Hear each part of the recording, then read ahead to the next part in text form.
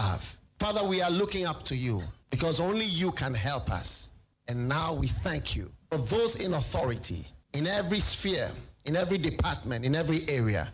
Grant them wisdom and deliver us, deliver our nation from wicked people in authority. Deliver us from evil men who will sit in places of authority and do evil things. Deliver us from vampires who will drink the blood of the nation and leave nothing behind. Bless our nation with good leaders. And for those that are there now, we thank you that you are helping them, that your grace and your wisdom is given to them to lead us forward into a good and a better situation.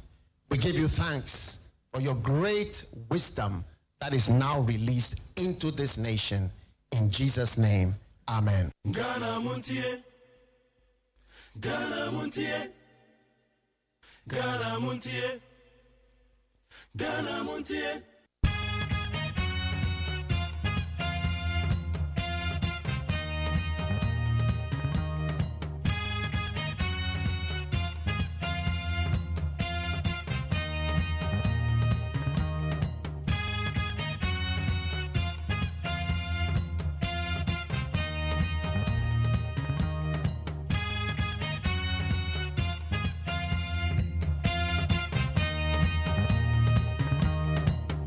Anope Yamagana phone na kwa bede bagana Montie so neat 100.9 so nie.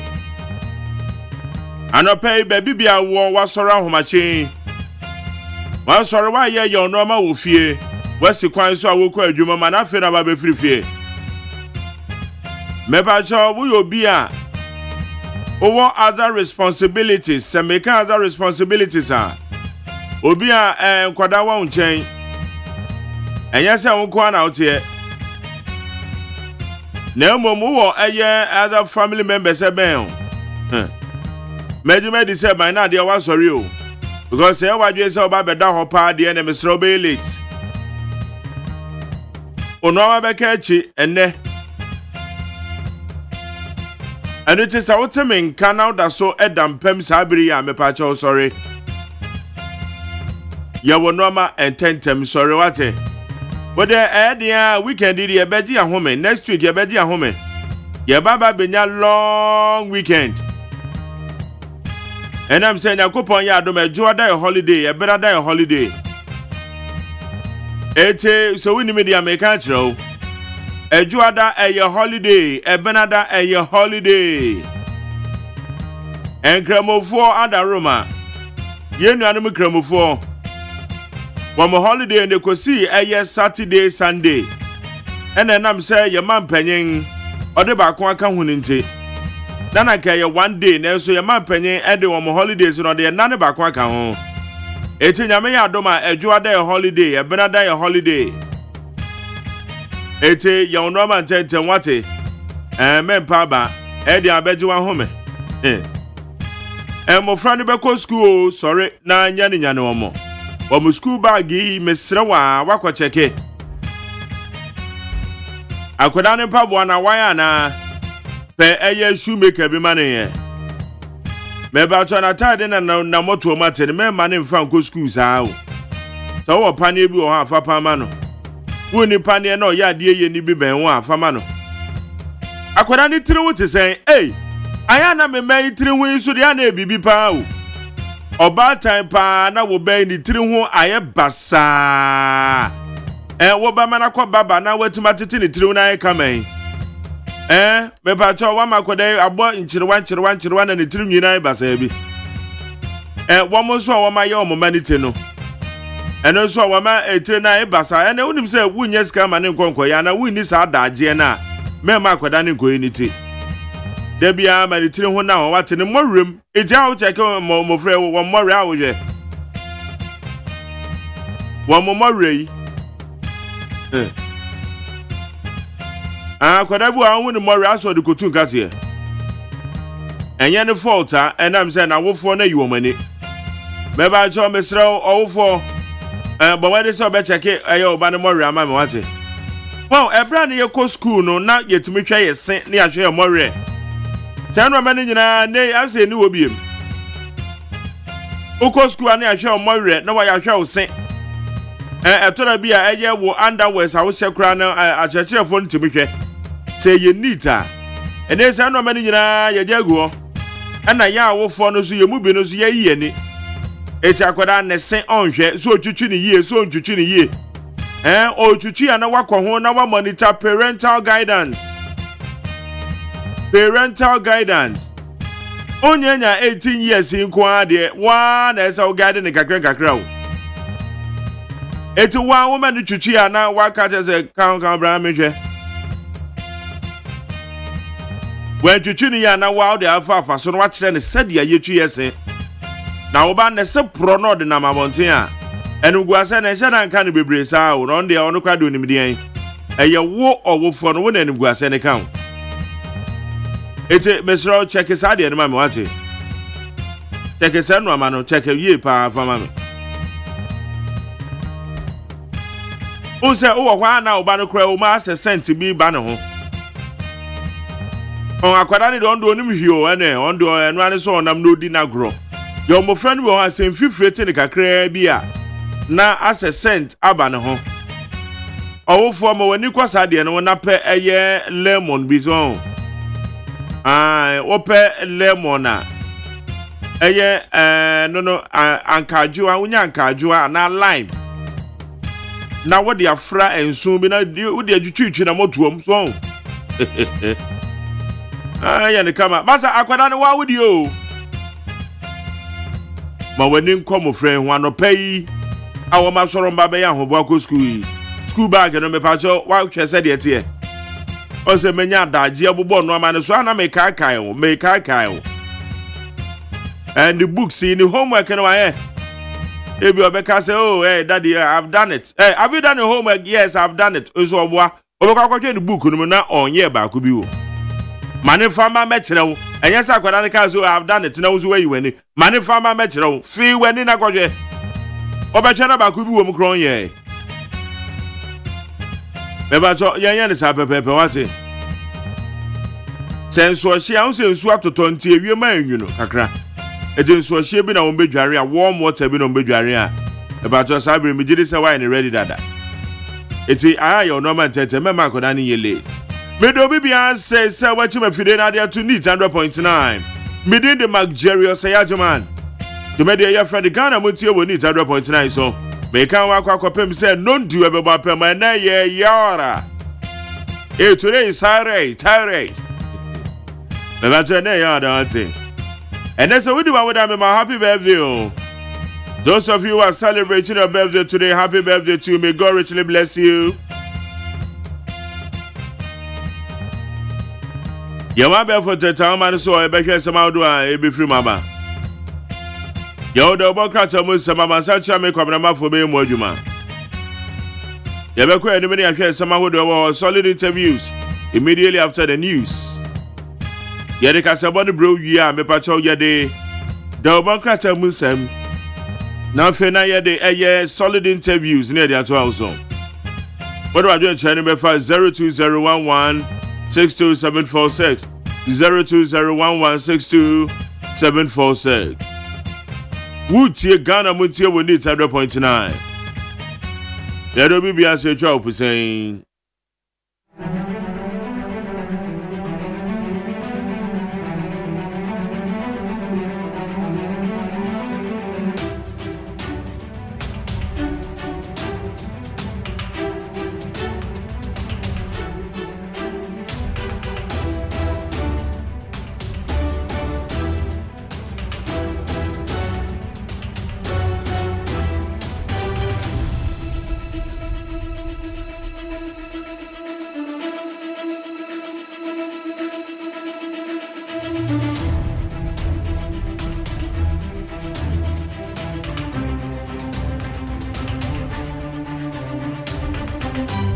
Media Sedem peacefmonline.com, citynewsroom.com, myjoyonline.com, check out Ghana.com, Star FM GH, plus FMonline.com, any other relevant news portal. Some of the boy bear for the town man say, yeah, there's some hold or yeah, the bro will need 100.9. So, young bone remedy and chest said, and 70.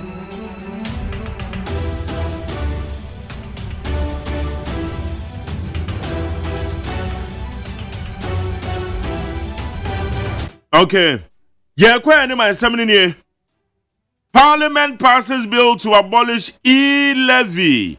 President Mohammed's assent expected.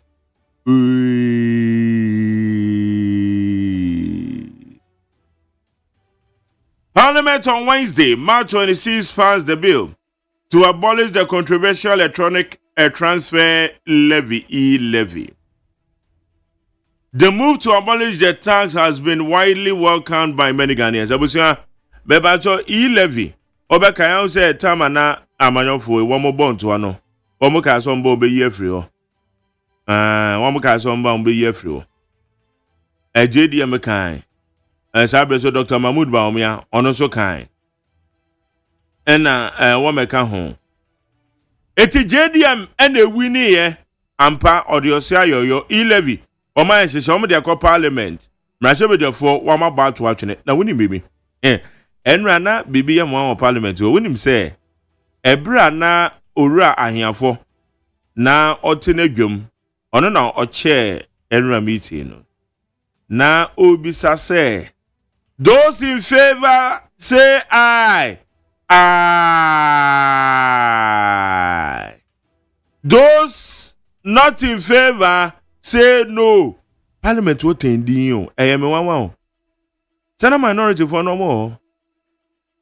And one say anoma background can no. Let us say 11 akasa mwana munim say 11 Ghana for near ni ho. Ya kan WhatsApp kai wanti. I was shocked. Who say unlike other bills, no? And then the band said those in favor say aye. Aye. Those not in favor say no. No. But wait there, anoma background can no. I'm say now then honorable federal market and go for money one. It's a mokokan no and come more better. Na Ghana for beka sa I just say 11 mom peneso say you betwem. Messi anoma background can no. I was shocked. And I'm say yes. Ghana for politicians here you say ya. One be dream hu ye pa. Wow ya bear man can no ni enche. 11 ye twem. Wow ya bear man say no. Obi antimi aka no. Anduru wa. Shege ya. Rade yagobo. Yasewo. Ghana manyo sema yeye. Davida. Ukaka samno so anka ni ya enra amafo di video send me say me trend. Adan ya me torchlight so asema me koka containers ya ayira ya me koka yi. Na yeti omemu na se containers makoma 1328. Etimi yire free tema port. Afi ne suppose for mbambe nhwemu. Na yetimi tena ho customs officers, security personnel a tema port. Wa tema port ukoyi wade wo ha bra bebre. Eje se no me be fam. Na container ba ko pempo se ukoyi a. Na yese container makoma 1328. Etimi yire free tema port a ye nim ba bia containers ne wo. Na yaye oman yeti omamu sei. Na sa de we etimi yesi a. Is it not stupidity na ede yen? But enye stupidity na ede yen. Yeti omamu. Sa de yeti yes excavators. Excavator enye matches adaka. Yes excavators ayira. Na excavators etimi ayira. Na yehu ba bi excavators enanam. Na excavator enye excavator ba ko enye mienu enye miensa. Yes excavator be 500. Ayira yehu ba bi enam no me na yetimi ni ye boso. Sa de we timi si oman mu a. Me de be paache o mesre wo eti yetimi tena woni yetimi kase excavators ayira yehu ba bi afa ya excavator ye di si afidie mumununtum yesi ayira yehu ba bi akwa akwose ne yeti omam ne ye boje so sa de we yeti ade we timi si a me paache wo mesre wo is it not stupidity na ede me paache o ma yeti is it not stupidity na ede odi mbisa enra na manfo mo de send me na mo idi matter so me fam Yako anymore. Yako any. Excavators. Containers. Port and harbors. Eti honorable Jinapo, sase we dey need dey chire pa. Ozu fo no ye nhwemo na ehu. Why? Na mwana mo di videos send. Tale ko. Anamwa. Yako any ne ka je nguma. I could have cried at you. NPP can't lecture government on handling of petitions for CJ's removal. Felix Kwachi Ofosu. The Minister of Government Communication, Felix Ofosu Kwachi, Felix Kwachi Ofosu, has strongly dismissed criticisms from the opposition New Patriotic Party regarding President John Mahama's handling of petitions seeking the removal of the Chief Justice, Gertrude Saki Okono. Why him?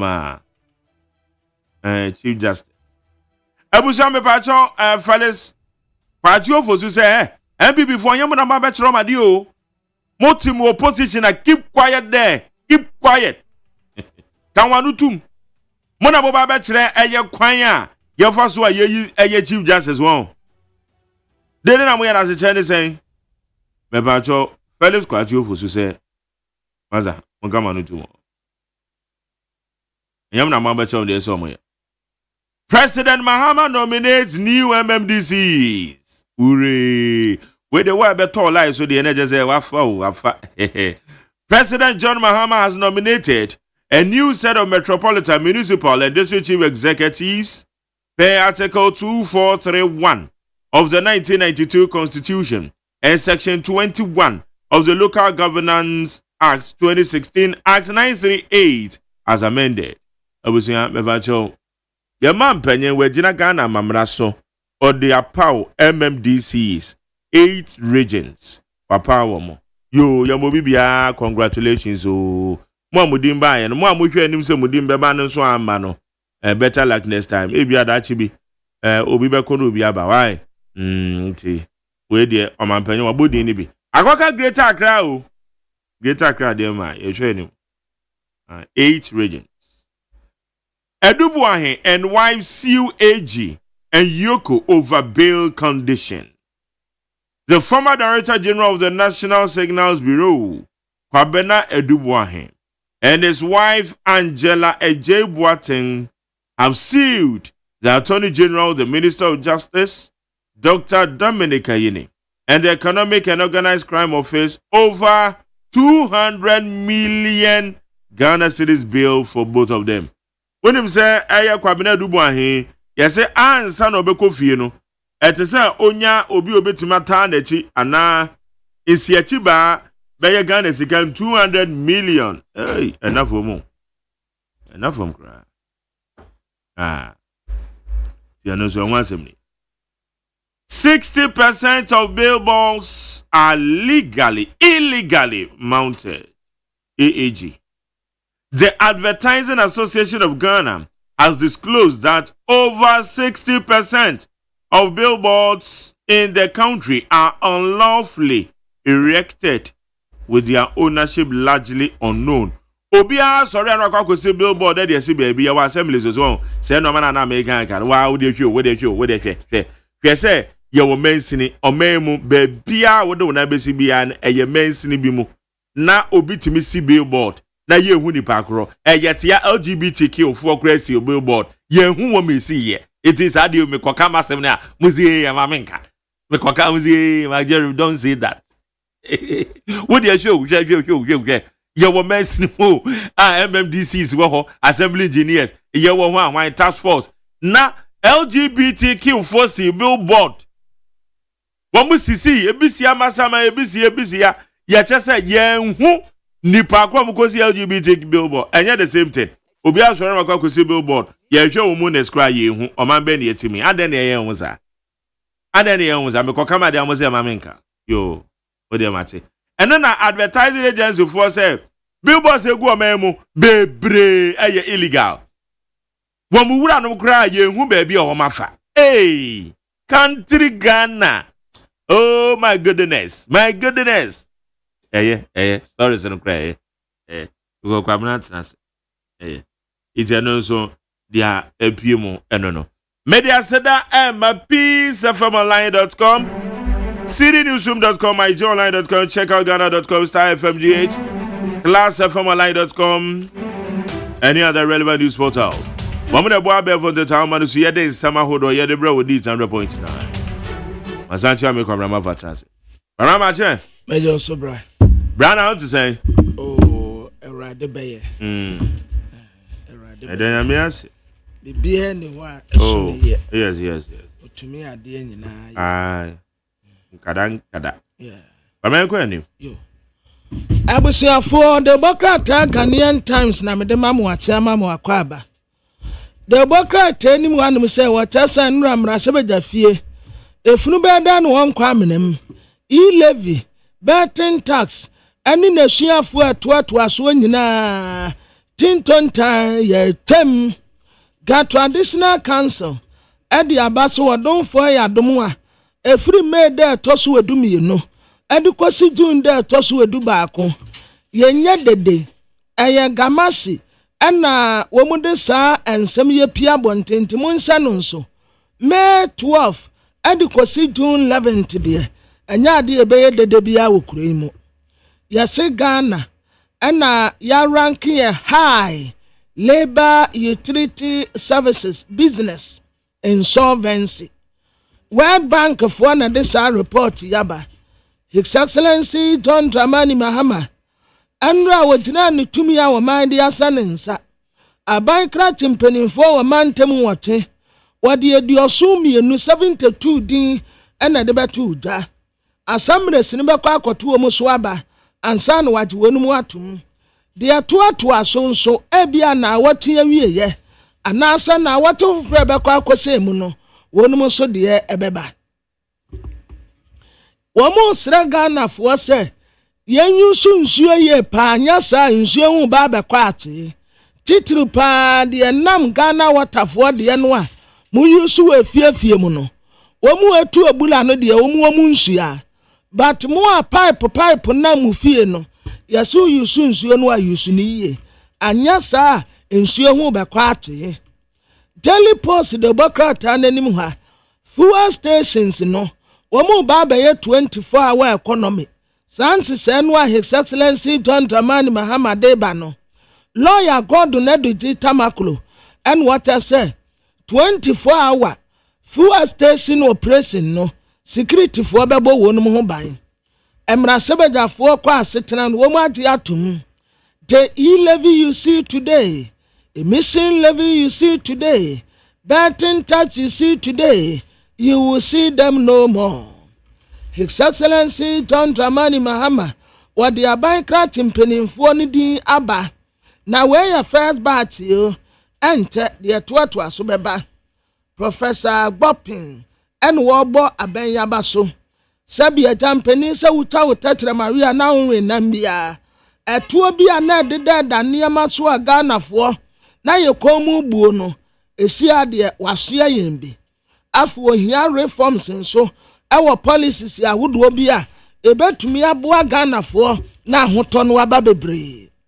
Daily Guide Democrat ananim ha His Excellency John Dramani Mahama abankrat impenimfo wode mantemu wote womu de aba afa retada hiaba and what else and this aban onye krado so obeko atia garam say esanse tuwa na nkofu otu e-levy a goat betting lotto tax the baka te say eye gone epu da tosu eduasa epu 30th enasia kumi ewo ena court bedi na semu etatu okura say se wo komra sebeja fie se wonko o se contempt yete no si eja no anase akwakoya adwuma epu 30th ena ye D-Day Sky Train National Security for Bisa Peter Mewun sansam esanse yentna wona $2 million enkofo amfa nkoti wabra yenya ho mfaso bia. The New Crusading Guide anim ha wose de asem bi ba Minerals Commission for eton cantonment property bi edema private developer aya Mineral Commission for asase no womutasa no buade pa enso womuton fofulafo edema private developer no afei retanda hiaba en waka kire His Excellency John Dramani Mahama say onka garamse esanse garamse no ese yensuo ye japade ene ye kwaye ga traditional council ene wo sra Ghana this year say ɛda wɔde ato wɔnom sɛ yɛnyɛ dede ɛyɛ 12 May ɛde kɔsi June 11th no mo nhyɛ na mo ni so pɛpɛɛpɛ small scale miners ɛna fight akwatia NDC chairman sɛ wɔtete wɔnom afei abranteɛ Samia Uko wada ekropɔn ofie market yɛdi wɔtɛ sɛ bɛboa adehyɛ wɔ hɔnom paa na wɔmanya adwuma ayɛ mekaa mo sɛ ɛnti yɛbɛkɔ peace 104.3 FM so ɛnɛ yɛda yɛwada mantere wɔ saa gyima atena se yɛkɔ aba nti kwamna okɔ aba ɛbɔ ntɛntan ma no so a yɛde nipa 495 ne yɛdɔm kɔ tie kaseɛbɔ ame enka omo amase pa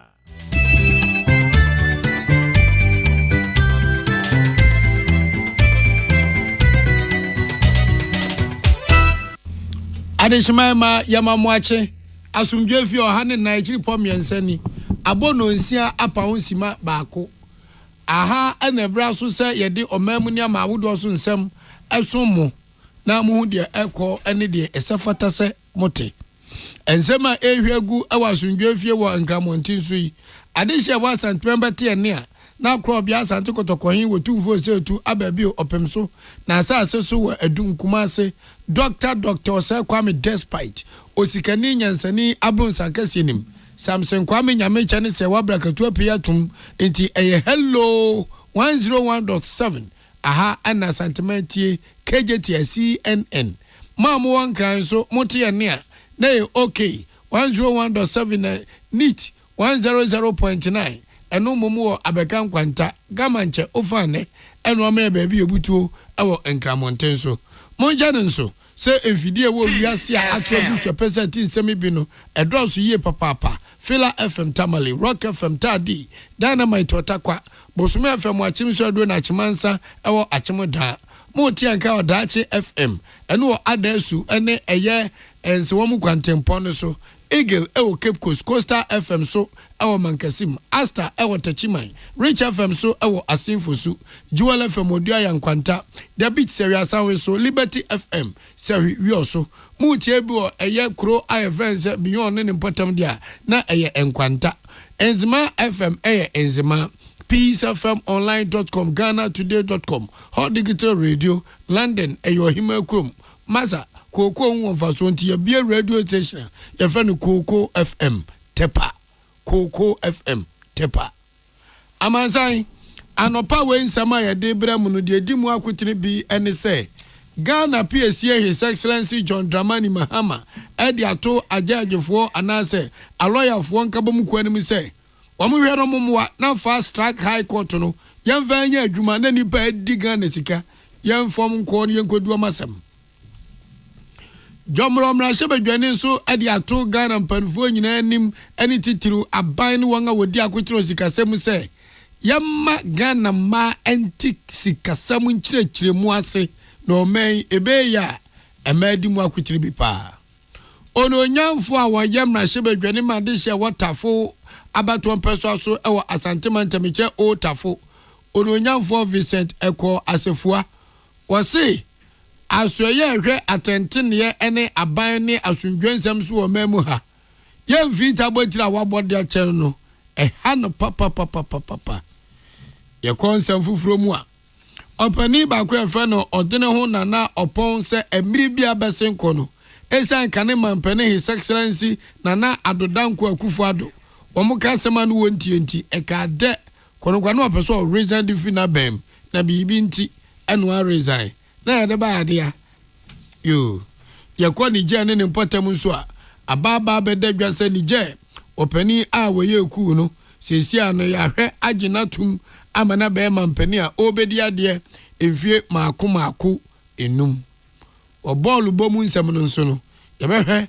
ne adibi abramo sanse Ghana Premier League egusu a yebo sanse na first division koso second division koso third division koso coast team so ebo enso sports decks ewo news team no no agikopoku atwi nani sede ohun hwe no we ni nsem bi ene yabo ano pai yede esommo onja no so na monyintum se nwuma ko bi na eta ye cha no pa we ya medimafo eba no kori nyankopon anim nie me di manfo di manfo pa eh onoga sadia me di manfo ebe pie mu enkran monten so poku ase mayira enipa dwitwi ege sa ekwakwaja yaresa no ame nipa nwa adwuro mu yi pa obu ani kotodwe na chiri bramo obu onso asabe mpreduasa oba ni okua atena ache akuma bia nanim titame de obo beye kutia se akuma gengen wuntime ngo entie de akuma na ko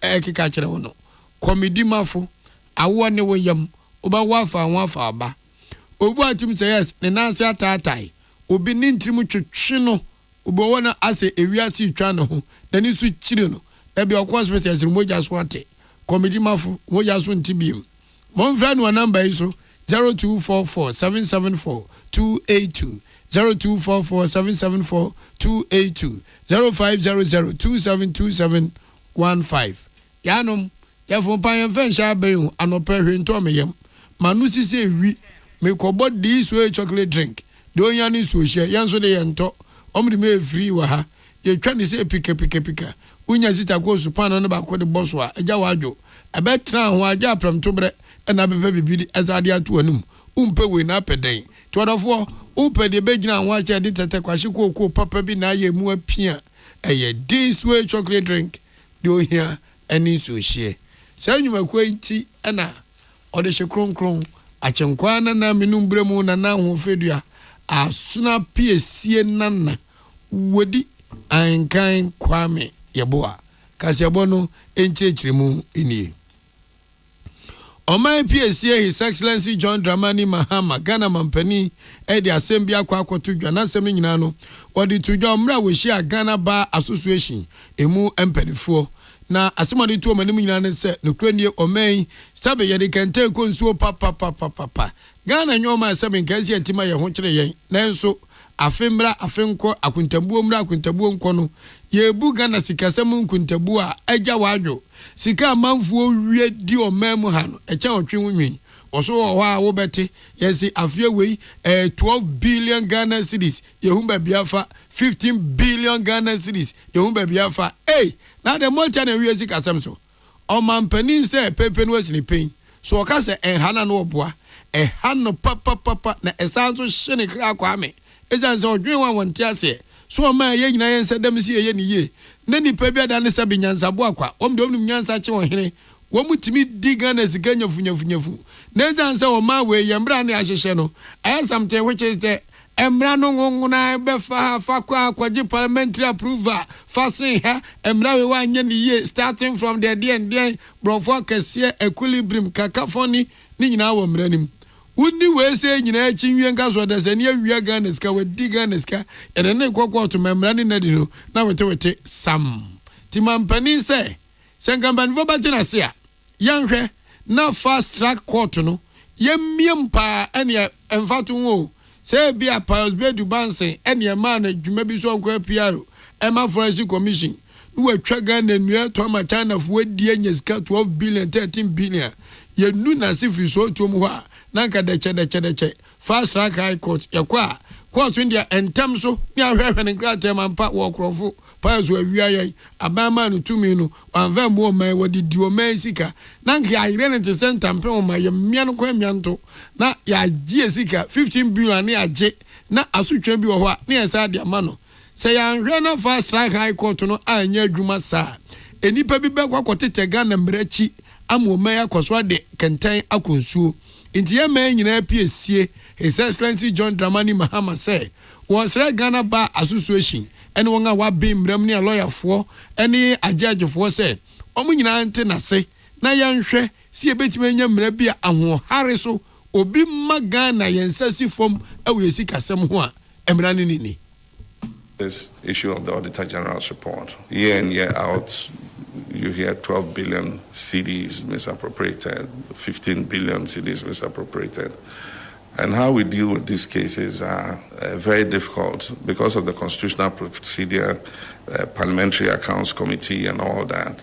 But after that has happened, we must have a fast-track court where we're able to deal with this so that we deter people from just misusing government funds like that. Before the campaign, I had talked about a court, a specialized court that deals with the Auditor General's report. But I'm not a lawyer, I'm not a legal person, I don't know how these things are done. And so I've left it to the Attorney General to determine how we can create a quicker process for bringing people to justice when they have misused public funds. His Excellency John Dramani Mahama and Amote Nkano. Ghana man pani sadi to su biam se no kwani nyankopani mini. Oya tete sa ya reho. Se ehwe sika pa enwini fe nipa nsam wo mamu. Enipa bi nam kwan boni so edi sika. Senke enwoma nke betimi di aye no. Wo de pokwa se mayira kwantempom bia Dr. Time da so dey. Emfutu be ko ohuni mu no. Eche nkusi abo no musie. Hwe every tete bepem ne efiti enkran ekwo kumase. Yentimi ka ekwan ensiani se echen.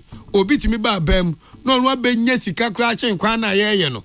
Sa nyoma we nyina yo haw omampani dada jekufo ba bedi ade affordable housing bepem ne ebia kanwuram Professor Mese de ebia kanwuram omampani a wote konyaka che so His Excellency John Mahama wan ebi kanwuram Mahama tu ye oye so ebi so ba kanwuram ni nyina ne sen enipa bia dane se bi kwaku ananse and wo mu sha abam ni abanwumam ebi gura nya amanyofo obi a civil servant krono amu bo mem no echa otwen unwi eno nso sei ene amampani kan se senkasika enwini gu no yetimi si ano kwan a kagana ebesa ifro dondo. I think that the Bar Association would also have a concern about that, and that you work together with us to see how we can reduce this. I mean, if we stop the leaking of 12 billion CDs a year, we should be able to finish all your courthouses across the regions and all the districts. But unfortunately, this is what happened. It's been reducing, but I do think that we need to have a time when the Auditor General will report that whatever misappropriations took place were as minimal as possible. Probably we cannot do zero, but at least we can minimize it as much as possible so that we save revenue to be used in many things. Any amutie Ghana man penny His Excellency John Dramani Mahama. Salamat ku kwa pentel on wo abankesima ode ensem we emane ye. Na ntri ni hoviem. Mrashe badwani ma de hye wo dwomraba to mpezo ase onu nyamfo dokas afo tofi. Na wode asem bi ato abanim ena wasanso di ato enipakuo ni abanwuma ni titru akuakuo edi akotire wosikasem ho se ampa ko ni nyamianim ni ewiase obi ni ma obi kire na o man na agra de wonpe ne kure ema di akotire wo Ghana hapa ni titini ye bie nwuma ye bo ase fie be de ye bo ase ye betimi akwa aba no ema ka ho bi pa ko makola ko kanshi o de miamfa ngwa kumasi ke tabo say yes achimi da adwum o de kwa amasa ma adwum kwana kohwe enipa ko ba dodo na eyema emme na egbo mo so de oto anso ota no oto anso ota de oto pike no oto pike na bi pa wa kulu ama ni nyina ye emme ya se de be ya sika se be gina ye ewo mem nanso se akoba se emme yo madwen se bodwa mi ye efefe ba me peka kradi ahyem nti menko eye microfinance fo ho menko savings and loan menko bank menko susu cash check susu enterprise for enko peka kra yes no debida ye mawo ye be mawo aje awakopa bibi esombo ka efie edan abusuan asase se alupre enwoma kase ne etikofa bra na fa besia wo ansa na ya mausika ni bi na sabe aboa wo ha obia nkotu anajo oba mu sabe wono woji da matusre oni sempo afenu obo no so kakra so obenya bi dia hye ne dwetrim na oba bepe mu akakra nso a yesikofa dan kofa ka wosinu ni kokofu odija wo o ma me mpempra de agwadam ko se ni nyina bra o se wo kanpen de akire won a wodi akokyire osikasem se yenya bre na ye ne emma enhia entoto adwen ne emom ni ndia fa sikasem ntoto ye ho na oma we businesses enyumaku awode wo mema mu ha mu chichemu aduanan 44% eyema na yomodia GDP oma sikasem so begina ye betimi akoba no so borboa ohamu chichemu aduani 20% no eyema na contribute anase ma daroma na odeba oso obo Ghana mampene His Excellency John Dramani Mahama abaso se na daroma obabedi ade 2025 ekwi omaya kwa mabosika no wabo ntrimpo se wali 51 million Ghana cedis says kana de ma wayo me no wode bi babeti women bank chese no be ema bank ya ebe boa na ama ema nso agina pintin ewo men Osha Ghana, your population, about half of the population, AMA, Yensuna, ye center of Bibia, ye Dija, Eshefi, Eshebusia. So, ye Hutre, Namako, your bear, we walk constituency, meaning Senia, and Hutre, Ewo, and see, and then me a statement edify. A choir, Yema. Sika sem ho beto mu na tumi abo mu no mo ahwe abusua san say eba ma succeed a omo hwe abusua omo hwe the whole economy no benefit nti ma me kan ho asem na eye ni je kra wo mu no Women's Development Bank ye papa John Dramani Mahama and vice president ono so akoye oba omo introduce nyame adaroma ye finance minister wo hwe the national budget that you're reading there's an allocation seed fund 51.4 million Ghana cedis towards that internet is a ninja some question is answer me to here my be pay my yes the smaller version of it me yes initiative will me constituency na me who the impactor e ma na anka omo de mo mu say omo sabeko mo ano ombehwe abusua no Oronyamfo Dokas Afo Tofi ono ena oyemra shebedwane madwomro adehye na ononyamfo nso a wode nsem edum ye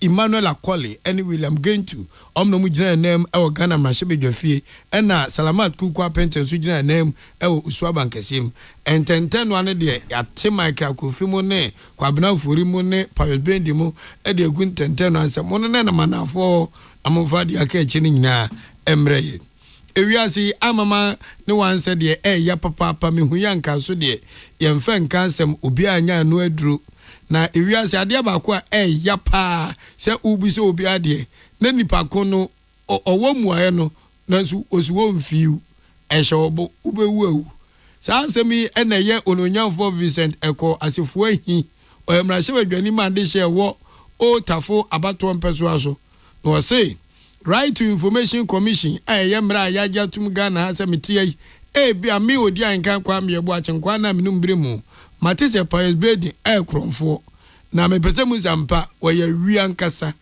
na me busa no se Pius yesi wo awi yima no anu ojan no hwemanim se am ya wi ana me nya awi na ohwew na once ma oka no as a onfana se me hia bia amanga adwan wadwen watwi nani kura de amaw sa asemi ononyamfo Vincent Eko asafo de 2 piece afemanim na asema woka nyina ne say ono agaza tro krata bi de akwa Attorney General and Ministry for Justice bosumi February ne de toso edu mienu a wo busa ne say adenti ane ono obabedi Minister for Justice and Attorney General sabe enipa bi a yede so bo abom opunimo Collins Dawdamo ofoswan performo aba we mu mpanifo atwotwo wuru ana abanda dan wo ho wode kwadu abom se wo madi nsem bi tie de wo makwanyina court se wo munyo mo ho ano aba we bai wo se me amenkrofo enfo munyina court kai matwam se tin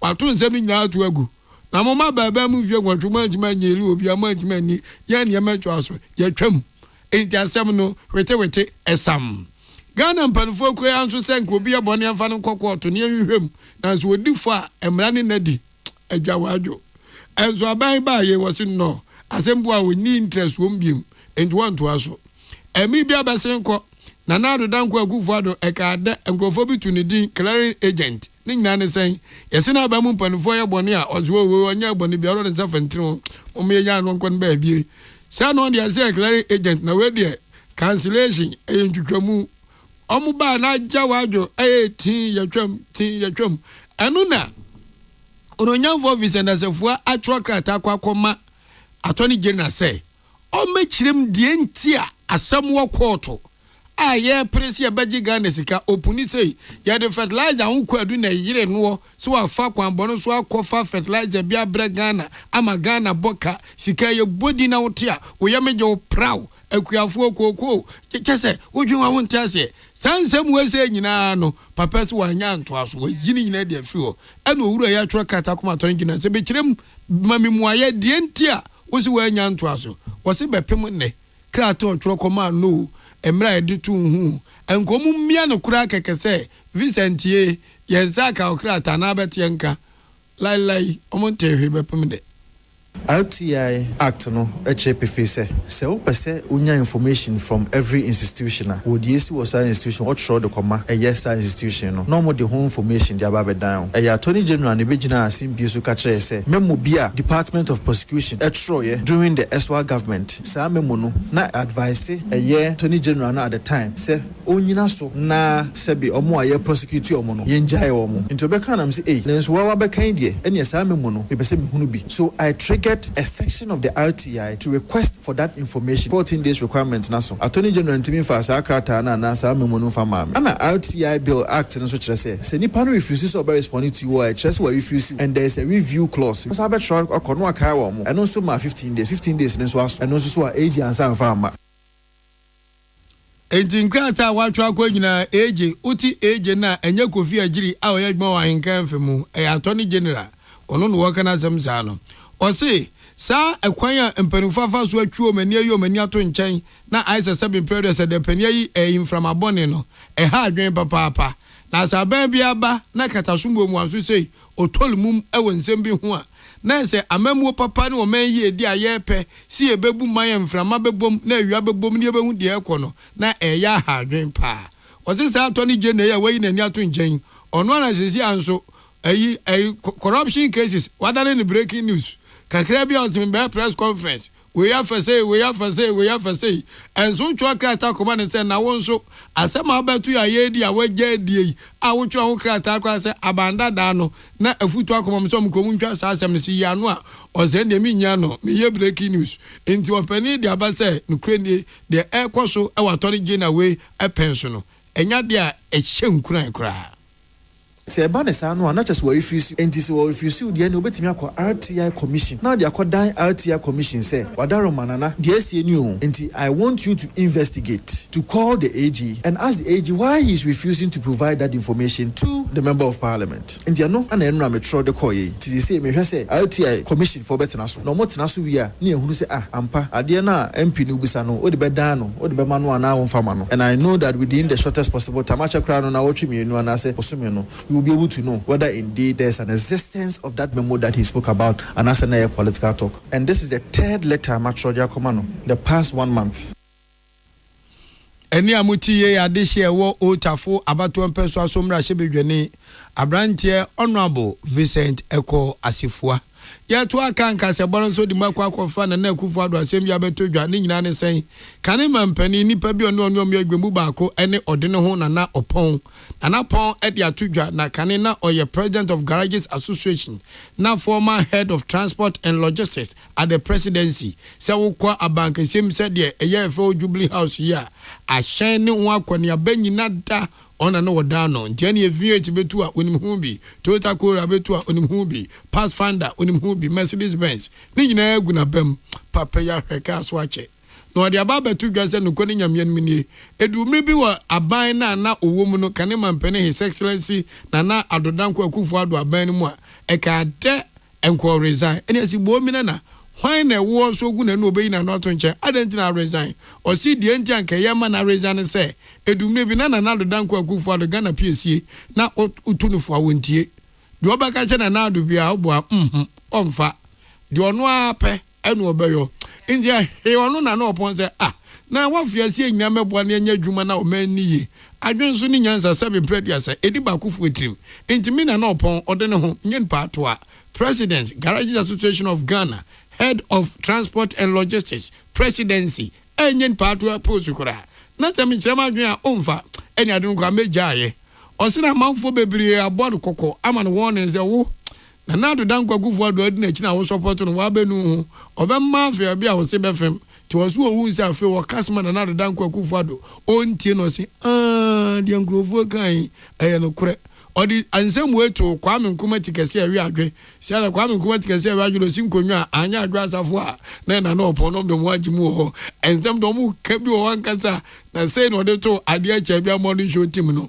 anim edu ba bi kwa come resign because akufa no kan so mkire no a fa gya adwuma na chief of staff no so won empire ono so won nkola ono bu de adwuma efide nyina e wo dise mu ase akanka de na twire ho na mahu se kufu ado no di na chi a na make of di na chi no abon for catch me say be do baby no what you mean 2028 ba me to one mama who am can't them say nana oni am dey mu nyina no fache ne enko enimu mother say me da no me ya to aba no 10 years the best by 2030 2028 you to aba e be nyina we be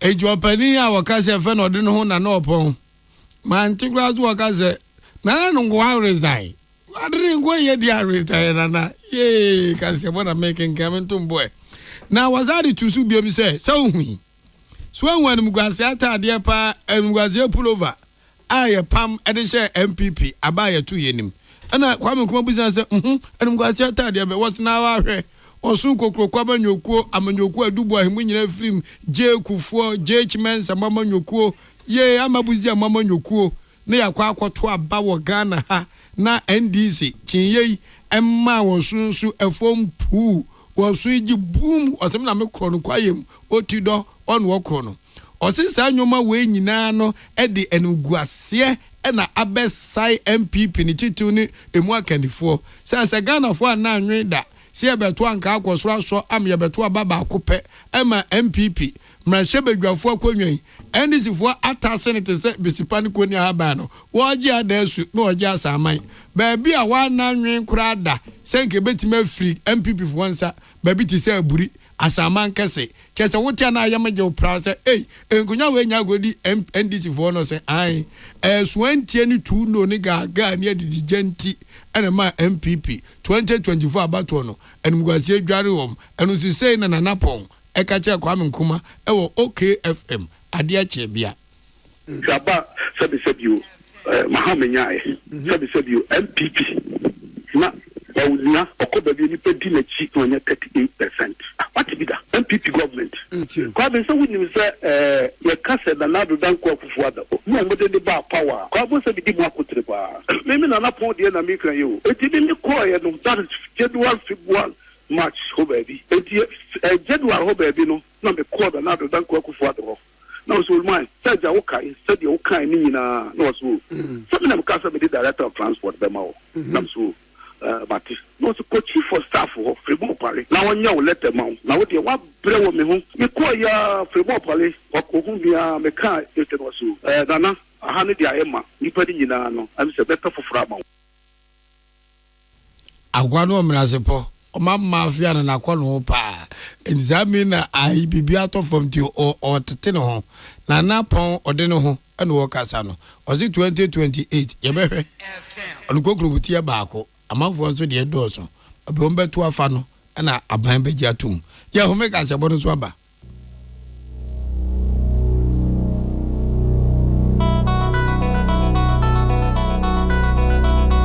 Peace FM so wakoma ho hyehyew ana ebo periperi de broni kan hardware no a e de na se wo ye na se wo yam so atim so wo be pack na farmer Martin's liver salt tira kwai entem ehwie nsu agu glass mo ate Martin's liver salt no ba ko no na wo de agum wo be hu se ehuru wa glass ni mu na wanom Martin's liver salt ye won orange flavor ana ba ko so ye plain wonumu a ho beto nemum edi na anu na ho ntowo a ko hu doctor Amanfo, the Amoka Chef Freddy's Corner Home Appliances or the Abba Freddy's Corner Home Appliances Center. Home appliances are a ye papa bia, a biwo brands Bain, Media, Samsung, Kaiwell, TCL, TV, air conditioner, freezers, fridges, water dispensers, and Nidia Kekeka home. Nia ubenya good warranty dia. Ko Freddy's Corner Home Appliances ukoko memle. CCTV a Boama monitor of properties, any business at anywhere in the world. CCTV ni daho. Ewo detector, clear pictures. Wi-Fi connector. Utumi connector ma wo phone. Power monitor baby a wo wiase bia. Freddy's Corner Home Appliances abeka Freddy's Corner edwosu ahodo a oton phones ene ehun accessories no ho. Fresh 0544 959195 ana 0207937323 ana so brokoko memle city light in chehwa. Na ye can discount ene achadia obetiasie. Freddy's Corner, home of authentic home appliances, phones, and its accessories. Herbal and Alternative Medical Hospital Bena Black History and War America, China, Africa, Ghana, and Penifua Bonabaso say, or say yare mo man foti apopa. Amin Scientific Hospital. Ayare sabia o won fidie nwaso. Dia woda so a fidie no kire o yade na no asan so sa o yade. Amin expert okwankro yare ho. Won ra no enam. Na wa doctor for ni nurse for so. Oh what ma. Amin Scientific at the herbal, homeopathy, naturopathy, and reflexology nyina. Esa yade. Sa wona wo pe. Ana yare ne te same pa. Nyame adumunti. Yare expert. Amen Scientific ebeboama inshallah ohwato na wonso di adanse se de Ghana for ne abrochefo bi di adanse no Accra Amen Scientific ewo dome Obersnet Flats and Alashibinso our Klagon Eben Shaman Road under bridge ope o krabata p free no chiro de ben wo 0245275254 ana 020-722-9505 Amen Scientific Herbal and Alternative Medical Hospital Allow Shafi nyamene yaresafo Shinya yasin bet ya washisha wunhu. Bibiara ni ho a yese wonso we save ya to ho. Esa ne Betway Bet Saver feature antino. Sempo wo bet no ayira. Wo betimi enye sika. Ebiom wo bet ya washisha na mo a sika wo de bet ye no. Ye Sunday ma o. Eni ne ekeka ho bebre. Bet Saver e wo Betway nko aso. Nya niam ahodo ekeka ho. Kaise enhihye kakra wo. Gaming Commission of Ghana sashase. Uni fie nu wotwe a enko ho. Betway nya de ekeka ho bebre. Peace FM. Tune it in, turn it up, Peace FM, and rip off the knob. Yama mo akwaba. Ye wie kasebo no ewo amanone ensem. Nije mampani fufuro menya no enra ukwade ya tete wo wura ya so aframa swai se emfie enum a edi omanim no ono be mampani General Abdul Hamani ono enene wo baba be mampani ede ada omana no efiti sabri yakọ na mukaya 2023 ena papai oye ku na mampani amanfo ato abayi no otu na de so no fon azu obeje mato azu onye muto afede waje atuma omana so mra aboni chido mamika sei odi mampani emfinsha makumaku enum na wode ahwe oman no eso kemense na nsei ku no ekwoso esoro wopa Niger ku Burkina ku Mali ku omudu ku na Africa na adani ku continent na tangrovu ezo omji ku no ache Burkina Faso ma ni manfoi chedo mese yom ho afri abibimanwo memani yu anwomam no ma sha chechire mo man no ya amanfo akono na enso sebe ku adi nipakum beba de egbawade mpa so ma ne mpa abibiman tienei Niger man no manya mampani efoforo afemu ma yentie agropoma so nsemme nyankopon ya adoma MTN FA Cup quarter finals no ba so ehyasia wo kyenachi ya memene da Edusa versus Park Academy ampa ebedwa Brekum Chelsea any Bechem United ena edebebo so kwesi ada nyankopon ya adom so a Kara United trafio no ma Golden Kicks FC awa 2 ubati podwa de besi Ghana hanya team e buy so wa na wo supporters pa na gidi na tintim e fe no club ya Asante Kotoko Kumaza Asante Kotoko Omni True Democracy any democracy ke memika bi ten ye be hem na mo aba mo pa ye no mo na de bom ewo Asante mem o de ba achimda ne important so a de besi third division league no yankopad ma ena ya wo ya eya achimda yon Chelsea Omni Juani Kwanta FC ena di bom ewo na Sports Stadium yankopad ma kwesede be na wotwen so na Ankan Football Club so akwakopiem ewo eya achimjuani Kwanta nomnom di ayentem ewo ho league table ne de sede mamuni mu no Ankan Football Academy enedi kan Juani etosmienu ena eya achimda yon Chelsea so etosmiensa sanso na goal king to Brim Central third division league no Ruben Buadi enedi kan kuta 3 goals omama kan nyina obi kuta 1 goal aha ena anopa no nsia kasebo no yeti esi bidin di odi ankan kwa mebo na wo fedua achenkwa na menu bremu asuna piesie ede hye eneme mama mummo ani ti ade hye no nso se midimafo heba won obo echidom diso chocolate drink de ohia eni so hye. Tune it in, turn it up, Peace FM, and rip off the knob. Peace FM. Midimafo, Pokwase Maira Accra. Midimafo, Pokwase Maira Accra. Midimafo Heba Clinic aba Accra. Anu wontie, passengers egumi Ghana Montie na mansanya so. adawuro Kofi Aman homene so ejiji tonton sansan ewo NEAT 100.9 FM.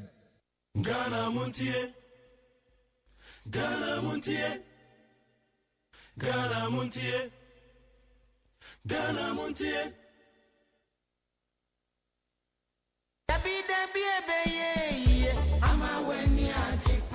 Best Point Savings and Loans. Best Point Savings and Loans. Sika krabia. Womu jina womu na so pampe. Na awiye mre yimwa. Wanhwe ya na sika krabia bi ede asokwada na wachinchine nti. Ene sese wunya sika krabia bi ti se.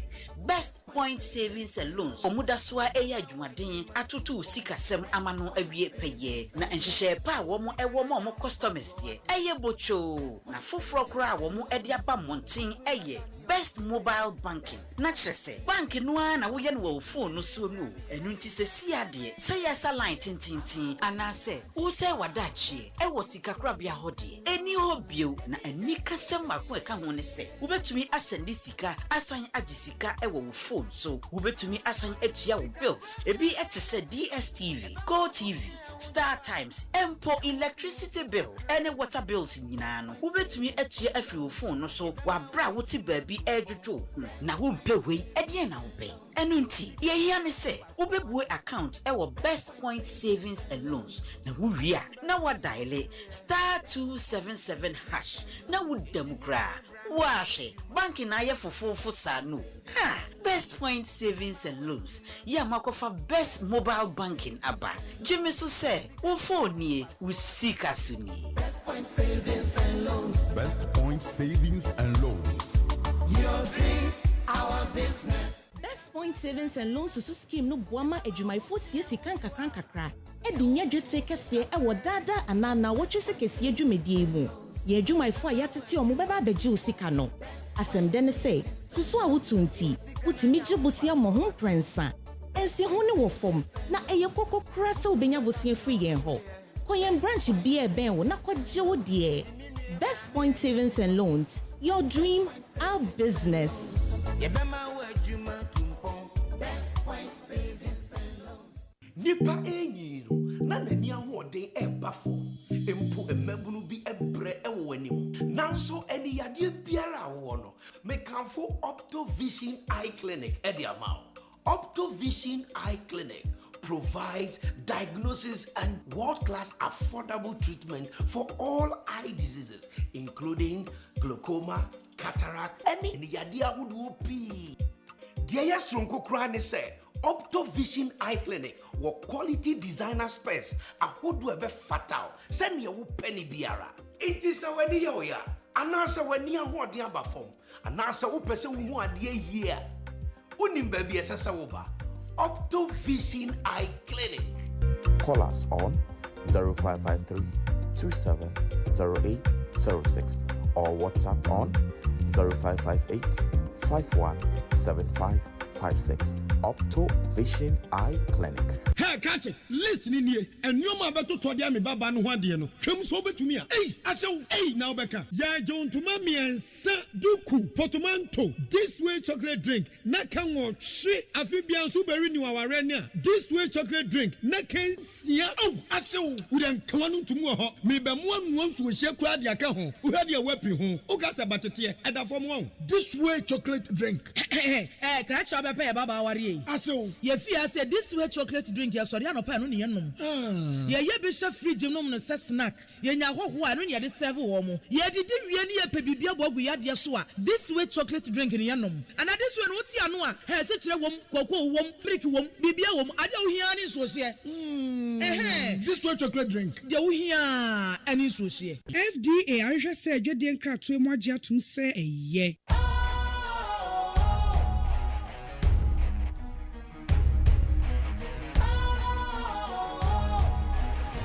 What's cool, fresh and trendy with a new look?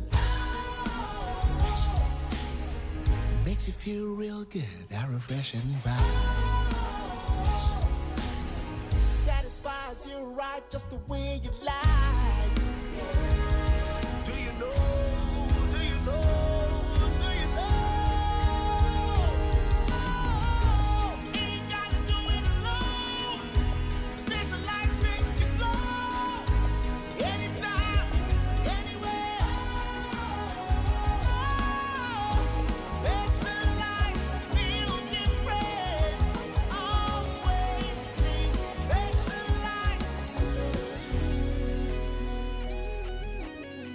special.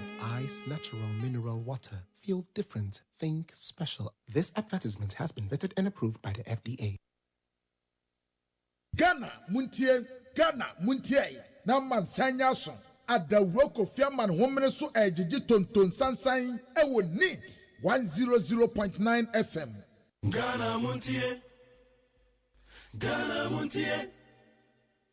Ghana Muntie. Ghana Muntie.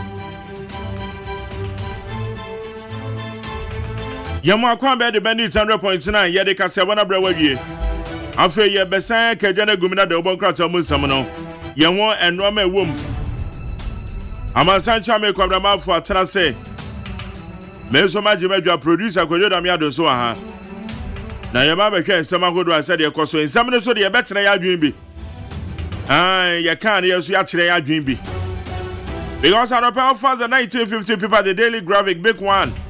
Parliament abolishes e-levy bill away presidential assent to give effect. E-levy, moyan tentamo na or transfer biambe na sharp. Okay, when you pick the Daily Democrat, NACOC nabs British citizens with cannabis. That's the big one on Daily Democrat. On the front page of the Daily Democrat. Now, the Hawk newspaper, from spy chief to property tycoon, Edubuahin funneled millions into estates. Daybreak, the big one, returned missing Land Cruisers, retired generals ordered. Returned missing Land Cruisers, retired generals ordered. Land Cruiser Yaira.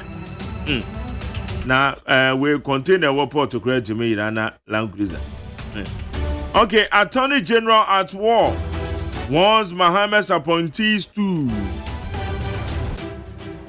The inside, Mohammed's 24-hour economy kickstarts. Fuel stations to operate 24 hours. MPA boss calls for security agency support.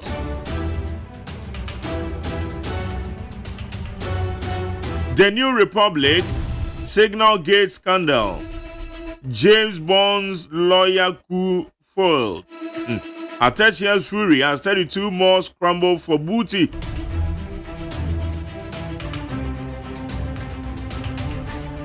The Ghanaian Times president named 72 DCs in 8 regions, pending approval by assembly members or by the assemblies. Yeah, Gabra. na DC is in the list in our origin can we Central my Central my okay.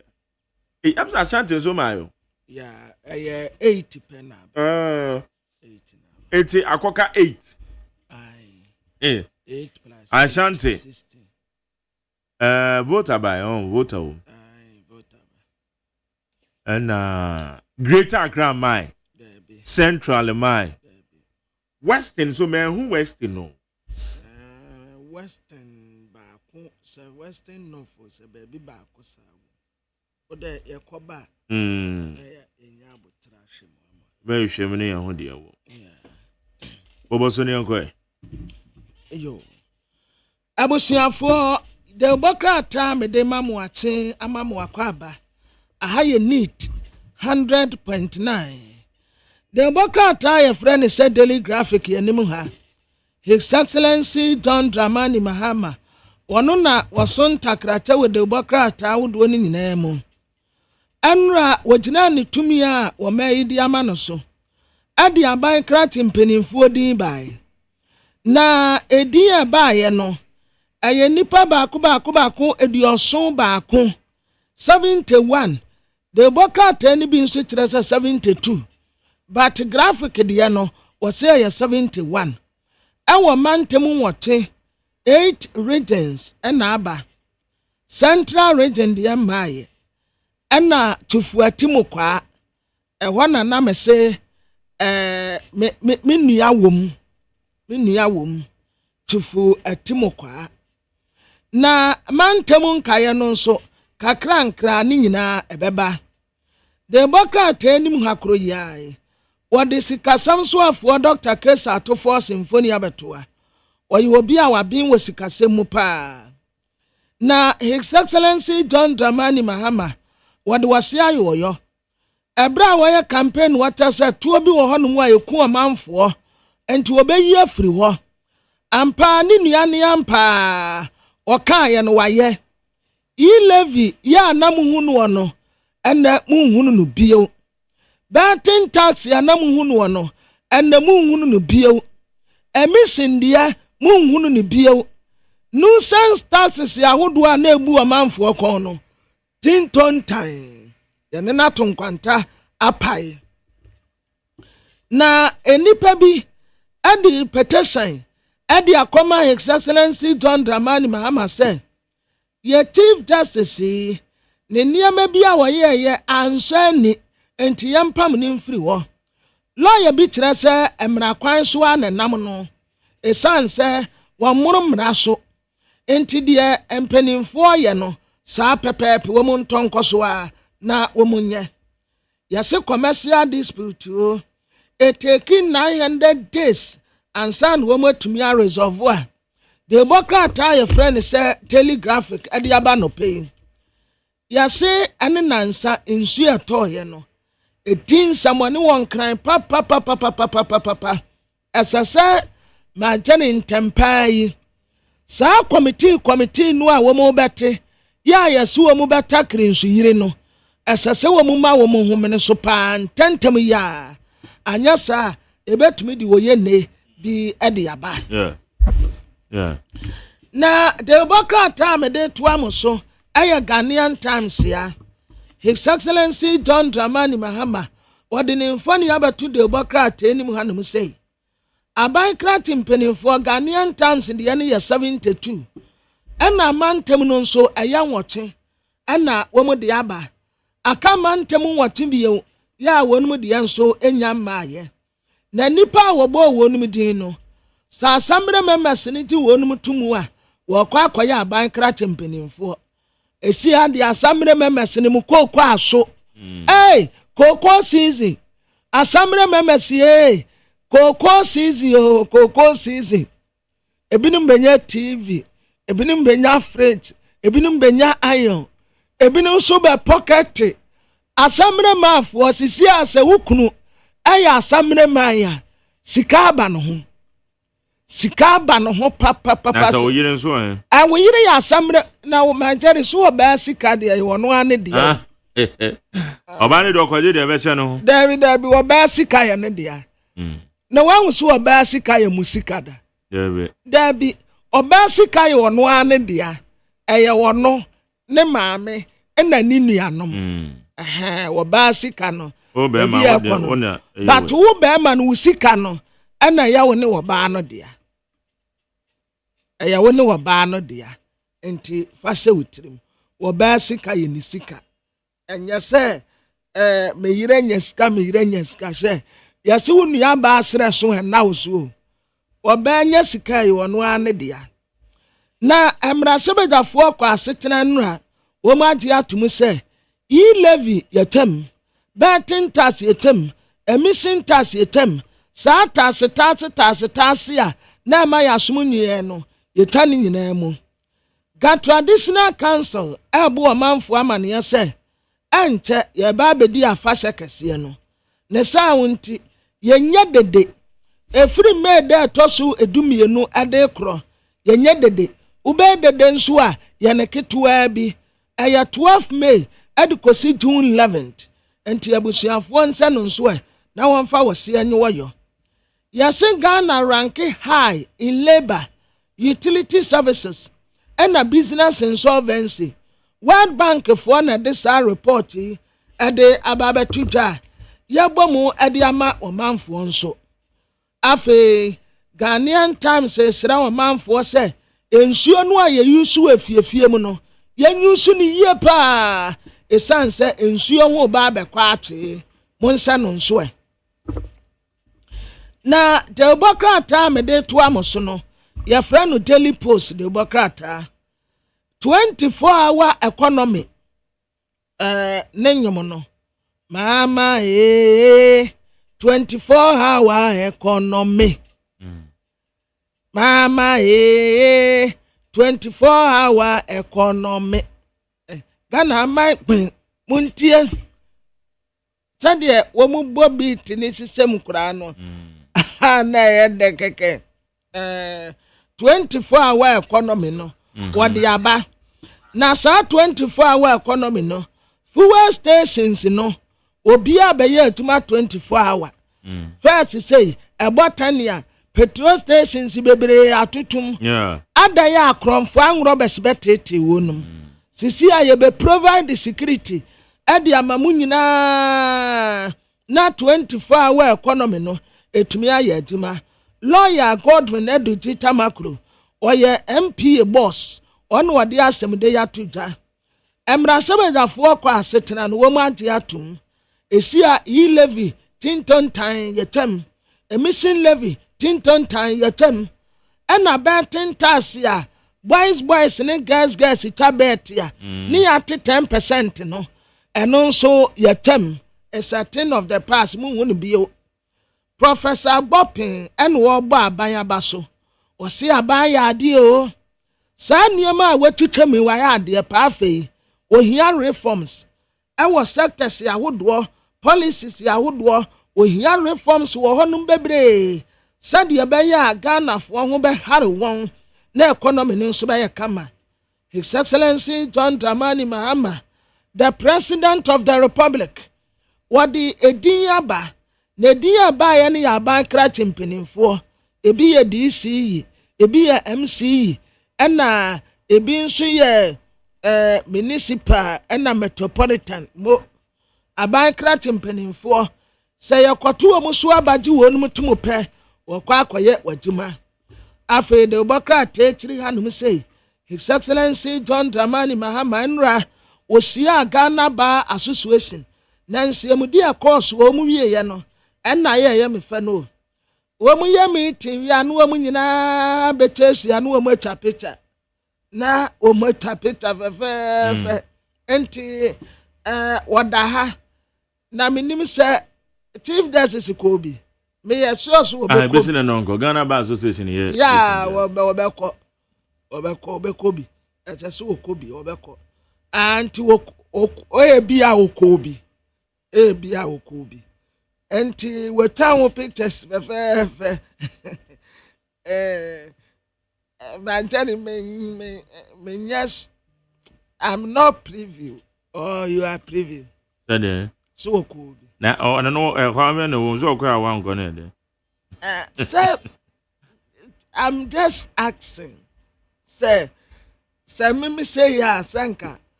Obi a wo fa me ho apam. Why fa ho apam? Obi a mo plan me ho. Ah. Na on plan obi aka say chief justice no wedi bone. After na nkrofo bi atro bibi kwa ye nim the details. So inti Dan no nkwa mnem. Za. Obako. Ma jere obako. But mama, mechiao unye. Mentia no. Embe ma jere na sade da onyara mechia no. Meze mentia no na no pedia mentia no. Ma mentia. Mama atiawa. Mama ma atiawa. Ma wa to. Sa unye. Dan me kadant me ba beja to na chenam. Mantu mama. Me ya so that ma fanya ma akenan. Meba ma bedi made. Ma bedi made. And ayaye entity still ka ho. Entity. Ma jare wuni mu entity. There we enamon keten fresh ones no a ye de aye still. Na ni ye de still wa. Fishing keten. Fresh one no. Aye de aye still na no. Ye de ya na ye de moko. Egu ho. Nti ana kama pa but se wonim di anha obo be funu. Aza. This is moko no doso. Ba se wunye obi a wo ye familiar with ya. Wo be funu. Yeah. Etisi ya dem patoa nketoa na ye nka akra. Eno se wonim di ya no so di a obo be funu pa ba to ko Cape Coast a. Si udu fitting shop di aduane ane ye di a. Yeah. Abusiafo de bokrata ya friend daily guide ya nim ha. His Excellency John Dramani Mahama Samidi nka ka kire mu senne wo so ntakrata wo de bokrata ahodo ni nyina mu. Aban krati mpanimfo a wode wo mu din baaye no wo mu ya 71 ɛna mantem no nso ya nwote levy gold betting lotto tax ni nyina yatam. Abranti ya frana nasi ya akumi na NS ya akumi obi na de no kɔ to sɛ ɛma wɔn kokora me yankoso anu in na wɔn mɛyɛ mrasebedeni na ɔkɔɔyɛ court so wate no contempt wɔde asɛm no ba Supreme Court gusu a wɔdie na wɔtrɛ sɛ ata sebe epuda ɛtɔso aduasa ɛna kumi behu ne laaso kila behu laaso sakila begyina anase broma ne begyina no ne da etato ye surface nso fremu yenku broma da yetume broma ya ma hu se wowu last minute sa hoɔden no free na bɛsɛ ne mu no wa kukiles ne nyina na sky train ni yasi e ba be ye wiem san ye be fa wiem na sa hanya wiem san eye train ye be nam wiem na be ye passenger train ti e be free nkran ha na nam nkran ya na fa Medina na Medina sesa passengers ya na akwafa do we na enam do we na sa na ba dome na si aburi na afa otubu aja nkwasi ho na kochebi na akwafa tebia na afa tebia papem na load passengers yaba enso train ye hu bebi e kokosi ye sika ye de kosi am ye $2 million eno na ye hyehyɛ sika no bebi ewo international security for ebisa ononyamfo John Peter Mewu first no aye yadamfo pa ni ya ne no bonkomo but efe ni ya ntene nka bio nyase ni ya ntene nka bio mbo ya ntene nka bio mu a menim se bia efe ene ye besa tene nka dia I can't tell na te bokrata me de to amoso bio eye national enquiry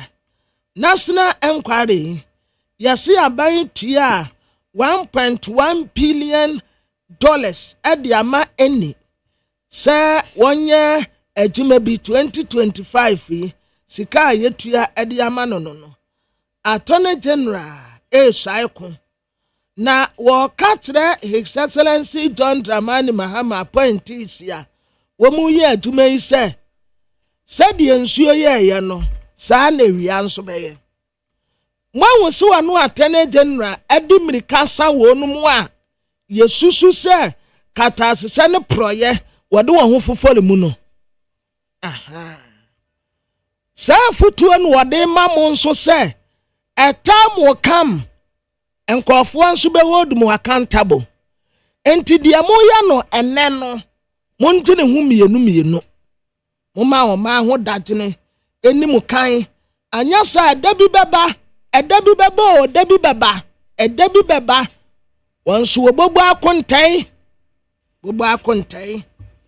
ya se 57 radio station ye ba be suspend wo mu na sa 57 radio stations no Sam George chiremu a wo mu eniema bi wo ho no mu a wo mu anye ne yiye enti ye ba be suspend 57 radio stations aban ba betua ka bi eda ho na sa ka ne ye 270 million Ghana cedis ya Ghana Armed Forces asojafo ka no wo mu abagu wono no afa ya se wo ko Huni Valley adese o mu ugbo wo se onyonyanfo Collins Dauda ne ba mu a ene ya bo ne din se onkoya abai krati peni wo ho na adese ne kire se enya sa ya Collins Dauda ba kekenti ene wo mani ade abrante na asom wo no mu pa asomsompa na wobra page wo wura kwan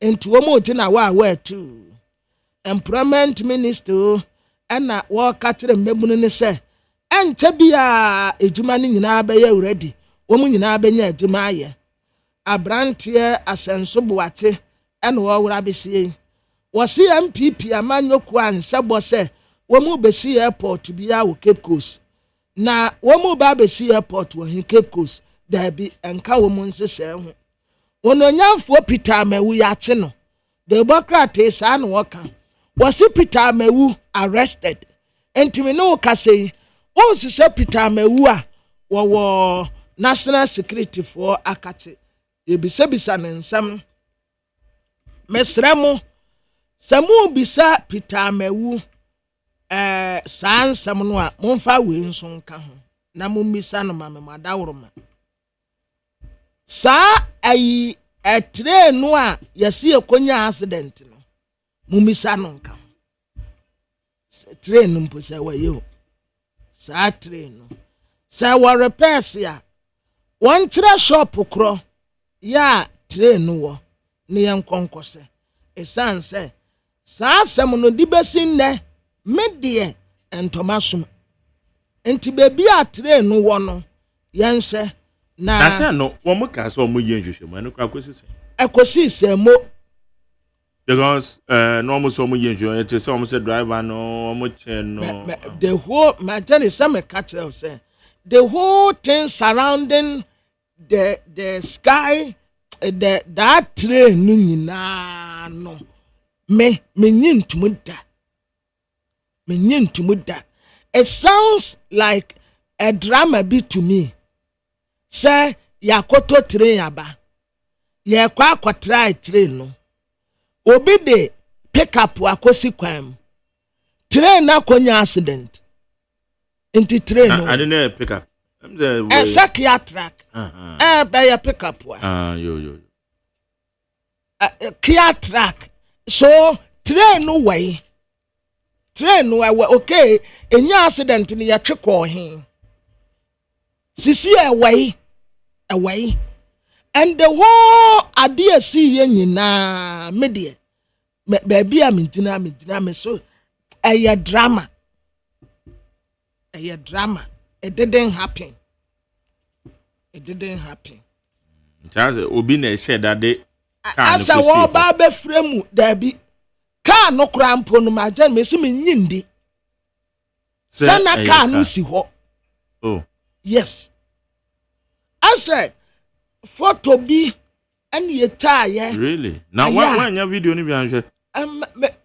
Dear Mimi de many who yen no. Emu kukura ni wa na metidi. Video no cry. Emu ba kukura ni wa na metidi. The cameras wo ho. Sir. Ma Jerry dano social media ya so. Yeah, wo wakaza wunyi ndi bibia no amaye wa abede de. Yeah. Na omo di train bi eba. Na train no baby enam pa ye say Ashanti region. Na train nam ho fe na ye bo nsamrane o mampini ayade o mampini ayade o train na fe o hye Ghana is working again. A train na obi nso I did the same train. And now, all three kwanye omo faso a omo yes a photo shoot was a Photoshop. Is it Photoshop one? Photoshop. Good. Okofa train no. And now, ode nkofo gyina kwan ho. Na okreke aso okreke bibi. Na watapo so na clear kwan no ho. Video na eba bonte emeye hu se ni nyina ya drama. Wo wadwin mu. Unless a report no aba. Na report no aba can the American sameboa. With evidence. Majority, the whole thing a drama. Yeah, a drama. Okay. Na the Obokrata your friend is a new crusading guide yenim ha. Ya say Minerals Commission for was asibi wa cantonment ya womu aton na womu ton so wa cantonment ya asase ena womu ya no alaha womu ton no fofofo ena de ma private developer sa wandie na won develop wonum na womu de gurumedamase womanye japade ena womu de gurumedamase ade mankofo enti ano nso the Democrat say what the details nyina beba nipa kura ye ton man no what the beba sika botia nipa ni tuaye the Democrat is what the nyina beba na ye hunu ni ekoso afi Greater Accra ha Gamante ga traditional council ofane Matabo na Greater Accra Traditional Council okay ban on drumming. Womawo festival and what from May 12th to June 11th in KCC na Matabo na omanfo nyina nhyano nso se efri meda etoso edumienu adekwasi dunda etoso edubaako 12 to 11 yenye dede ena gamante wadawruma na a task force wa oya na Korans wa takre fie matabu moni wo munkasa ebi wo wa omo yama no bro so dodo obi gbonwu wo ne dem kura ne ya tata no obi wo fufuo kura ne ya tata no yenim se enye dede but mon famra so die anya aduma munya no kama mamu nkoye bibia bagidi bone ede ama ga traditional council no enti sa amrante no muni wo munkasa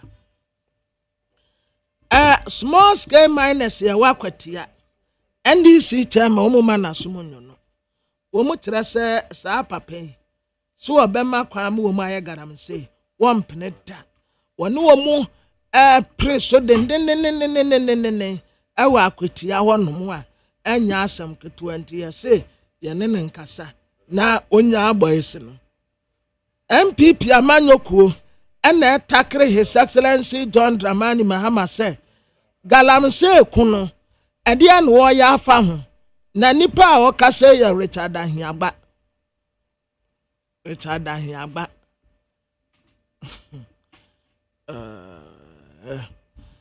wo watna adeɛ wo mfie wɔtwe wantumi anya ho hwee obi 3 months osahe no wonventu aseɛ 8 years wantumi anya ho hwee na obi 3 months o 4 months no wonventu aseɛ ho wate obetu John yesi tu ase o na abrantie Samia Wuku di ofie market fresh produce from Ekuapem North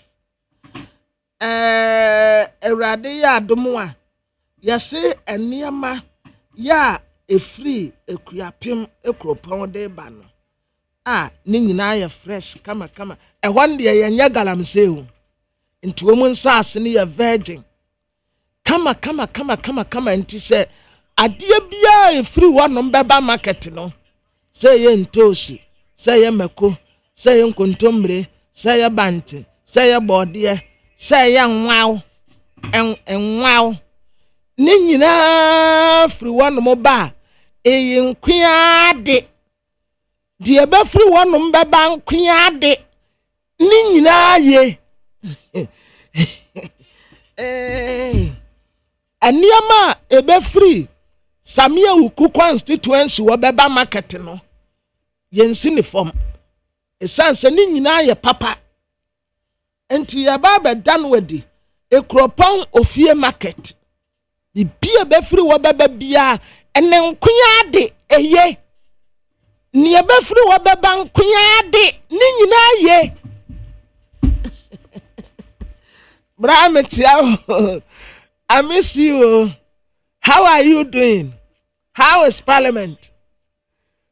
Wo ba for frosa ya do kwatena backbench won. Okay. Ente obeba front ai. Aha. Ena committee nso mehu se oka committee bi ho. Ena anu amoye vetin no. Na wo ye bi. Bra mo ye adwuma.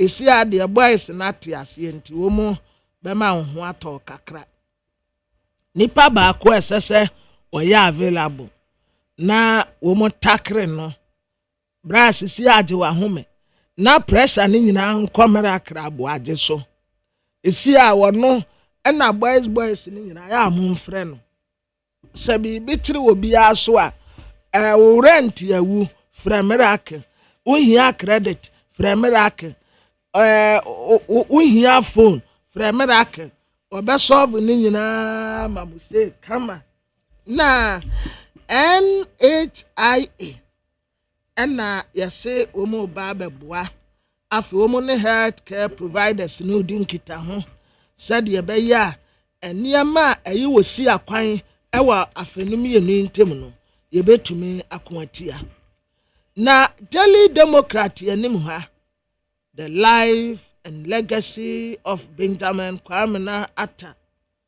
a philanthropist, business icon, and a pillar of faith. Papa bi, ni asi a friend of Benjamin Kwame Atta.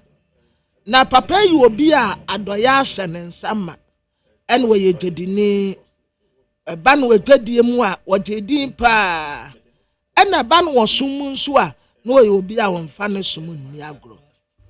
Na kobofo ate obi a woya Britain ni na yate no ha na bra yate no no cannabis ekura no anya cannabis ketua emudro pa na yate no abrantie ye fra no adubu ahe enra metmetia na nipa no ne din de sen enam so adubu ahe edin ba akoka ho enam so ne sen nam ya adu ena ne first name ya bo ahe na sia frɛ no kwabena enam se ya frɛ no kwabena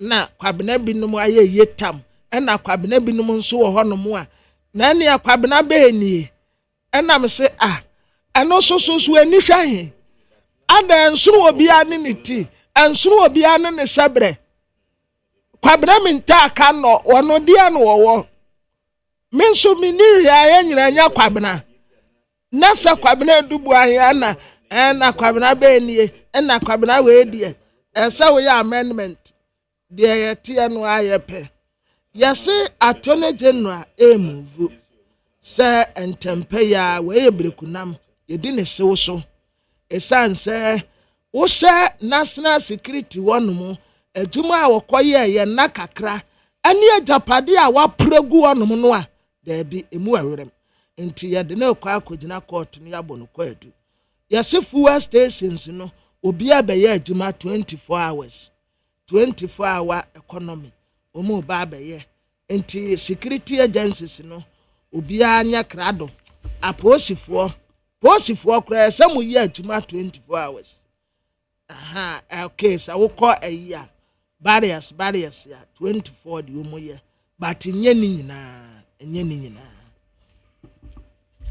na the new republic ye nim ha ya de abrante kwabena edubu ahe e de ne mfoni abetoa kwabena pa sa ya kwabena na wonim nyansa pa dia ene na wo kwabena kro minim baby afiri hi bra ya de o what mesi obi anko obedi skani tew odi betutu kwan no odi atoto akase de editu no amiate no ba se wei odi apreja pade what bra woni munyansa that spice yate wangu anim asekura wen pedim guase ebe na wom wangu anim asekura mesi obi a enkase sikase yi obedi ni nyina enni nahe ni patia tia wonam ho obedi dia renam awensa na ne yefuna ye den na bonokra oyasewo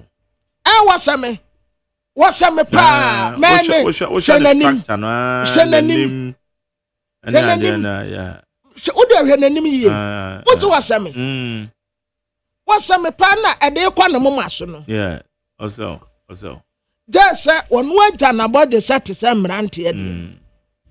side and side no yeah side and side no na me ni side and side no and them impe because me ya me nimbe kitikiti bi na brantie no what amanya kwa amanu su ye ne honorable Davis Opoku ansa oyemra shebedwane ewo eye ye friend say kwa empraye so yɛno no eni nkomo na yɛnhwɛ nsɛm bi ɔde atudwa ɔsan yɛ member edema information and communication select committee organ mrachebedwa obi ge mache na on the sound of her anope de nyamedia say nyamias beton kache unua nso nya unua no Obige.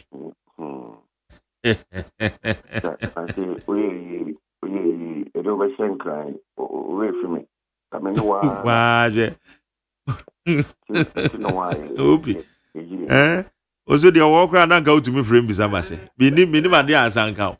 Bra say, Aquarania Scar was a penny a money break. As I was one show. Now, and your penny moment and yes, canon Bezen Colabeno. There be one moment in the baby when you are commanding me. Basa. Okay. Obikena Yebizao. Ora Sam George and a more word to Ghana posted you my phobia. Osusu say, woman far crime, papa so. And normally recruit you on my what terminate to my appointment. Or how many? How to be in a woman. Getting kind. And I said, Ghana Post, I want a friend limited liability company. Those are buying and a kita shares woman. A limited liability company. It is governed by the Companies Act 1990. It's Ghana Post now, and yet directly under the ministry. Though I bind there, and yet directly under the ministry. It is a minister biba na offer prayer nectar na otro letter directly to Ghana Post or Yin Kofuedia.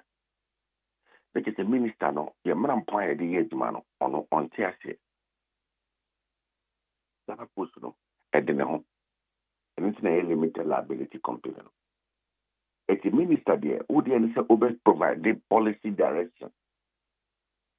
Via Ghana Post, Sierra Niama Dane, Abe Fuhum Sensewuntino, ya Pesimo Dane Momukaka, Yankopan Dum Sierra Ghana Post GPS. Passport I would write Kemono, Ghana card I would write Kemono. Yes, some of not distribution. As a no policy direction, we a minister, and no can give Duma Ebeba Ghana has it. Now, a limited liability company, I go through the process. As of August 2024, for idiom application by a interview September, acquire medical. Ya issue letters, Diama Womono. Sabio, Minister, Odian is saying, Sir Odun, Sir Echo for a Sanemawi. Odian is saying, Echo for a Sanemawi. Eti, and Chakwamo, the minister near, it was wrong. Na, or just severe. See, I ain't careful. That you know, a bedina. Sabio, about the got two of us. A buying Baba session near my Sebeya, a month from Baying High. Nipa over 73 and the minister was truck as I see in your wedding. I be on me a Ghana for more Bushia. More you don't name ma, a bit more you don't know ma, or more show. Now they almost the almost same fatas on me, more Bemwana. Almost same fatas on me, more Ghana. To the extent say, what love crata.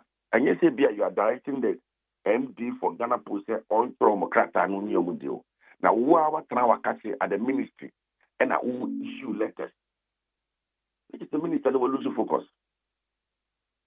Minister, no, will lose focus. Now, Mr. Abain said they should bring him back to a channel in the Duma. Only, sir, said you to feel 1 year man or year your ministries, no, and you are the Bebuano. For National Communication Authority, in Pennyfoy employment as at 2017, and your political appointment, and your man penning a Tromocrat say I forward mouth. Almost go through the HR process. My employment, NCA, as at 2017, I appointed as zonal managers, regional managers. An independent regulatory body to say NCA. Some judge by Watra Ministry of Communication and what procrata their command of funds were you made. So you are Minister of Communication and an employer, and your NCA and an employer. The ban is saying a Minister of Communication would me fact that extra letter and the command will be said where you need an independent regulatory body. Now, a standard old that and the assembly badge. Can you buy Yeminia? Say, or Chinebi, Abai Aba. No, Mr. Sam George Ministry one way employment from 2025 to 2028, no, one in a year, so the calamity and the rebel mind. It's who I'm one. I'm penny some of the catcher and say, one more cry employment after busy my 7th, no. I'm going to be a young. Other ministries, one more young investigation, or could you to black one? Or call foreign affairs. On where we say process is leading up to employment, you know. And started the December 7th. 2. Even at the ministry ground, people give financial clearance. The ones after financial clearance will be my employer. And the Sankophone now, because of the Ghana for no more your man. Now, there, you know, saying I'm big. I know. Waba Ghana for Sebioma Kotua Baba Jomahama. Na utumi ba se uziomedi. Without more, no explanation. On Tromo Bonea Omoye, a mom with Duma or more year. Ghana Post, what just salary December, what just salary January, what just salary February. That's a minister Biaba, same as you wedding. Untonable. That's all. But as a biana, well, yen shishemu who say recruitment near course on, or yes, how for you may affected, no. A biana amfa fine papa bisu. And it's only being yes on being shishemu ye. That's a validation be our my and so on. Now, all your validation, I need for phonetics. All your validation, you need for phonetics.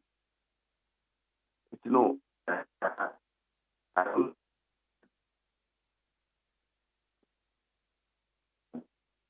Say, oh, your validation, then show dismissal letter. Put my validation without writing dismissal letter. In any case, these are people who are employed. You say you won't buy an almost salary now. How buy a car almost salary that you could just say you are deficient them. But to buy no. You've gone through the mail, they have a job doing that. Demand down my soul almost yet. Then you decide say who you're ready. Enti akoba say ya na TSM say you might be an affected persons in the big court. But what? And I think that is the right thing to do. I say, I mean, yeah, committee meeting, yeah, can be bizarre questions, bizarre ACF one. Say, Orafianco, NCA, after 2004, now you're my NCA. Abai for buy from 2008, now you're my NCA. Abai for buy from 2016, now you're my NCA. Obi you wedding. What's the derby? Now they now ultimate transnational supervisor and NCA, an independent regulatory body. And then Section 16 of the Labor Act clearly states that Obi Yedmawa, Sina Peso in India, also shown a character, money reasons, no money Apunya was so Yinano. Now, more Obia, to be appointed to an NCA minister, and I bet you letter a unity. Back and forth. Some minister catch him say, Cementia say, Yanko court. And then, yeah, they court. Then we'll see how this thing turns out. Ayana, which is a normal way of course we are opike. Recruitment. Mete say obo the former MD demand Ghana Post. Oka say one year last minute recruitment bia. Recruitment process bia no kasa recruitment process bia no. Fa ne kwan so. Kwan ya wo mo fa so efa nipa no. Ena wo mo ye ne sa pepepe. Ena owura Sam George nsususu say sa recruitment no amfa kwan papa so. Sadie way em say ya ba be ha dwen in our political space. Why best never first deal with Saka go every year? Well, and I make I say me on now or SCU now to initial inside board amana when you say on your employment. Also for clients. And I'm giving you a chronology of events. I did start here from 2024 August. And say, how do you see say one for client person? They went through interview. They went for police clearance. They went for medicals. I mean, those are the processes like they're employing for Okomasi. And I'm not too sure these are directors are employed the money an organization like Ghana Post. I be obekase be Omonko Public Services Commission. So they went through the proper processes. And so for some don't to say they didn't go through what should they have done 1 year? On fakrata emra no be chechire mu nche. On fakrata emra no be chechire mu nche. Enya lessons and the ma politicians say mo wa ben mu a say recruitment bi na mo be ya Any recruitment approach a bra ye go to aba. Well, but governance now 4 years. They did to me actually for 4 years. I feel be a 4 year equal retirement. Obi call retirement na juma dawa. I was so ultimate administration. And they did to me answer appliance 4 years. Of course, me get to say at a point, after December 7th, transition committee say there should not be any employment. But any processes are now start here as of August 2024. These processes they were already in motion. And then a minute to me, but say, our processes start here August 2024. Thank you for the economic tendency. And it's happening across public sectors. But you see, but the danger in that is that gradually, as politicians and our political actors, we are politicizing the civil service and the public service. And then we remember, and people are saying, we are economic tendency. And this is about so it will food in economic tendency. As I said, we see all employment as at 2017. Ya tromocrat as a economic tendency. National Pension Regulatory Authority, ya trauma for crat as a economic tendency. And yet political appointments. So, rise here to Monwaka by directors.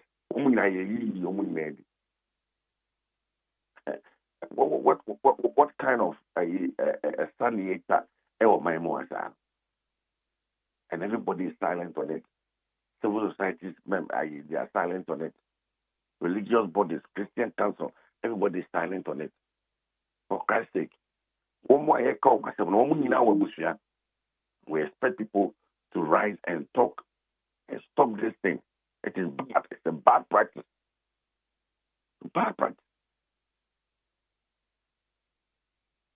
Bueno, and so soon them. Ebra MPP mobile ben because and this if no album so boss some mobile sa na mkoye yo. Dia ko so ensunsun dem. Well, MPP ni be gina bontin be ka say MPP for ba ben mo no man nya sa na ni pa no twan kuntumpo. Ko be am aware the MPP for ba ben. Almost na ko bi ya employ womo. Almost be tro krata. In fact, since we are no, Metro, will be better say employing local board and people for buying a year. It will know or justify the ransom George I know.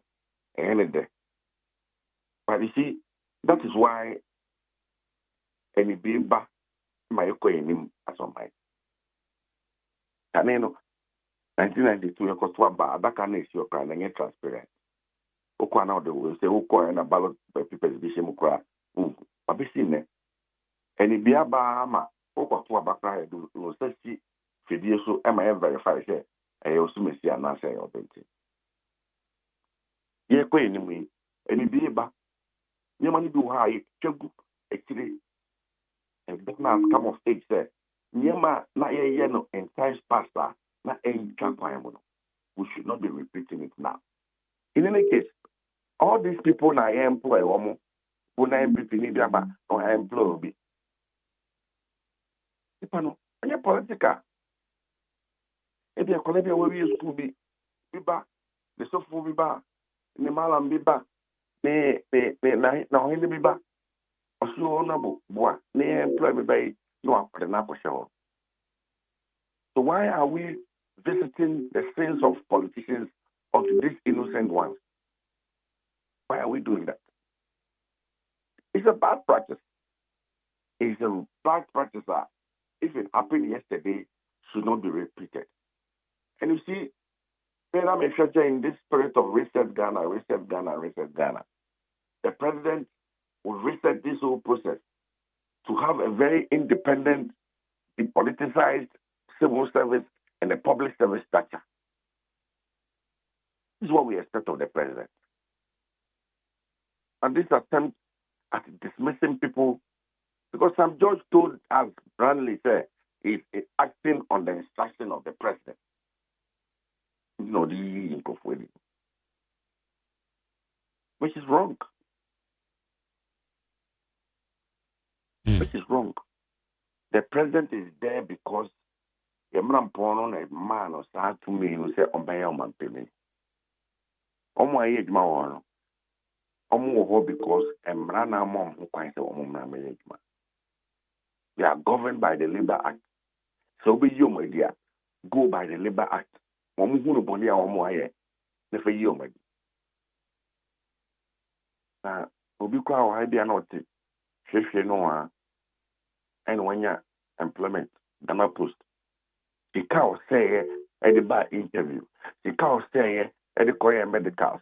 The cow say at Korean police clearance. Lord Fangodo or Toyeno. And then Sakrana, 164. Is that the risk of Ghana? You say the process. Okay. Na yankwa ndime na yanhwe wo eye information and communication committee issue. Nita Urasam George Abeka say send account 25 cedis 8 pesos ene dem. Yama mi oslusu be boy amane say waton waton Airtel Tigo yatono oman no yakwa akoto $1. It has been reviewed, says Seneka that way billions of dollars. Inti say normal way and also the about to jay Parliament House what the enemy say Modi BBC mo na mugina anemo na matoto na motume bie ne yehu de ewo. Ebeto odwaso yi ede enkomo ene ekoso om committee no. You see, the marshal na sabi you want to engage in propaganda and any ama sabio M1 Nita eduma edda omoso omo aduma ne say omo implement IT policies are buying here no more drive are buying digital transformation agenda and it's anyone it is a betobia say be Nita she care down account mono 25 cities. Your mom budget, say almost spending. Now, almost spending, almost spending. And yeah, organization say you almost keep this car. Almost your bank. Oh, I say at the end of the day, it's card on my account. And every year, there's a budgetary allocation for them. Every year, there's budgetary allocation for them. This attempt na Nita and I say but you see, Minister also talks about alternative. The decision by the MPP government to save alternative, and they say that time alternative. Not Nipa na a year more directly direct staff. I have 200. No more contract staff by 300. So you the ancillary jobs that I would do now more nipa 10,000 and then depending on entity. Every company have assets and liabilities. Now say who toss our company now, you take over the assets and liabilities of this company. 82 say Etetigo Edicano. And until Omwana running Etetigo in a free or my McCoy. And until woman Coy. But the government had a responsibility to save jobs, to ensure say a man name about why only you do on ever common. The government needed to ensure say Obeso company nimu na sabio investor be investing or than adenia now why. And so government did not go in for Airtel to go because it was performing excellent. Government went in for Airtel to go because we needed to save people's jobs. And you know, Abraham, Ecofa Airtel to go, Ejumano, Edip. Into say no ba. Now we will say Airtel to go, Ekadawa. Another one thing my phone the coin. It is a Madam Esla or can say to enter to $1. It is because Ebia now for phone cry or more. They didn't want to have anything to do with the company. And then on my one more. And now it is being owned by the state. As a minister, we need to find a way of clearing the debt. And I think that is what Esla was occupied with. How we clear the debt of Eke to go pay companies via Sebio or Musika Akemu. We pay their money to them. Then we maintain the workforce. That is the most important thing that we need to do. And the propaganda no M1 propaganda say Odiye and Jumana M1. It's been given a job. It should focus on the job. No one want to now why issue letters dismissing people. Want to what the realities are or begin about now. Okay. Parliament la wrong.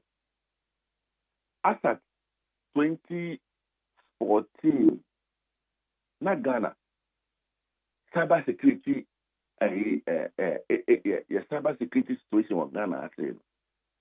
Na Eliasa fending na your ranking your number 30-something%, 34%. In the 2025 budget year, estimates are on the buy. Ministry as I'm just done, no, I just to say, estimate do have a boy and done a cyber security authority, and then you do tier 1 and you know 99.97, 99.67%. Those are the positive things ESLA did at the ministry. And then Ghana is talking about 5G. ESLA, machines are got toya, or say the rural telephony.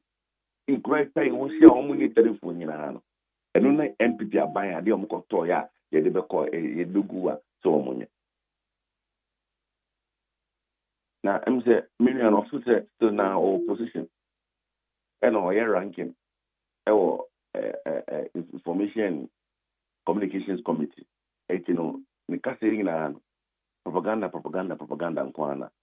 You know, it should focus on the job. I no. To focus on the job. There's a problem. It should fix it. No nyai sooner or sooner bontina M1. Okay. All right. Ya tenti nyame adoma ya de ani ebedi achi ni ahwe adwumayefo ni bi action bi o ha on be take being it illegal or the on be ne ye ho the community so far say parliament boko there. Oh, me no be boko. Na kwawunso paragliding festival no so ba so. Baso pa na Ghana Tourism Authority for issue statement. Now this time Friday Palos I would go be brief miamia be brief neighbor. It a feed the bear from. Okay. I am ever down. You didn't come. All right. Naja, I what can Momo Kakra. I come 15 cities into make 7 cities amount. That's your big. All right.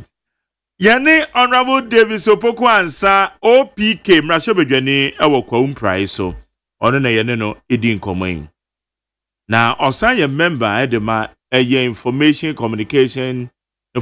communication select committee a Ghana mrasho bedwe fie komodie ni nyina so ye decision na information minister communications minister Honorable Sam George we take care for adwumayefo a we terminate from appointment osusu say saa won appointment ni de amfa kwan papa so Ghana Post won komo na yedi ye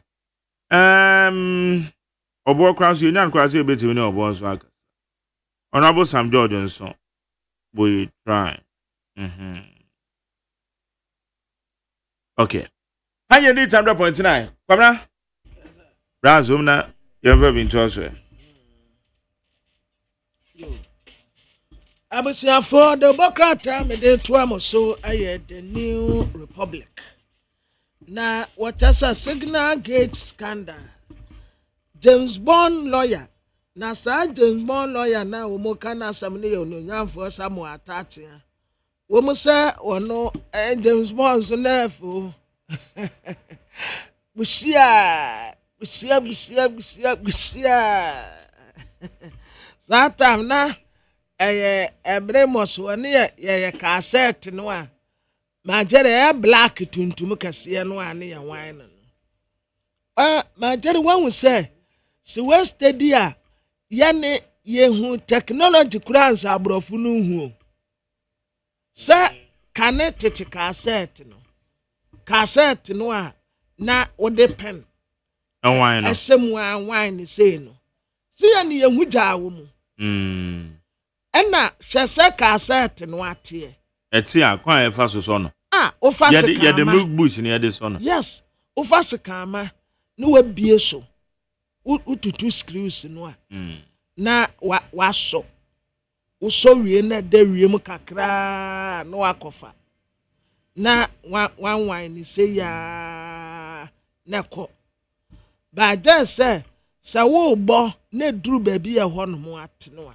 etraso aha se bia ya no sika ya brantie ohia ye musio wonye nia abi brantie pa ana eduru ba bi nso na ebo discount a sa brofo no no ano no minimo ju ugo bi za nana ebo discount nim sa yes ya bra wa mangana mo ni apese ya kire se adza emoyie na ya dimirika no wakoyi ano obekona cassette na boba nhemo anze utia ye ya abekona abombo na umia stop na wuyi a sisa wo towo na sa baby a wo be yi afiri no sa head na e black no so wanya careful abese no enti ano no wode ebi wa ya di apetition ena wode be se ho no mo anti umia play na wine no normally play no nko fast into be mia forward about this call to about this call to the right word near Discord when the sound played Discord it was about Discord I just say emoji into Discord and yes and Discord about Discord hey and you will be at the Discord obia Ozo kanem se. Se ukoyi ana de agbo nsem. Pa. No attend her. Pa. Na ebi a opese kwasha ase efiri a de pen sem. Na won no a ma je unim se won no a na esi a ehonum no eba besi na ehon ye white o. Ehon na den kakra. Na won ye den hyen magnetic tape na nyom no guso. Okay. But me yanko adu market ni and Joseph Bobie ansa. Joseph Bobie ansa do na friend wo fantwi. Na eja ehye ye. Ewo eye kumase adum ye Hello FM akire ho. Na hwe se de ho aye. Ye no ni nkoma. Wo fantwi manche. Ya aja. Na pom te say. Erade adum ye ye pa. Ye da Nyankopon ase. Edikan eye biaya ejayi ehye dwadifo amon ho ko ahonyehia mo so far updates e wo kwa betim dia ma ye de me fa chome dat ye won se efiada no ya to irensem atuye no Erade adum esi ya ye regional minister me fa se wonya we si aban anam wa ha nti odi ani bibia mo ni ekono ho nti ani medidi nkita ho ama ye kan ekosi nyina ne se wono wo ya minister ha de nanso asantima nyina asate ho bia ese otumfo ensa nti yina eko ahimfi odi anim na eko ahimfi omuko dinkita ho na de kosi ya se yura oni ha nti ahimfo na wo ho no ya ye nana amakomini eni asafo hin nana asafo hin ena msuwesi nana otumfo nam ewa ha ɛhemfo no nyinaa yɛn sɛ nade kyeɛ no ɔmo bɛba asase so na ɔmo abɛhwɛ ampa ɔmo bae ɛne minista ɛsa bae bɛhwɛ asase no so deɛ asi so nyinaa nti no yɛn nananom kɔeɛ no ɛnora ɛna yɛtu anamɔ ɛkɔɔ regional minister hɔ in fact papa no waboa yɛ papapapapa ɛmadin biara sɛ ɔbɔ biara fa asase sɛ mu deɛ wayɛ nti yɛkɔ no hɔ biara so a ɔresivu yɛ kama nti nora yɛkɔɔ no hɔ ɛwɔ sɛ nananom ɛnora no na yɛ ɛdabɔne nti wɔn ntumi nhyia nti ɛnnɛ ɛna wɔn bɛhyia nti wɔn hyia de bɛsi biara no ɔno nso bɛma yɛaso ate nti anwummerɛ no ɛna yɛte nka sɛ yɛwura mu ntaka ɛne mpanimfoɔ no bɛyɛ mmienu in fact na mewɔ hɔ but na mewɔ kyiri kakra sɛ ɔmo brɛ yɛ nneɛma kakra nti ase ɛma yɛsɛ bɔ ɛtiri yɛ sɛ ɛnyɛ de ɔmo pɛnyie ɛna nsɛnsɛm bebree si hɔ nanso yɛn ɔde nneɛma no hyɛ yɛn mpanimfoɔ no bi nsa ama yɛn ɔmo kaa sɛ sɛdeɛ nsitie no ade asa nti yɛntumi nye nneɛma no egu nti ɔmo mpɛ ebi mfa nsima yɛn yɛakɔpɔ adoma ɛnnɛ no yɛkyia na yɛyɛ ntotoe a yɛn ho kwan a yɛbɛfa so nti anapɛ ne nyinaa nam kwan so a yɛagye sɛ yɛkɔ nti ɛkɔ ne ɛkɔsia a na ɛkwan papa bi ɛbɛfa so ne nneɛma no ɛkwan hyɛ de fa so bia no ne yɛn ho no sɛ de wisi a ɛbɛyɛ no nti wogu sɛ ma ne kakra a ɛtumi asamara ɛhyɛ na maka kyerɛ wo no eti saa bia yɛkasa deɛ muntumi hui kwan a mobɛfa so na biayɛ no mobɛsan mapata sɛ mobɛsan abɔ bie mu sɛ mpanyinfo anamontuo bi wɔkɔ ɛm sɛ san kɔmɔ deɛ munya ndro hɔ sɛ no deɛ kɔyɛ no sɛ regional minister ɛma yɛte sɛ nana ɛna asase na wɔtumfoɔ no asase nyinaa ɛyɛ ne dea nti no ahemfo no ɛna ati nanam abɛhwɛ yɛnya nti wɔn no mu asɛm na yɛde yɛbɔti ama regional minister te asɛ sɛ asase no hɔ ne yɛte a yɛdidie ɛna deɛ akyi adeɛ sa nyinaa nso yɛsika nyinaa ahye nti yɛbɛka sɛ nka yɛn yɛ ibesi yɛfrɛ asase no nti no ɔma yɛte sɛ ɛne ɔbɛka yɛn ho na yɛ nhyehyɛ a yɛde bɛsie no nanso deɛ ka yɛn nyinaa deɛ kɔsi yɛa no sɛ ɔsi asase wura no kuro ne hɔ nti pɛ sɛ yɛte ahemfo no mu asɛm nti sɛdeɛ ɔka sɛ ɛnnɛ ɛna wɔn bɛhyia no ɛnim sɛ bɛdi akyi no ɛkɔ no deɛ ɔmu biara no wɔma yɛ aso ate na deɛ yɛbotae baako pɛ ɛne sɛ baabi a yɛte no yɛgya tira hye deɛ nanso baabi yɛte no a na ɛsi yɛtumi tena hɔ na yɛyɛ akasankasa yɛkɔpɛ bosnia na yɛtumi saa bɛsi na yɛtena mu sɛdeɛ ɛbɛyɛ a yɛnsa bɛtumi akɔyɛ ano nti wobu sɛ ma na deɛ sɛ yɛtie no na mo a moayɛ mpanyinfo a moda anwe ana nɔɔma ne kɔsɛ a adɔfoɔ bi ɛboaboa mo nom ne deɛ keka ho kwan bɛn so na sɛ nɔɔma no nso mo fa so gyegye sɛ obi a ne ho aka biara no takumpo sempo na ne sa bɛka a ne sa atumi aka medase paa ɛkɔ baa saa no na kyerɛ sɛ asie nyinaa yɛka ho bom na yɛkɔ bie bank account nti nansan lɛ ɛne yɛhwɛ process no ase nti awurade adom yɛnsa ka bank account no wɔ National Investment Bank nti ɛnnɛ ɛka deɛ ɛkɔdwene ho no sɛ yɛbɛkɔ from radio station to radio station yɛ de account number no akɔto dwa na sɛ obi apɛma obi a kasa ne nyɛ mo no nso yɛwura bawomia ɛba ha ɛne mpanyinfoɔ ɛba ha awurade adom ba ɔma yɛ 20,000 Ghana cedis ɛna ɔpromise 1,000 bags of cement in fact and you could be 20,000 and 200,000 sorry 200,000 pastor me that's what I'm saying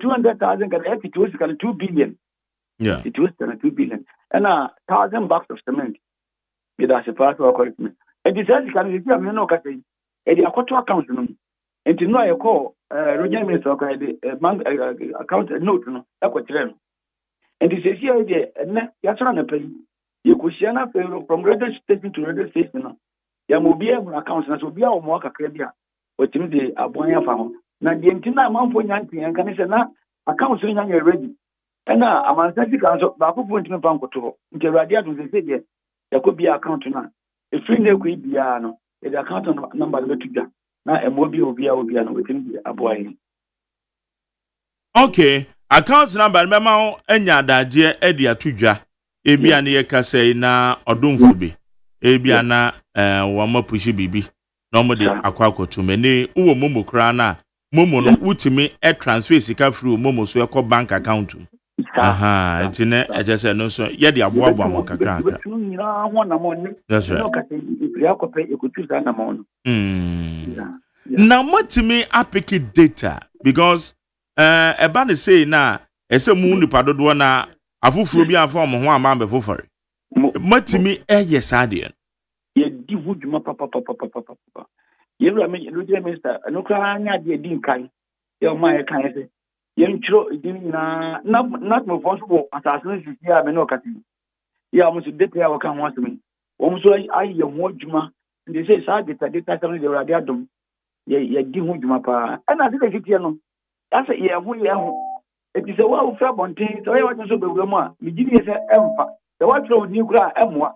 Because me, I'm a tion. Me, me, when I try, me, when I try, you know, the way I just saw a bunch now, but Jimwa, meaning is over your coin, sir. Yeah. Okay, in Tanya, do you be Frobia, Babetim, ever? I know the other now, be very imaginative. We better not jump any pan bar, more system, somebody here, you man be in a pier. Enough from class with my room. So, what do we need FM1? Jadi for the door send they affected. Opening, the phone yet also. Okay, they're working. They can mean, but I couldn't part that. A patella no, your papa is wanting to say, you know. Uboha, and my more years, I feel near my various criminal. Or banana for one or one, which may be. Now I know I can want them. Now the carbon to me. And to a corner of on your 152 India. Now, I don't know what you say, Cabro. No, so you did it to be baby. And the nipple was as what they enough from cry. Those papa. Those. Yeah. Okay. Na ye kwa enimi na ye bisao. Se adie mode maso ato form kakra. Enwu ade poti ya eye konfarbai. Obani mi ba jono die, se me ka je and stem de ne baby. O me de electricity. O me de o me no dia ne je. Then so se mo kaka. The question answer na che. Oh, but we take the power man for electricity na the light na ko na ba. Ndia asemo wana se wo kan na aye bibi ho kaka. So, and they say me family friends me bon ka say ade pot mi say se panifo kwa so yan hwehwemu. And the panifo be kan no. And na me je se betimi bi e ho ato so. All right. Na eduadefo ya ba na regional minister ene honorable Muntaka womode eno ma bi brem ana say mo eduadefo yi bi reject. What happened? Ade. Oh, me pa cha. O say emran tie ne maba no ne obi a committee no de obi a committee bi a ne abre. Enti so mo nse dem na si ne de me kan say man pa ya dwene enko na ye kosia ele. Ye kosia awurade adom akwan bi a say paso bi a no. E say nipa no obi a kana dwene. Nanso mpanimfo ne sia e bebopo. Poti in fact yentimi pani ya dia bren ya yentimi nka say ye reject. Enti anapa yi kosia na ekwabia se paso bia no etumi afaso. Okay, enti one more sand ko na say bia mo jig the go baby. Ya ka tell mo say eno na amantem papa. Ena ba bia ye wo no full step na so no. Yentimi ni ma no ya ka tell so mo do mo fa nko na nyango pa na nne no. Die die chiri bia ba mo waso ate. Anabia na wo mo hwa anim say te sa ban etwa sika bi ede to wo mamu. Said the atorian chambi si wo hwa kantamanto de ne your friend tidal waves de ni nyina ban etwa bibi de amamu e bia no na wo mo hwa anim ti no mo yes na. Oh, in fact, me nka mo ti mo asem. Na me ha de you see aban na mo ha e regional minister. Ni ni a wa ya kire yen anama woni adwo no nkire se ometime giant da baby. It's a motion mutum say ahoboa abrewa siesie ne ho ogokwa mo. Ano de ja wo mo ho. Me gidi yese sound na beye. Me gidi yese sound na beye. Enti so what mo asem in fact me nka. But me da me ka push me say you are regional minister na mo wo tuni nkinu. Amma hu say o mo agin papa e wo ye. Fire service for ye jai shi ye ayate say kwan ya na mafa so abobo ma pata no mne ade na ye difficult den so mbewrem so mkwa kodum jai eti modi nkomon adwentoato na ekoba se bi oti kokko so mpo se o relocate mu a ebeboa mi pa chaw baby atene de na dawroma enka o ma yet mit na wa ke ni beje ho pa. Oh, okay. Ja na ni mo asem je me pa cho de me ko to jogo fom. Ko to jogo fom pa in fact. Yewura de eja o ka se ni mo ya na eso ya ri pa anjina. Akra mit ma ka na dawroma. O ti mi ya tra wa de anke ni beje ho pa. Okay. All right. Yabesha na money mpanyimfo gu so edi nkutahwe na chese bibia ko but say casualty bia report NC bia na obi wa okra na ja ton no amam sa na ye ma hye no na say no ma no bia o matete bi ebi kra wa collapse no ade ye ashashye no eda no anyema ni sia de tete bi but awurade adom woni akọ de ko hospital na say obia doctor sense no in fact if you was no to there say bia obi afri mu ana bi bisa de by yanti so bia moti awurade adom nipa de ni bi sa say obi mu aka say they work in say we buni atoni ade de price de afford 18 but woni akọ no de ne kwa na awurade adom doctor sense no na ne ho aton Wavanji. Yeah. And now pay Neat FM. Your ship house. Yeah, that's it. Someone you didn't come. Why? It's a bibi any best about nine so. Why in comedian amukodi ni nyina no. Ye ni bedi much but me real ye fio account number fatu ya other man pen na bacho mencho. Me pacho man me takri man fa. Okay. Let me say. Okay. Oh, say mail. Me pacho ebe me fa na me fa. Okay. Yeah. A National Investment Bank. Okay, National Investment Bank, NIB. NIB. If I tell India for the natural. Metro pa many material for you na United Traders Association. United Traders Association. United Traders Association. Okay. Account number is 361. 361. Yeah. 91. 05. 17. 08. 01. Okay. 361. 91. 05. 17. 08. 01.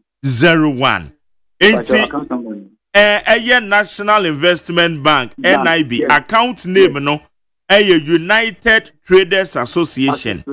Account number is 361 91 05 17 08 01. Kumasi Central branch in there. Kumasi Central.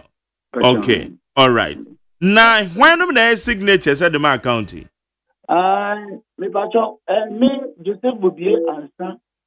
Me a signature. Na me pacho, names no. Mami braka credit.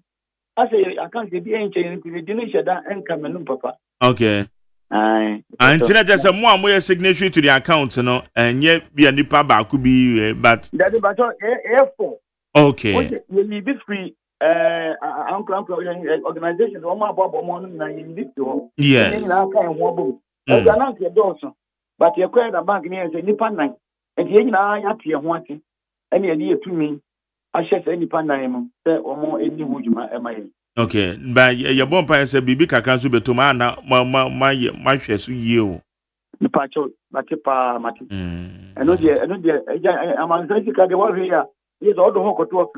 Oh, yes. Was yeah, that must pass and put you. Okay. And the movie YouTube. Yo. Ora Joseph Bobby and Sandodona from of entry. Yeah. Over and I don't pay that's why. Mr. Masipa, Yamisham. Yakupon count. All right. Abusia aye Kumase edum eja kwahye aye adwadifo no ama sabri adwadifo yi ompanyufo ni bi enna ye no omo edi nkomo yo enti na just say sa na akwakoye ya semo okay higher need 100.9 it is also a bibi kakra bi wo ha eja bezo twatu ma o ma keto bi ensa United Traders Association account number na ye National Investment Bank and account number na 36191051701 36191051701 na yanko ahomanu su bieme Honorable John Entim Fojo enso a ranking member Defense and Interior Select Committee na enkoma yedi ya fa Kumasi dwom enkomoyi yankwe na yeneno enkasa because interior de wo hwese eye ni minister Honorable Muntaka na regional minister Asante Mantem ka no ho na wamode no ama ekoma adwadefo na adwadefo ya anye yakone ni ndiko Honorable Mache Yenu Amageri na mpom te sen na mi adaroma mo ye panaunso sen nyanko pando mboko na asen o gbadwuma o gbadwuma gasa eja se boma baso eda wasi mo ye dia boa Ghana mine dia afi morning show host of the year there I have one abedi amen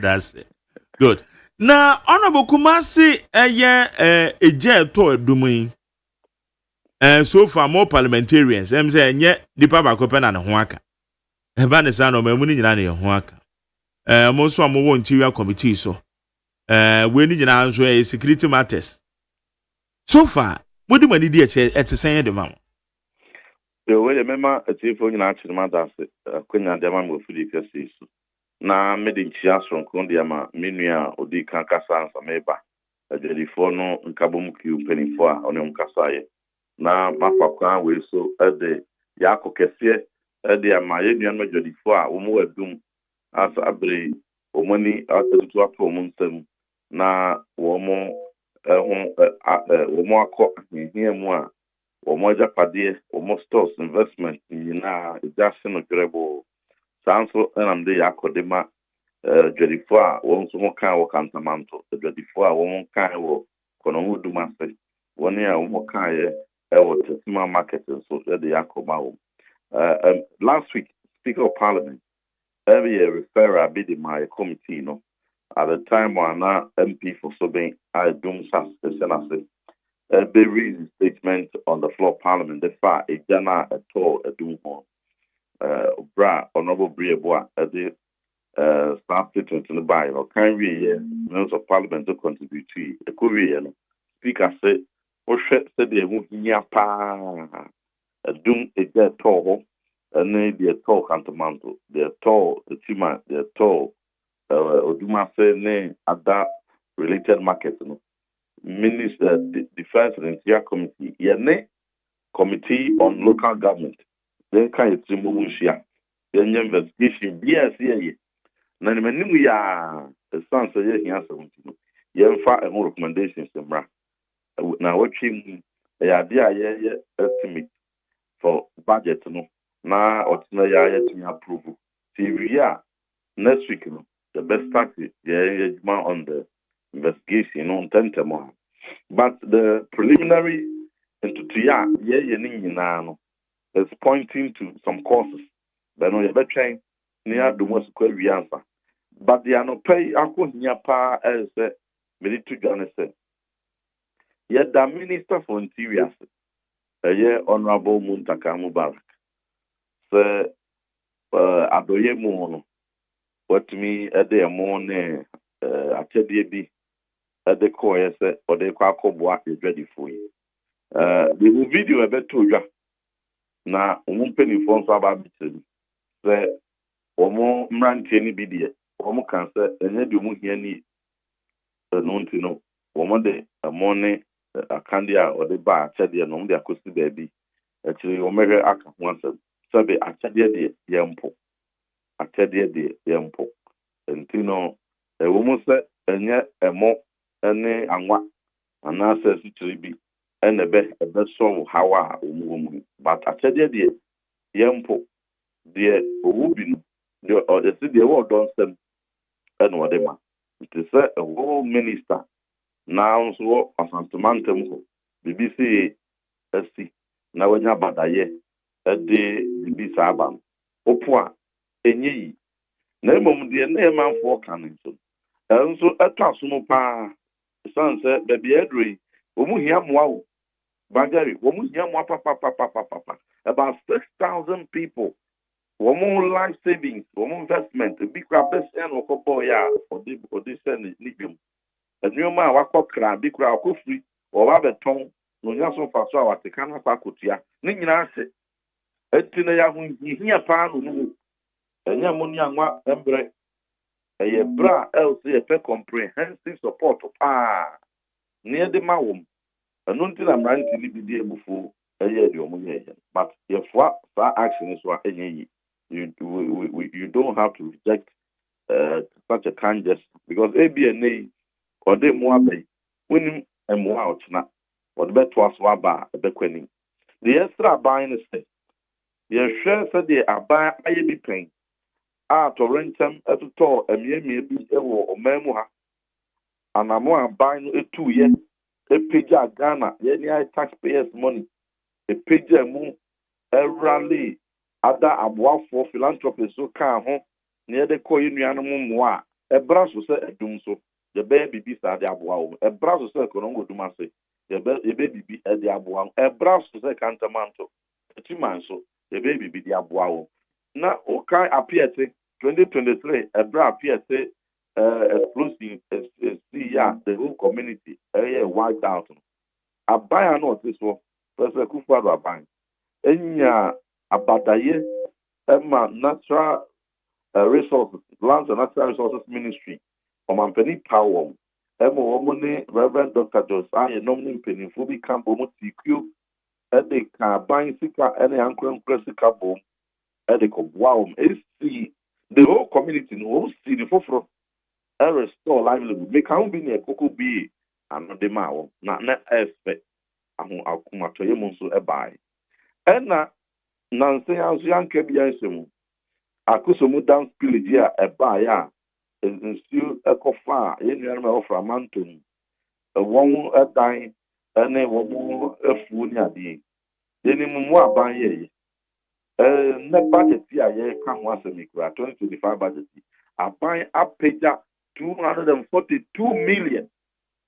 242 million new Ghana citizens and your old Ghana citizens.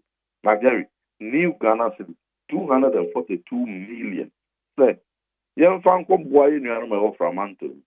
We can't. But now, me fair, not on area more. Young Franco Mau, and wow, a diving almost young fancy from our almost a cabiness, a say, young fancy from our almost and a say. Soon go for one food ya, young fat and support to Momunia livelihood be. Me support to baby sir, me support to and I'm on 2 at this. I have time a buying taxpayers' money 242 million. Said young Franco boy in your mouth for a man to Momu Kaya, I want to rent him be home. Me for so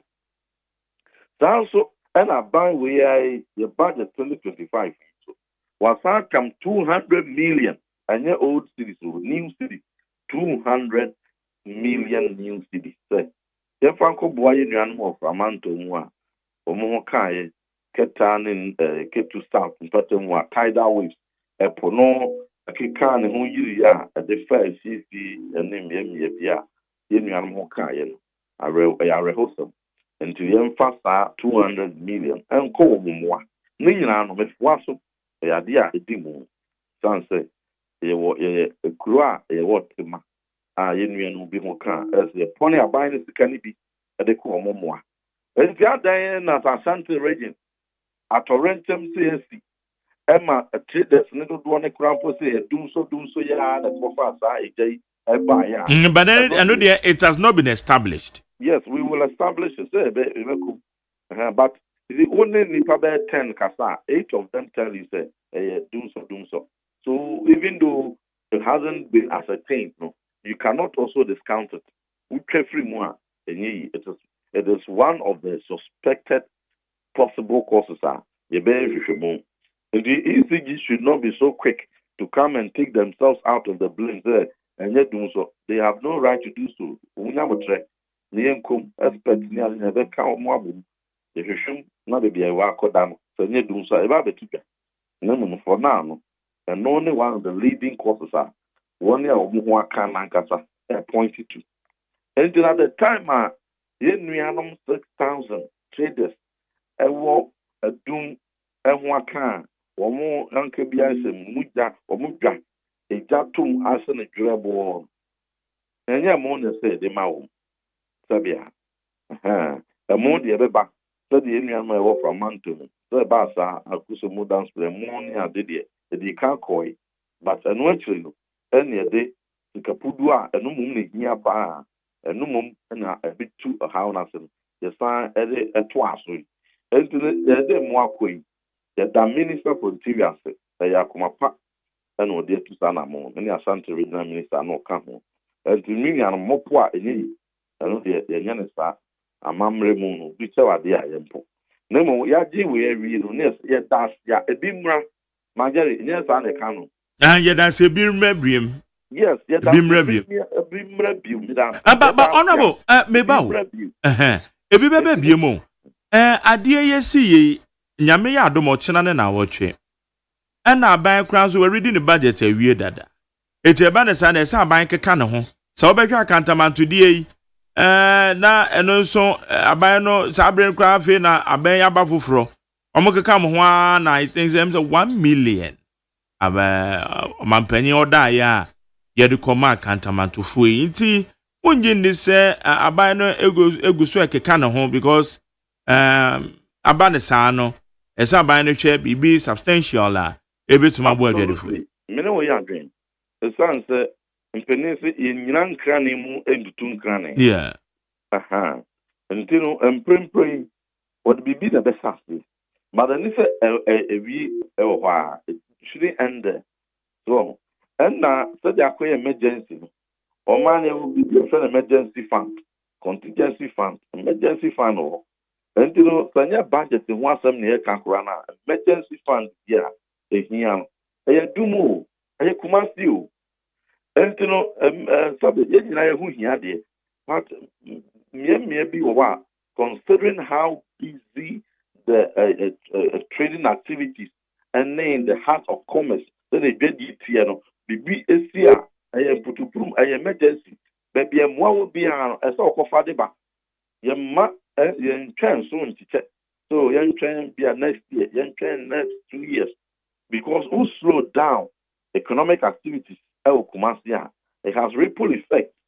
Ghana Fananina. Who slowed down economic activities, get the affected the brain. So and you know, and yeah, as a train transfer. No, I think I'm a transfer my buying. Son said to the tune of about 200 million only at ya. Yedibia co in your from Mantum. There will be 200 million and above we be near the bar. I'm quite now what you I'm quite now what you Nemo, yes, money next year, and your fee. Yes, Shannon say I'm buying making bold commitments that the assertive president after that appear to. The day a buying Sikaka, a buying also a lead the church, take committee, I would not done, we, yeah, or mark or boom at the account. It is well and good. But, no, and could you do the kind of support a man for the people? Compare to say, a buying a kahumbi, and only they will hold them responsible. Umbenya GDA can see the power won't say, oh, we are buying in Fubi Kra, and the woman a dear. Ya power independent group be so one and come up 24 na nye 24 na bi na wo di that so and no it will bring more donations and the donations beba be brave because amanone for ne Ghana for ne skafo ne won anyame ado wo nyina ebenya didi sonko e de bebree befu e de aba in fa the won and take leadership in gathering philanthropic efforts to support them no ye ne sanso no na ono akasa so etwa foto bi ato ho the etwa 242 with a mekambuma 425 million. No, 442 million. They call voter register. In various disasters. Equally deserving are the people of Edum. Equally deserving are the people of Konongo Dumase. Equally deserving are the people of Techima. Equally deserving are the people of Cantamanto. Now we and yet tribal assembly maker and will be him and Sibone because a dumon ubekono obia obi various tribes and ethnic groups ewo source na fantifo nkwan ewo tetima ejayeshi tribe obia obi Cantamanto ejayeshi tribe obia obi kono huduma se die kan yi tribe obia obi entino sabia enye tribal advocacy na meye na emomo a principled advocate and I may more be in my nose bonnet. Now, the air can say, the air be what piato, the air be what water region, a drew Asante region swap. So the may no money and what near farm Pemuha. Obi anka say, wo pre wo ho atutu o. Se ya ka say bia o pre wo ho atutu a. Obedi onze.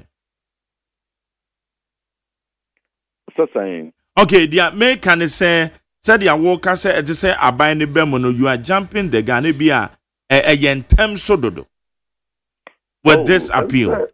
Sir, appeal with the yentem so ne kwan so because assembly you know Ashanti regional minister oni omo every day bia of saum so na other ministers are if you are bem so akọ gender minister eko koye kuma almost 100,000 and interior minister and so akọ omo amwa various goods ni ade mo ne nyoma ahodo bebre ni nyina no ye po anyi ye jitum so na president Mahama so akọ so eni omo akọ kita ho eni ehu se ye penny the immediate past vice president and the leader of the party odi yenim call 2024 battle excellency Dr. Mahmoud Baumianso akosra won enti mpenifo ahodo akoho titru abem mpenifo enti no ni nyina nsahwe na kwawi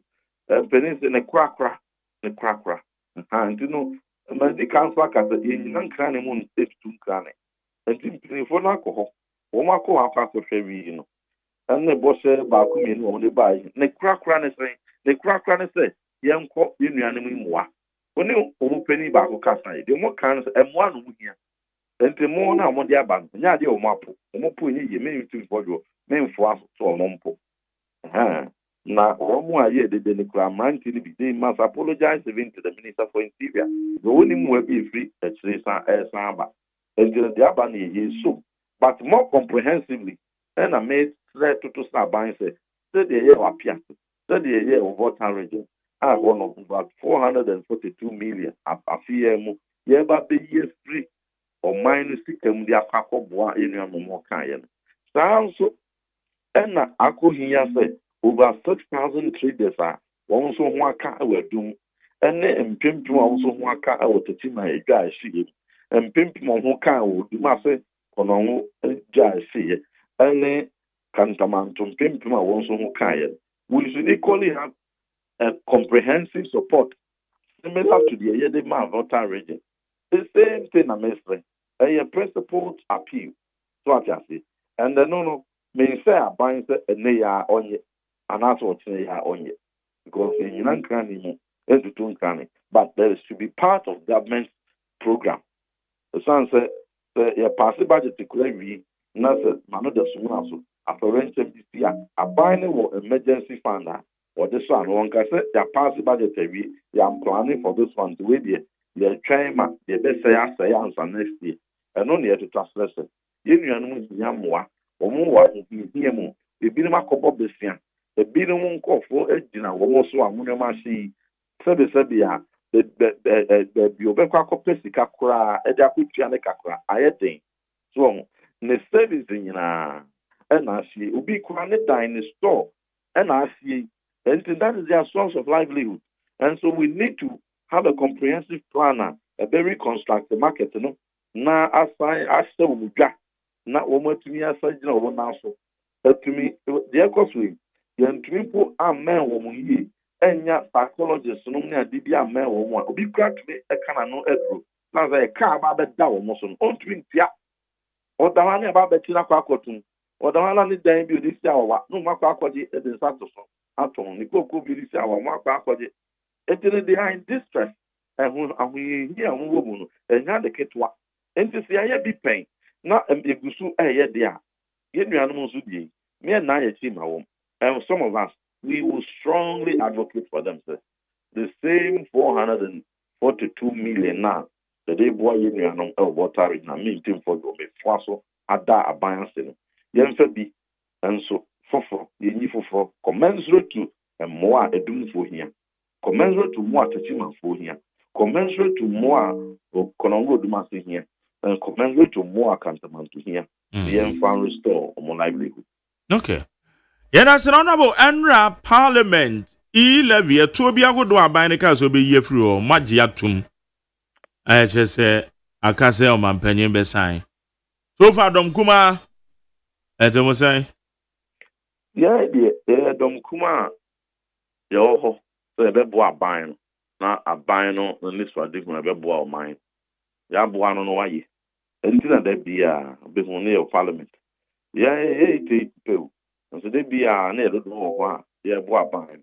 Over her crown, no one almost gets more over 180 plus and and one more a government in power, one more business, in front of government business, and one cry and won't do one term in their numbers, but prosecute to Quebec on Naka Caribbean as a people.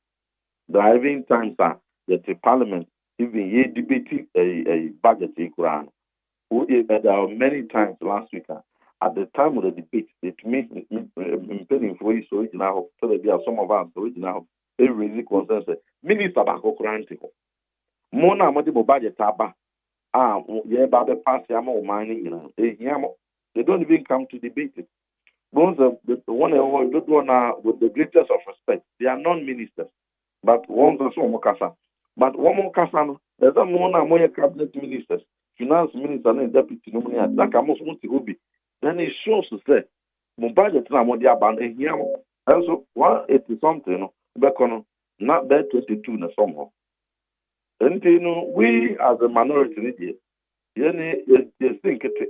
Say, then fear you man in your jana and the 2 months.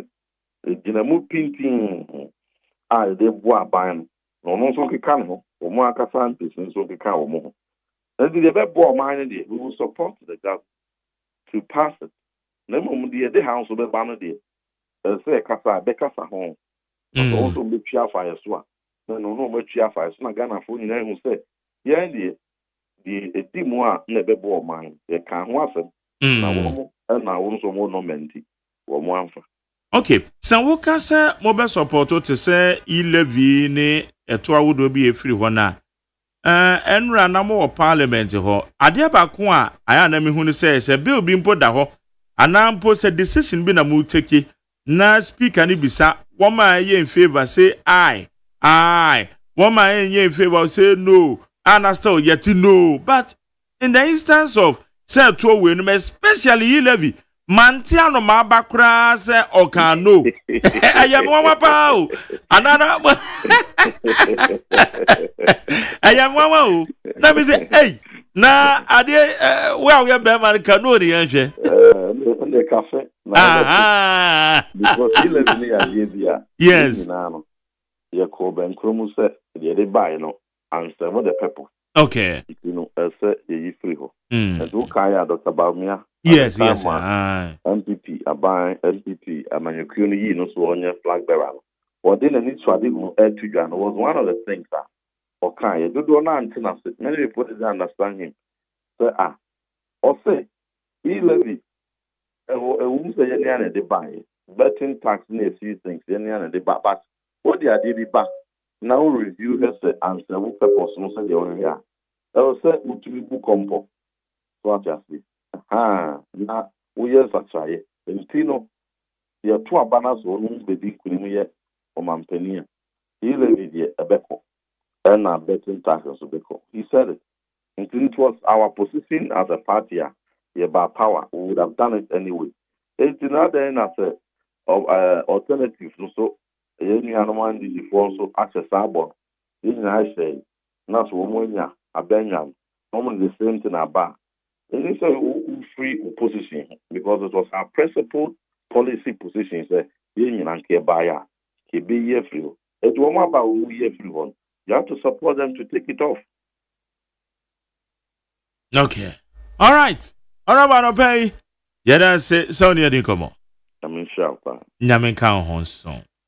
Yene honorable team for Joe or Yamrashabedwania send South.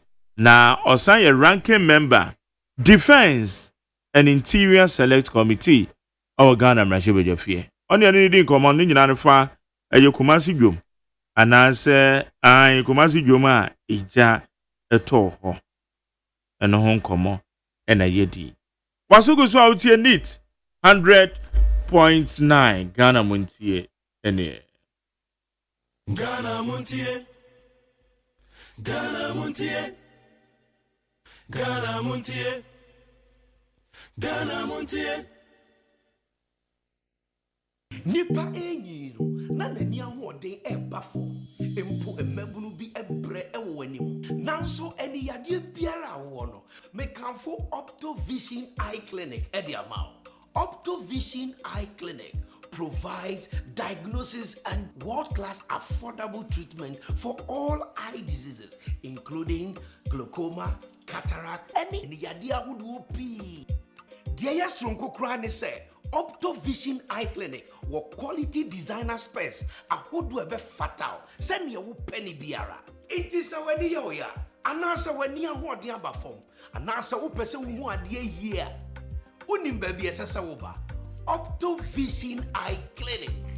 Call us on 0553 270806 or WhatsApp on 0558 517556. Optovision Eye Clinic. Hey, catch it. Listen in here. And you ma beto to dia me baba no hwade no. Hwem so betumi a. Hey, asew. Hey, now beka. Ya John to mami ensa duku portmanteau. This way chocolate drink. Na kan wo hwe afibia nso beri ni waware ne a. This way chocolate drink. Na kan sia. Oh, asew. Wo den kan no ntumu ho. Me be mo anu nso wo hye kura dia ka ho. Wo hwade a wapi ho. O ka sa batete e da fom ho. This way chocolate drink. Crash up pay baba wari. Asew. Ye fi say this way chocolate drink ya sorry anopa no ne yenom. Ye be chef fridge nom no se snack. Ye nya hoho a no ne de serve wo mo. Ye didi wie ne ye pe bibia bogu ya de so a. This way chocolate drink ne yenom. And this way no ti ano a, he se kire wom, koko wom, brick wom, bibia wom, ade wo hia ne so se. This way chocolate drink. De wo hia ani so se. FDA ahwehwe se adwede nkratoe mo agye atum se eye.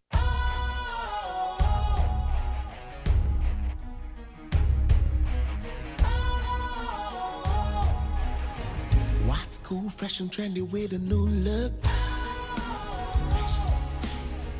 Makes you feel real good, that refreshing vibe. Satisfies you right just the way you like. Do you know? Do you know? Do you know? Ain't gotta do it alone. Specialized makes you flow. Anytime, anywhere. Specialized feel different. Always think specialized. Special Ice Natural Mineral Water. Feel different. Think special. This advertisement has been vetted and approved by the FDA. Ghana Montie, Ghana Montie. Na mansanya so. adawuro Kofi Aman homene so ejiji tonton sansan ewo NEAT 100.9 FM. Ghana Montie. Ghana Montie. Ghana Montie. Ghana Montie. Okay, Ghana Montie Sunia will need 100.9. Yeni Honorable Richard Champon. Oh yeah, Bia East. Rashebe Jani Osan ye second deputy majority chief whip. Deputy majority chief whip. Adamaka minority. Oh, Miss Zamo. Oh yeah, deputy majority chief whip. Oh no, ena yeneno edi enkomo. Honorable Mache. Eti say. Nyame adom na so. Nyame adom bakona parliament say. Brian na but ade action. No, okay. Ye den yakopon ase. Na yebisa enra e-levy. Na for inkanska youth no. Say nyame adom na etraba na eto ha ni pa bibire ma manfo sikasem enkoto no we ye fi ho no. Enra so do kan on the budget mu no. Thousands no nyana abaya enra ye emission levy yetimi ye fi ho. E-levy ye fi ho betting tax ye fi betting tax for the winnings or lottery na no eka ho. Enti nyame adoma ya pass the say no anope ya na ye pojuma me kwa me du fi ne ko bobe to go anope ya sa da ni abajuma mu eti ni say no chena bi ade na drafters no amedwa kipenkita e bia no na makika bom e da koma omanpanyin ni say be ya also betimi sent it to the bill na be add eti ni say nyame adoma if first day book bi ade e-levy ne be 10,000 da de nyana no me be free ho ama amanfo so kuma he ha. Okay. Enti sa tuwe asabri akoyi de o hwe budget ni mu ana kire se eyade anhyehyɛ se ebia so do how be probably si kasem enam se ebe firi ho a enya ade a eje se yam hyehyɛ bia ba won wo hwe provisions a budget no bra your photo some for the 2 year no kan ye no No kwe nto be sha general tax refund no ye kire ne se eto bia dia for beje no e se omote at 6% if you set kan so e de kwato sa account no na se obi ebetia ne to no otaba se me ya calculation ma nye ne yi e sika na metia ma no abro so it is so din kai mamia on sanko aban ho enko pesika no mai yef bisa to no but over the years no kanka enfio wo twi atwom no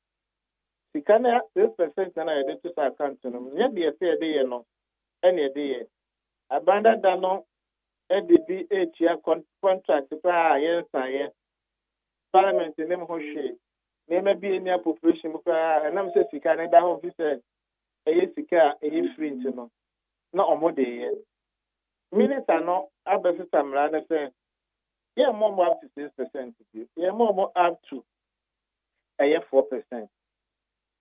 Is that 2% na if so no and no kwane ma about 3.5 billion savings. It is that no uka e-levy and betting tax and equal ebe consider about 2 billion.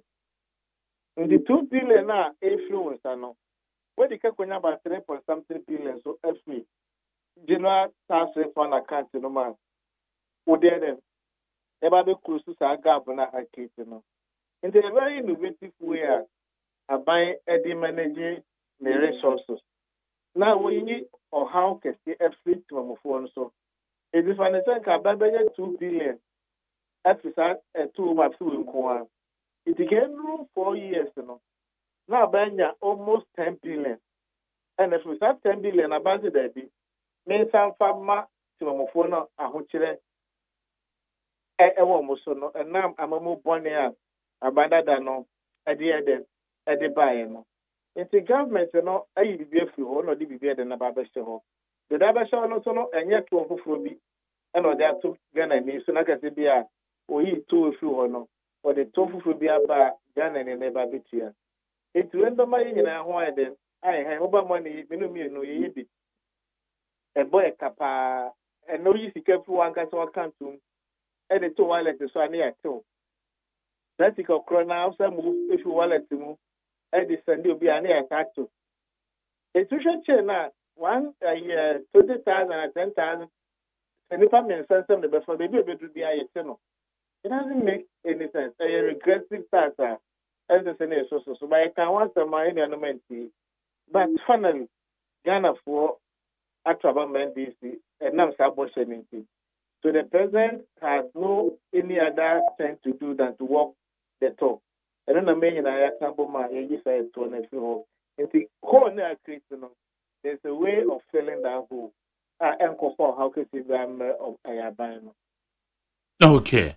Na ya kan so na yan omamufuo na che se we no so akwakwa a good news has papa e dia man na ye te se eto fufuro bi nso mo de bai especially aye mining sector nchiremu bi wo ha betim dia man won mining sector eto no I increasing from 1 to 3%.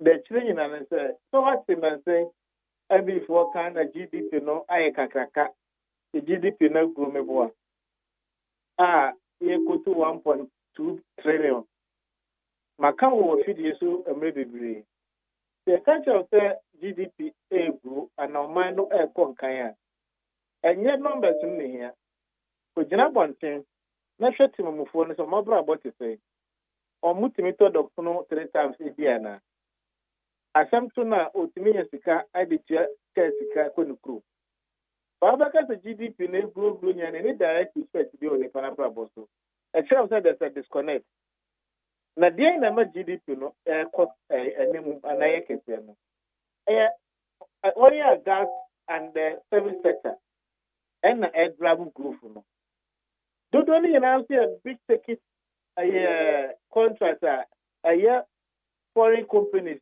and invest in this extractive sector. They are making super no more profit.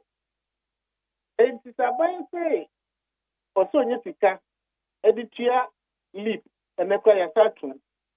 It's about edi levy eche na amafo no ihe omo. Aban ya akwan aban putu juma matem for there.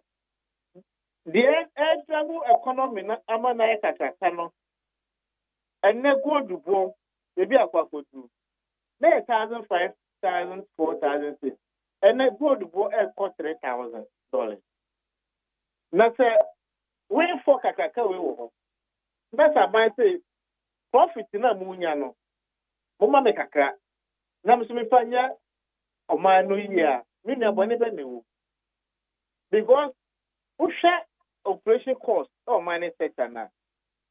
That one of the account in Biano almost spent about $800. No more the nyasa good no. The upper acquire $1,000. Now what the 800? Oh boy, they work $800. Now they look at another ton of 3,000. Look at the difference. It's about say, and now we say for businesses air kind. And now we say more profit. Yes, we make a crack. Then financial of mine.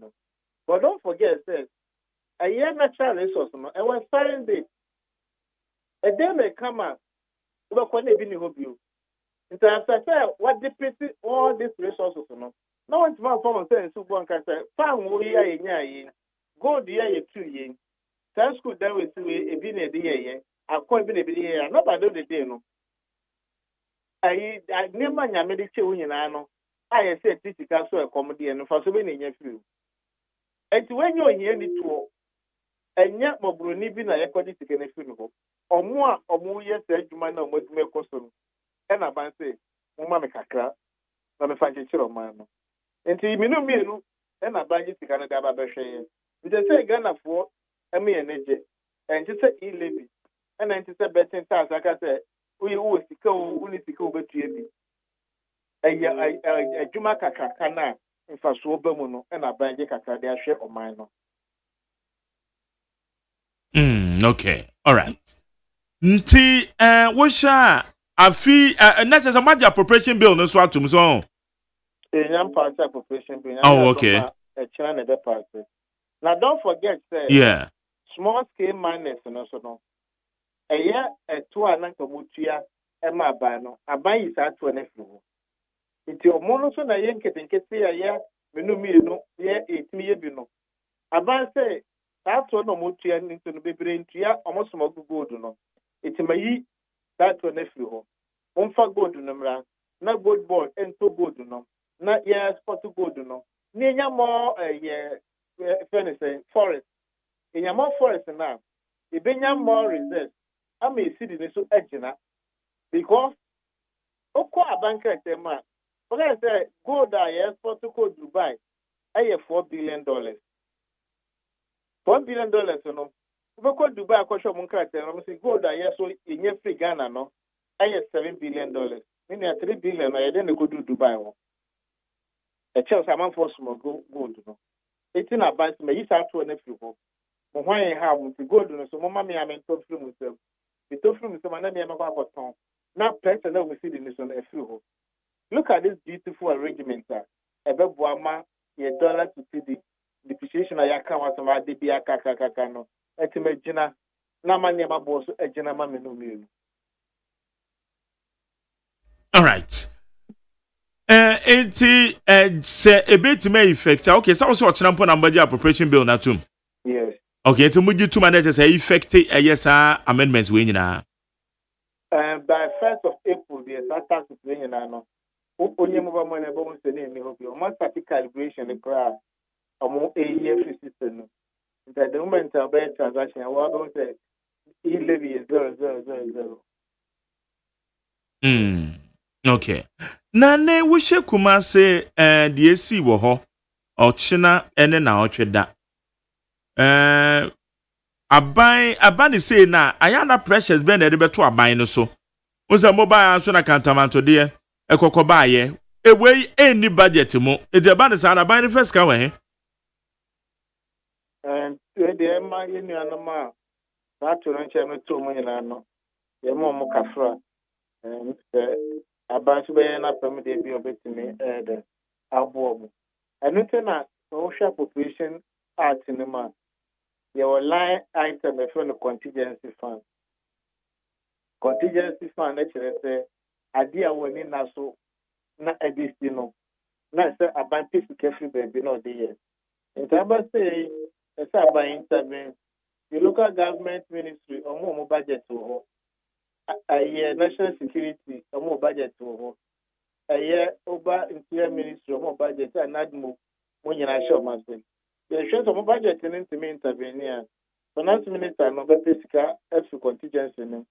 Their support to say they are their sunje but na man force it may restore or more business and confidence no matter so you omojuno. Okay.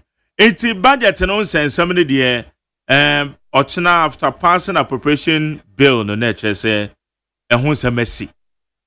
And if you estimate no and financial bills in the year.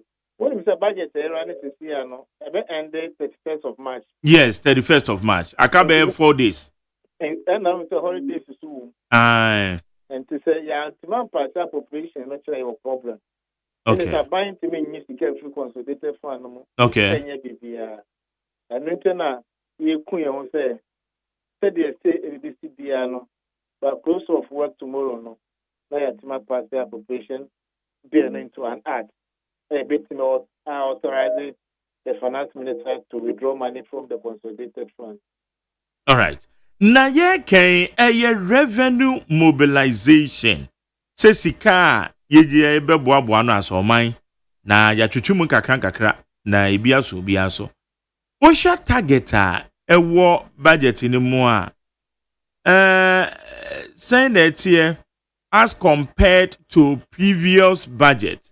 Na wo share economic growth na wo share budget ni mu a eno no growth no mom ewo form e change dia ɛwɔ hɔ dadai ɛno na sɛ kyerɛ ne sɛn ebi ayɛ ayɛ nti sikasɛm ahase no sɛn na obɛkyerɛ mu afa amayɛ Well, sir, this is a new administration. Abano, a person is so prudent that the moment we cut back expenditure, now we make sure the revenue na about them.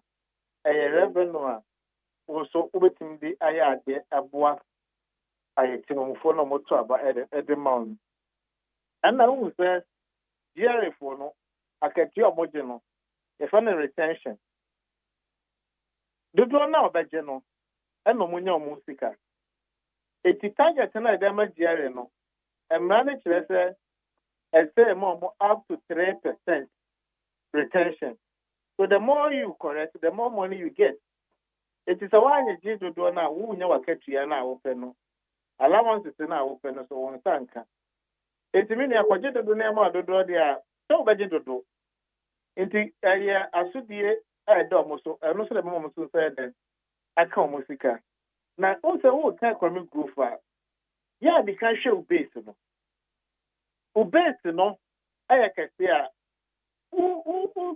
percentage increase and so to show no me kana kataka it is American economy o grow 0.05% crop na a chance of will grow by 8%, but what I say it always look at the base. But percentage is on the base. Into base, any percentage on it to be no amount never be believed. I want to say the Nico says, a bit to me that every economy no. So rebate in here by get every 5 years piano.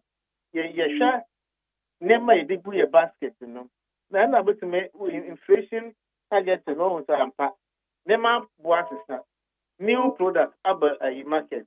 It is an embarrassing the influence of what prices of goods and services to know any day. It's a young short base, who best in this one percentage to be at the back of Biano, a one a year, they manage the economy a kind. It's about to be discipline, and instead of all running a lay government are almost 60 ministers. It's a way normally never be bra, I said support to buy, no to me then, I would never was set up to do in the budget.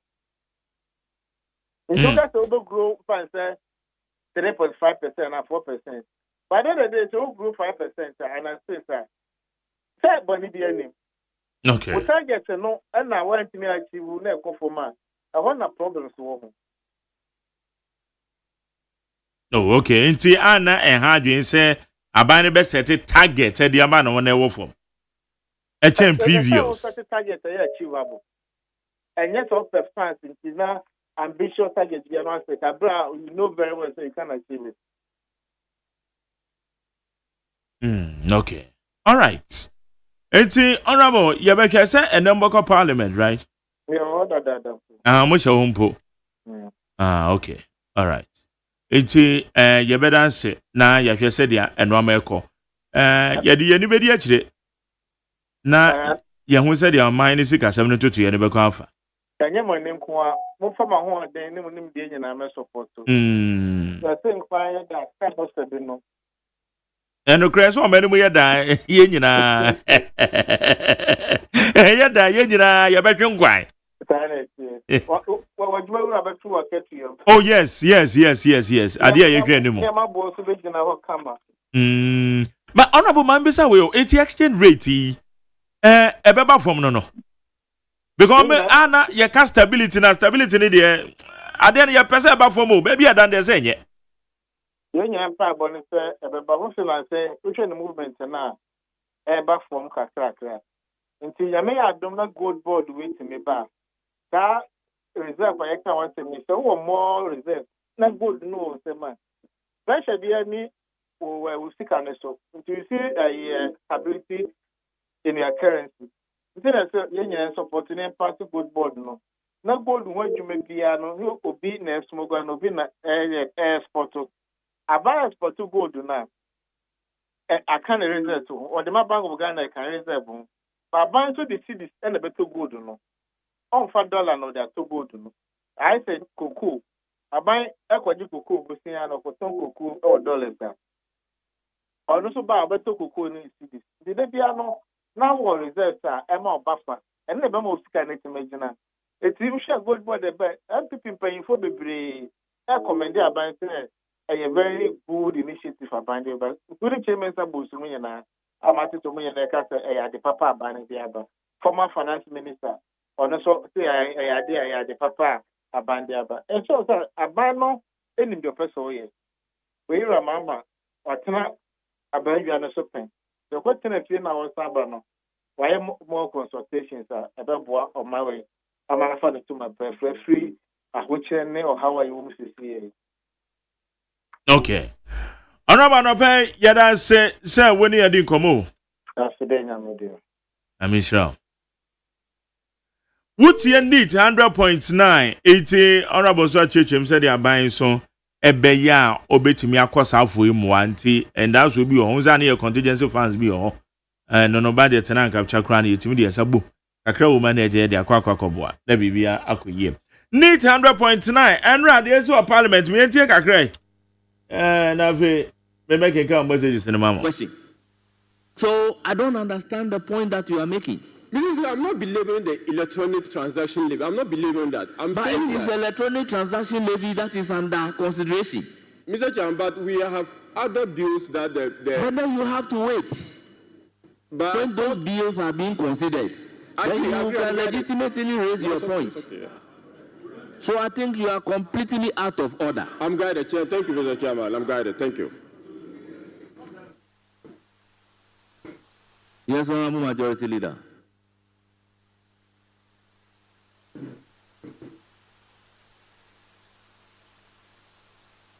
Mr. Speaker, with your indulgence, if the Minister for Finance can take item 50, motion for the third reading of the bill. Yes, Honorable Minister, motion number 50.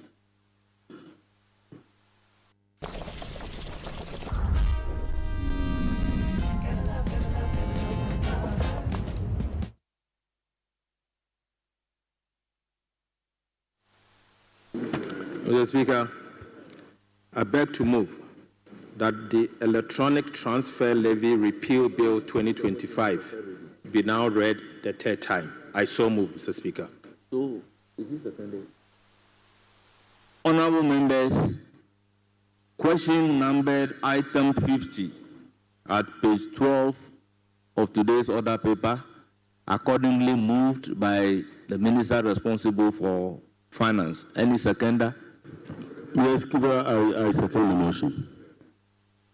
Honorable members, the motion is moved and seconded, and it is for the consideration of the House. Honorable members, motion accordingly adopted, and the Electronic Transfer Levy Repeal Bill 2025 is read the third. Honorable members, the question is, those in favor say aye. Those against say no.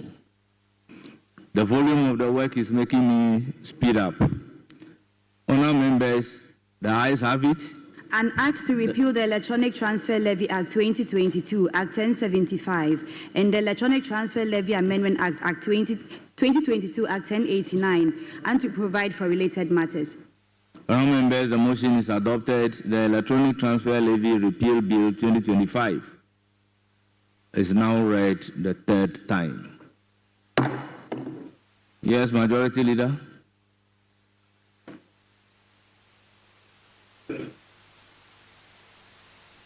We'll take the revenue. Oh, which item is it? The revenue is which item? That's motion number 52. 52. Motion number 52.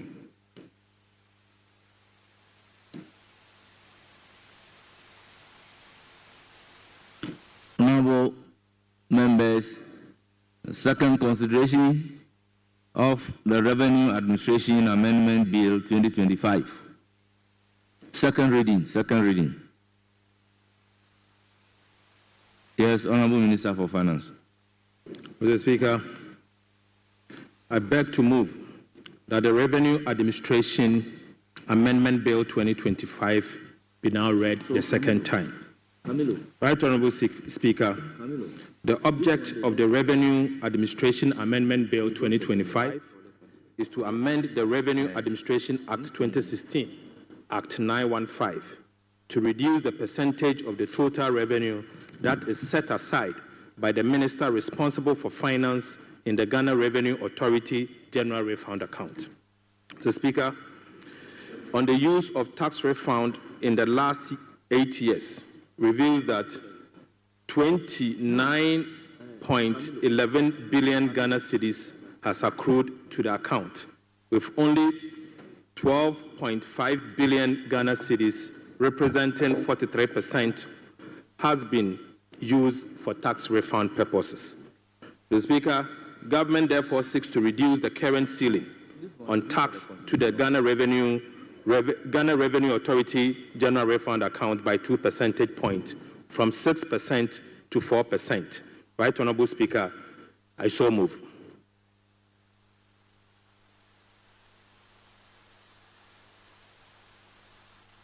Yes. Honorable members, motion. Right, Honorable Speaker, I second the motion. Honorable Ranking, because it's the chairman of the committee that will be presenting the report at second reading, it is the chairman who should read the report, and this motion being a motion for second reading is not seconded. So I will call on the chairman of the Finance Committee to present the committee's report. Mr. Speaker, as the Finance Minister has indicated, the main objective of this bill is to reduce the amount set aside and accruing to the General Refund Account at the Ghana Revenue Authority for purposes of refunding general taxes that are qualified to be refunded. Mr. Speaker, the Finance Minister indicated to the committee that over the years, he's realized that even though we have been accruing 6% or up to 6% in the General Refund Account, the amount that have been disbursed over the years show that we really don't need all that amount of money, and he wants part of that money to be available to be disbursed for other government activities. He indicated that for the last couple of years, there is a total of 28 billion that has accrued to the account, and only 12 billion have been spent so far.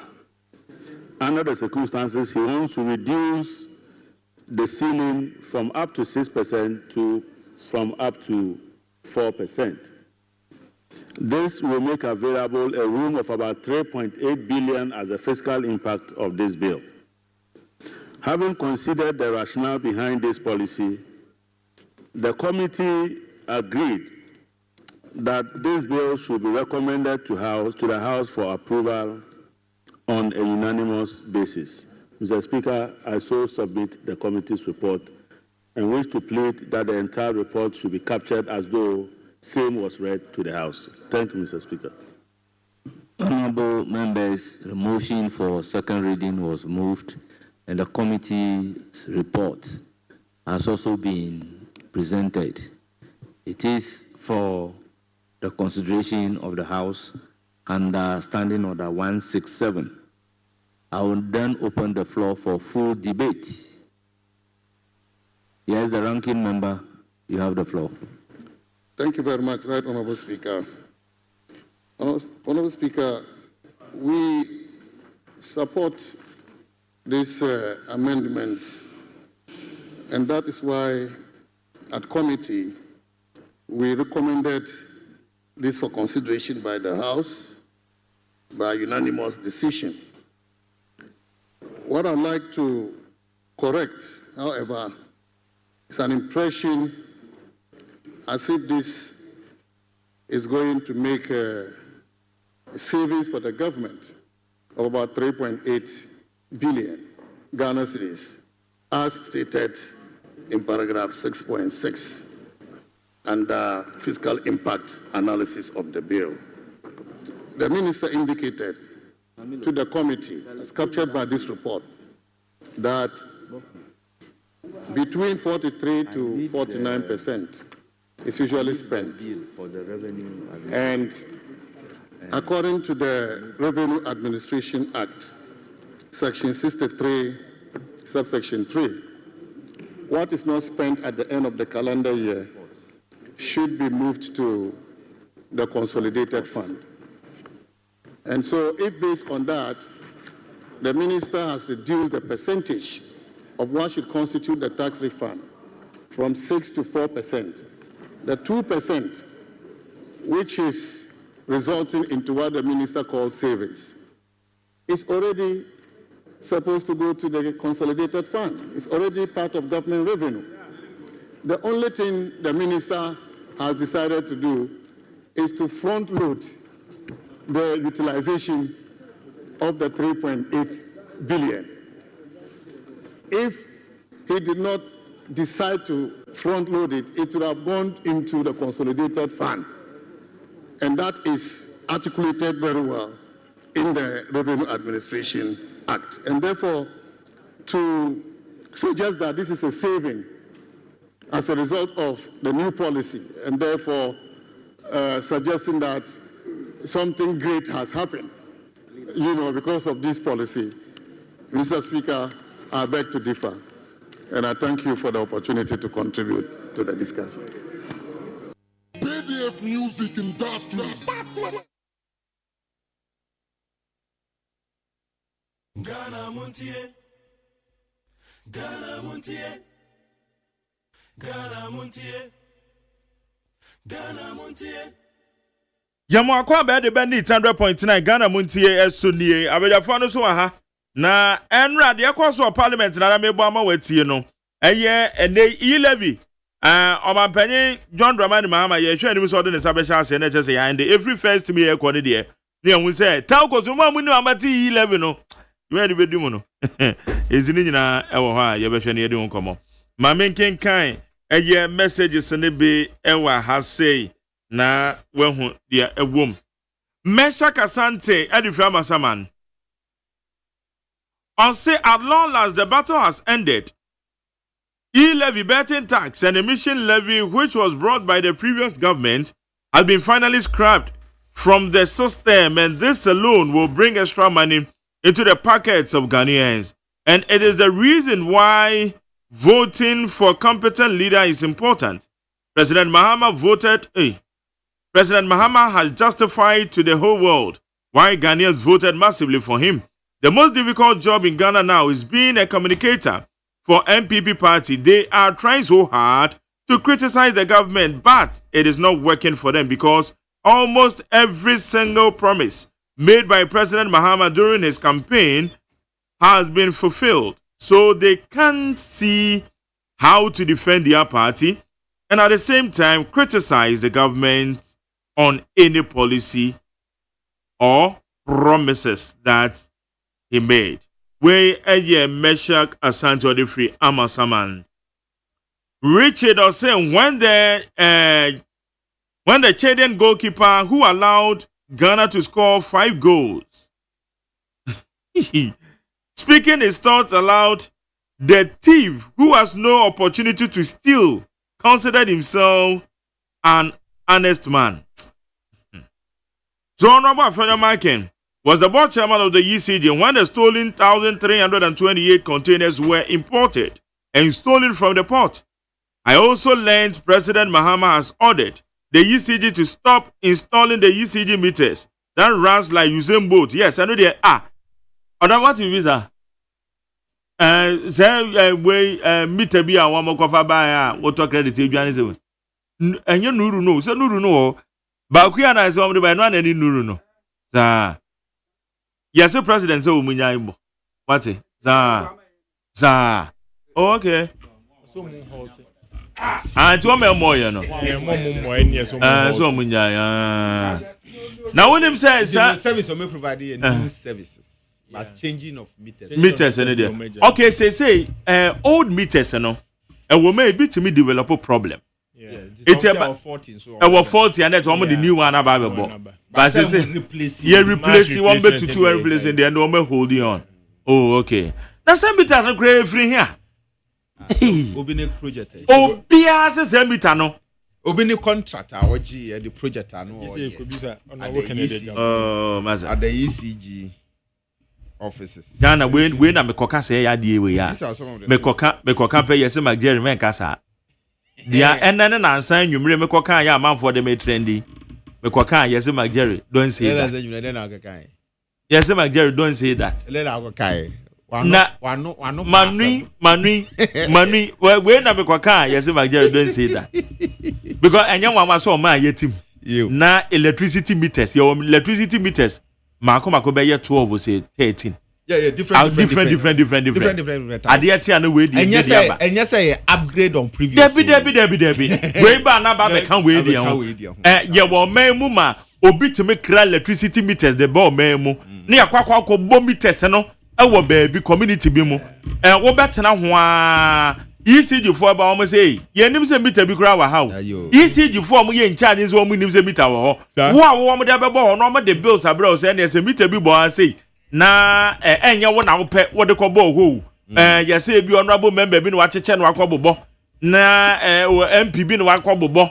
Ni aka kire o say na bra na betua sika sei e wo ho. Sa pepe. Enti o man ayatima bibi say koso mbacho ye describe ne say e de ba de criminal scene. On a crime scene. Okay, wo crampo de wa kan ye. Me na be ko kan na say nwumre na. Wo me say ma me nka biom no. Crazy. And then nanza obi aye de de. O man ayati wo na excavators etimisi eye mo friends flat body and answer them. Machine flatbed. David low bed. Oma low bed na ye de excavator ba ko asiso. Na low bed etimatu excavators ma ko 500.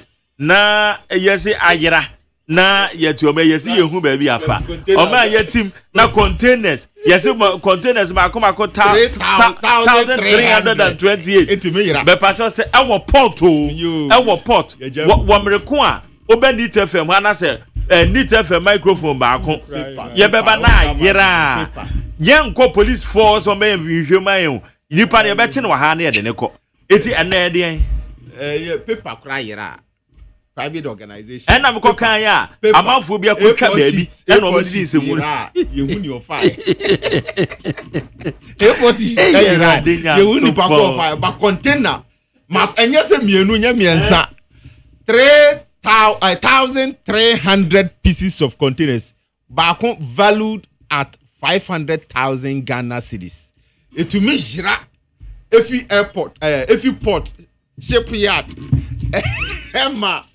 Emma terminal hono no ye hu nipa o tam container ni si car so se fako ye hu wona won sa sha se mu mpagya container no ye hu shape a ede baaye baabi a omode kokogu ye na ye nim baabi a container no the content ye nim baabi e wa then o man anya crime scene e dem biu no the best description now is a crime scene Etino above what the ATSA or my penny Richard Nebo Amania ma Okomaya team. It also so honorable Federal Market was the board chairman of the ECG.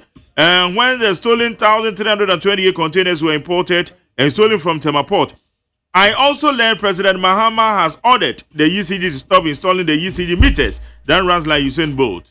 That was brought into the country by Honorable Federal Markets and Haftel. Dr. Baumia's company takes a percentage on that meter, where Richard Odifri Amasaman.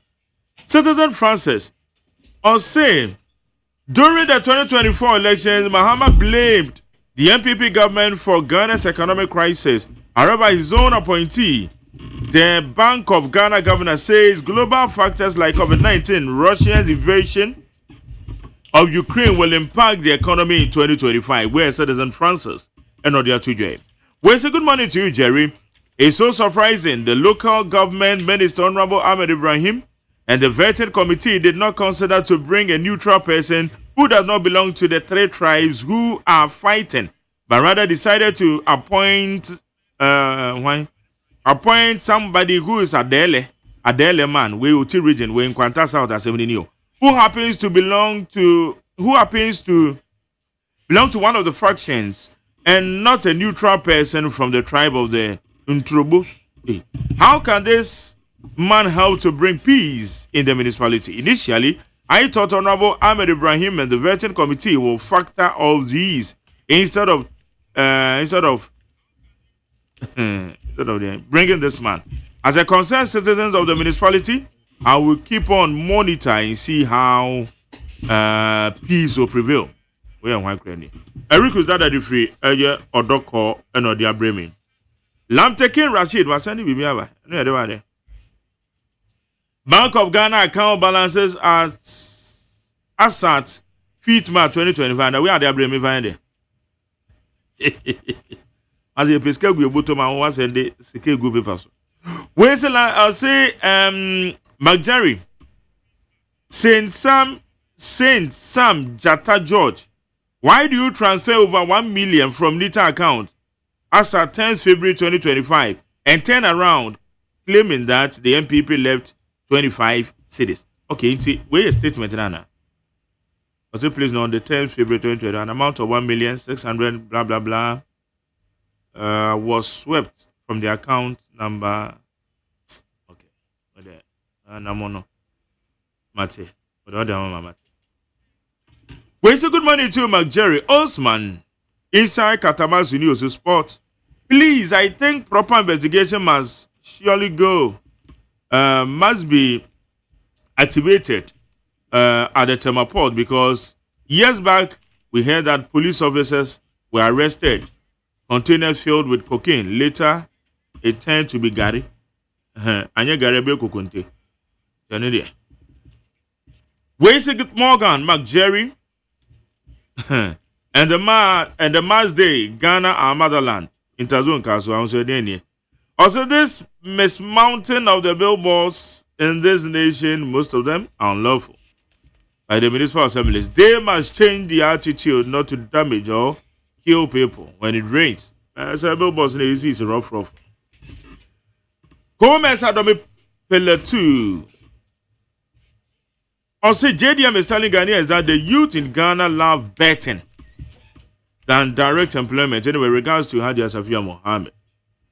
And I will also say, good morning, McJerry and Kwabena Mafu. I think we should change the transition period to 1 month before voting to enable proper checkup. Where your tea casino or the free banana in. Alasa says the same. Good morning to everyone. I say Ghanaians, we are happy as the direct stealing tax has been abolished by NDC government led by John Dramani Mahama, and the other popular taxes will follow soon. Ghanaians say kudos to President John Mahama and his government. TK Swintex say by the end of 4 years tenure, there will be no party called MPP. God bless you, Mahama. We say, did I hear then when Nanapo also said Nanado was a very stubborn president? MPP hasn't seen anything yet. Thank you, Eddie Free and your name. We say the most wonderful and biggest happy birthday to my daughter Glenn Star of Good Skin Company of East Legon. May God bless her with riches, good health, and better position at a job place.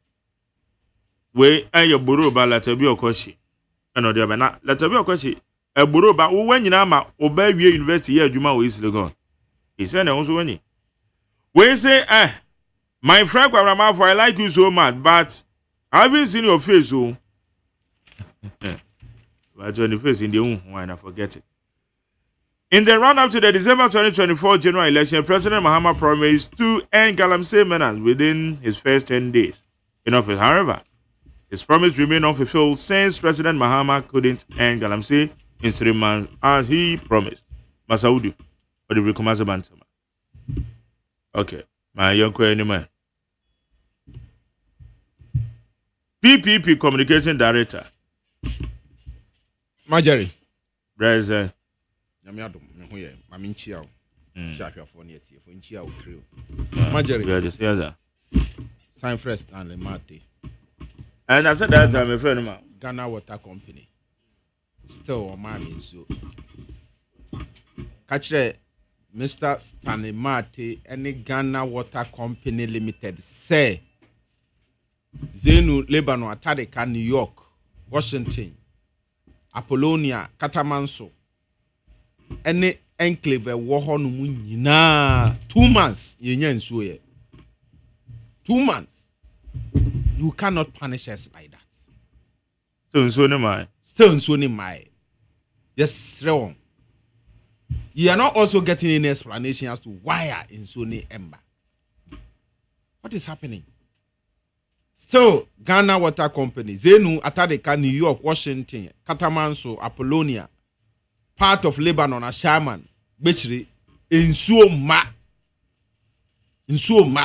For the past 2 months, we've not had water running through our taps. They have to do something. Explain to us. Or we be Biara or tape pumping machine one because my visa from Pond Headwest. Some say almost pumping so at the back Ashama booster station. Why are they not giving us water? Why? Why are they not pumping and supplying the water to various homes? It's becoming too much. That is the issue bothering me this morning. Because too much. They shouldn't allow us hit the streets in the area before they come and tell us what is happening. They know someone my in so. In Tomoma in so near home any day. And toying. Marjorie. But that's it. Owogu. Marjorie. Emmanuel Opoku Buadu. Mark. On to say. Nyamiandumboko, papa. Na mijiri sa onso ho ye. O Nyankopon dombo. De nyamiase. Ma me fa kwanya we so enchia wo ne onso wa pamfo ene minuano ma ye hia no pei. Yeah. Ahwefo ne atiefo nyina no. Enchia so nkokra enkomo mu. It does. And over if I'm an Opoku, a member of the NDC Communication Bureau, or a member of the MPP Communication Team. Over there.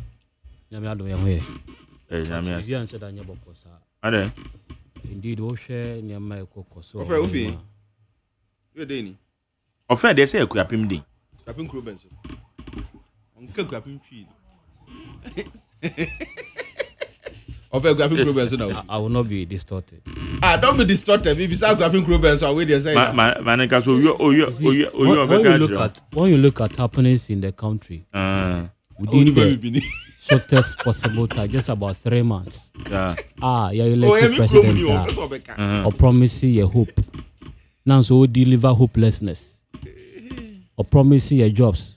Now so deliver dismissals. Or promising your efficient judiciary. Now so he has become a threat and a danger to our judicial system. How can I be happy in such a country? Okay. I cannot be happy because as young as I am hoping to see a system running efficiently. I am able hope. Say Obi aspire could do the highest level. On that you said that say change of government bar because say he is perceived as an opponent or belonging to the other side in T Obelus Nejuma. She yensasia yen promise here say within 5 days. Now we true now declare a state of emergency. Okra mo so mo opposition mo so the NDC for na mo ye na no ana mo so mo ba mo ye. Mo ba ye chairman na ma sha na mo kasa. 5 days. Almost promise say 5 days.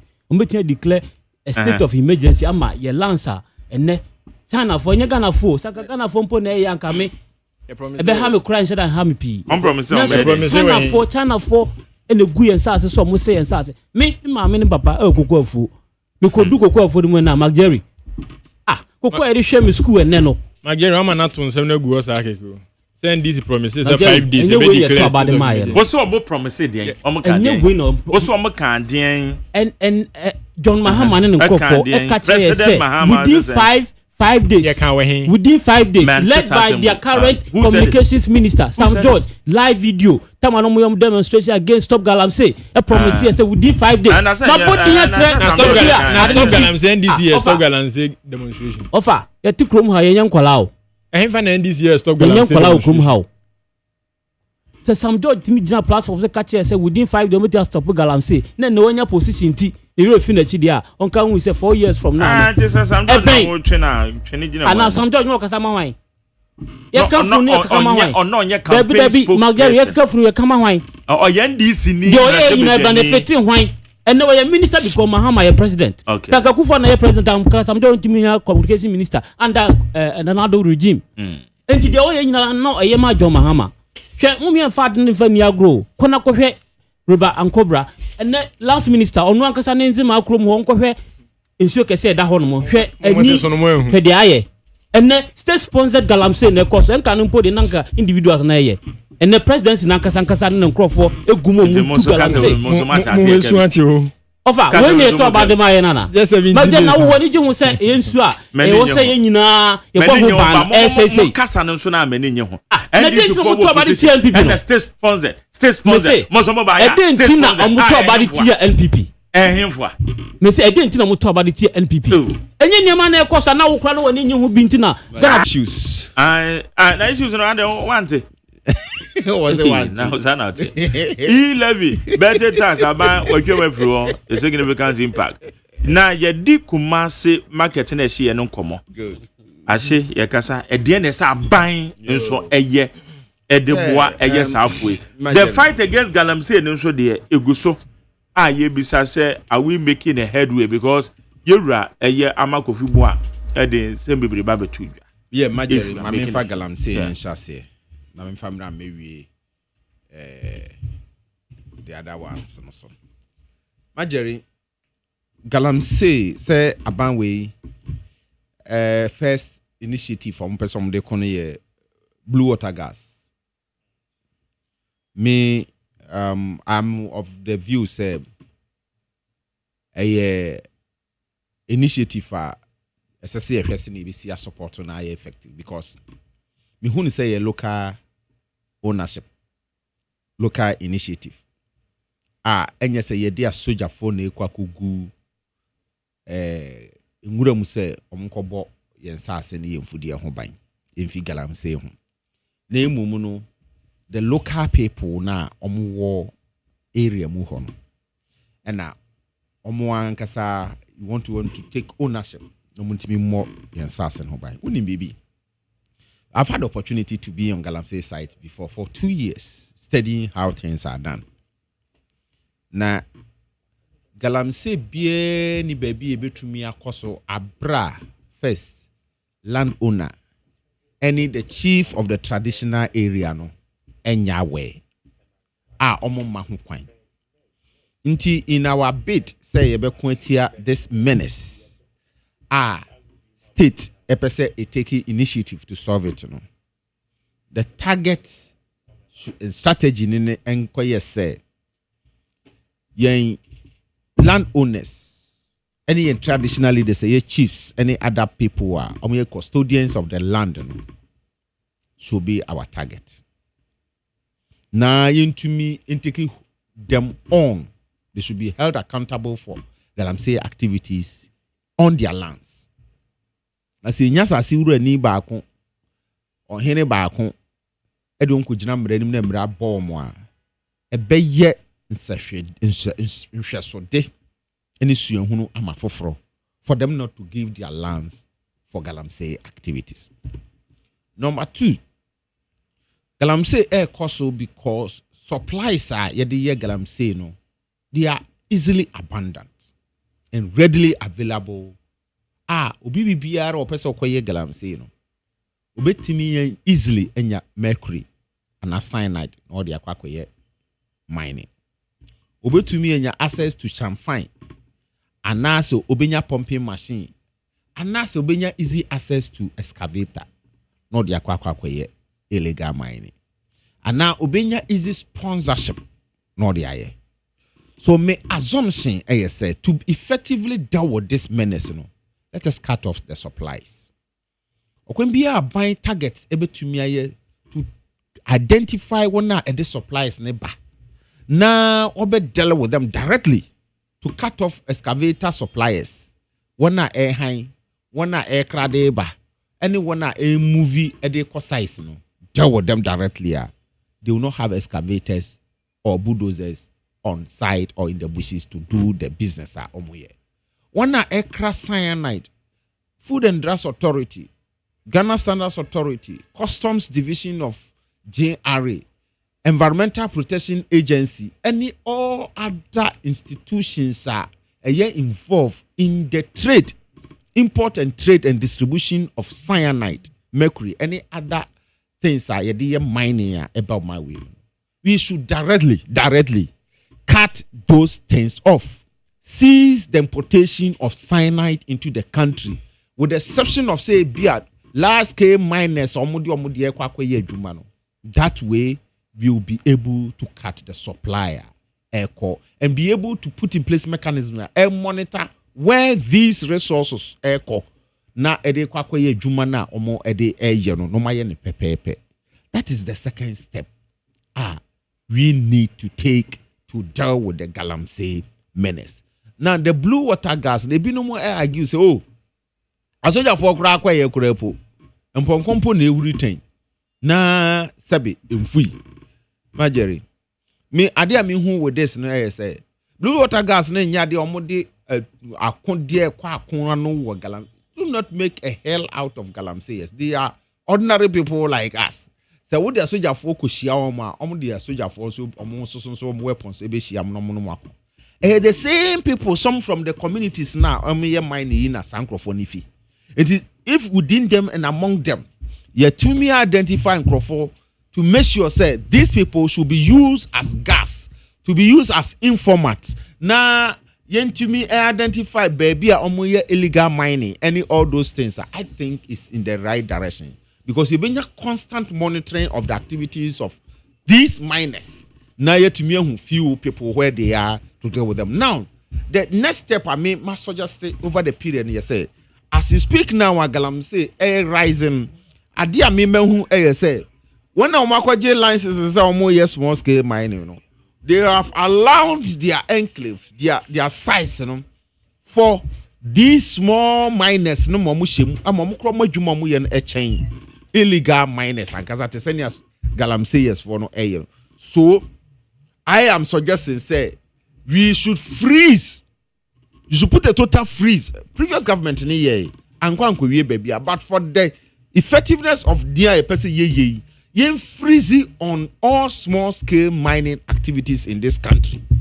For the next 6 months, do not look at near small scale miners, but if you are able to consult them and have stakeholder engagement, they will understand the reason why perceive yes way to make sure say omajuma no amoye no ma ye to make sure say you put in place mechanisms about dealing with the illegality our system no, identify the loopholes near to me then deal with the menace ya nya ne sadia.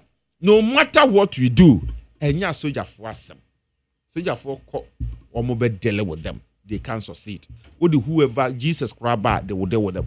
But you should adopt proper strategy. About dealing directly with the problem head on from the source to the operatives are a war adjumenum near to me. Send your quabinagina here or sri. Maybe I know any movie crepa or Galamsey or no crab to me at Chess and Crawford has a or to be Ankasa or Quabra or concession. Oh, concession, all the Amagalam yes, and no mutu am an anket and get you. And I say, oh, yeah, small scale.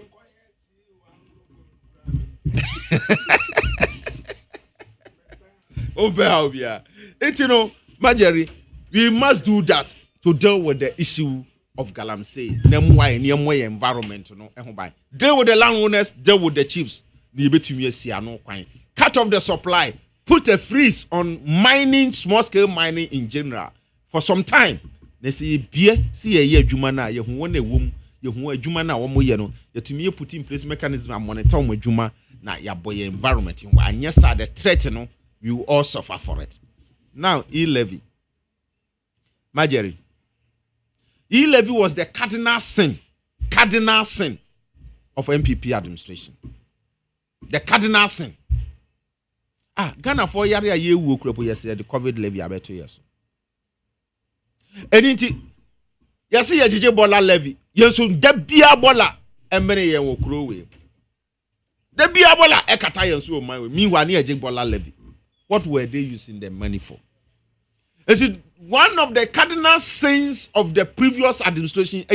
And not can lose massively because Ghana for do a authority levy because directly in our pocket. What do we say? Adani to bottom for and I'm to your bottom ye sika.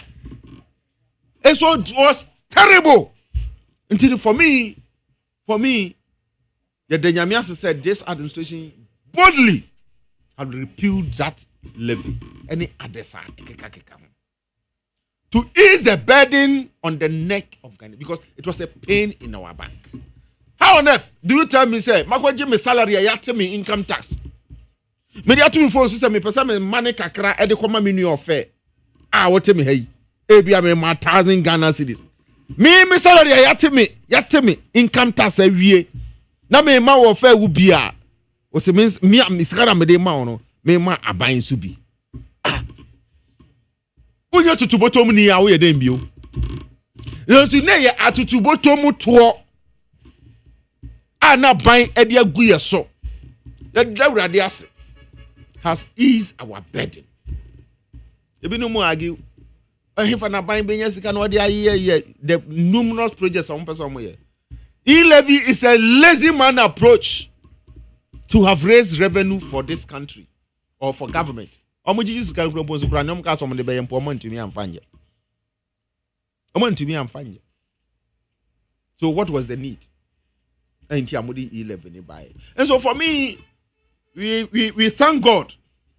The Daban we so say Omotie say Ghana for say E-levy must go. COVID levy must go. Bola levy must go. Then sa levy si ahudo e nyina no. Yet to me I take steps on them.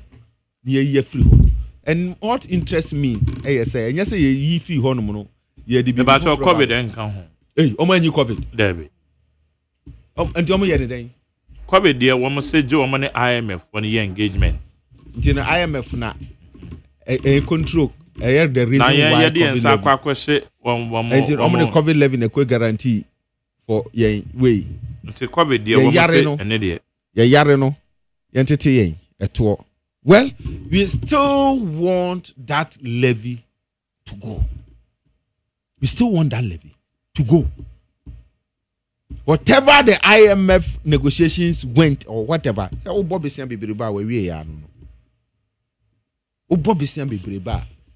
is where you go. Because these were some of the levies you were fighting, say they should go. So, why the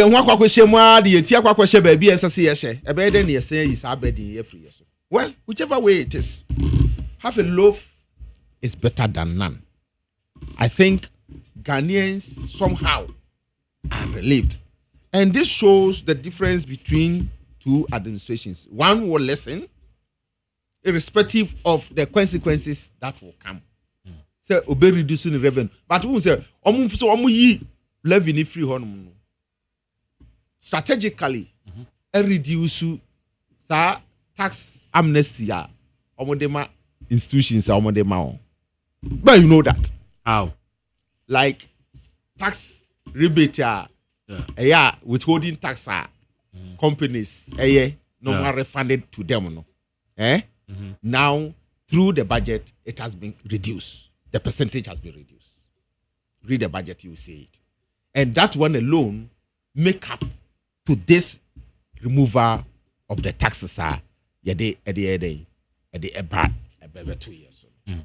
So I think it's a step in the right direction to help alleviate the hardship on the Ghanaian. At least, but what I'm looking forward in is other new areas economy expanding has not been exploited. That is what the government must target. Now making sure say biara in this country to raise enough revenue for the development of this country. Majori. Medase. Okay, Obogu. Yes, sir.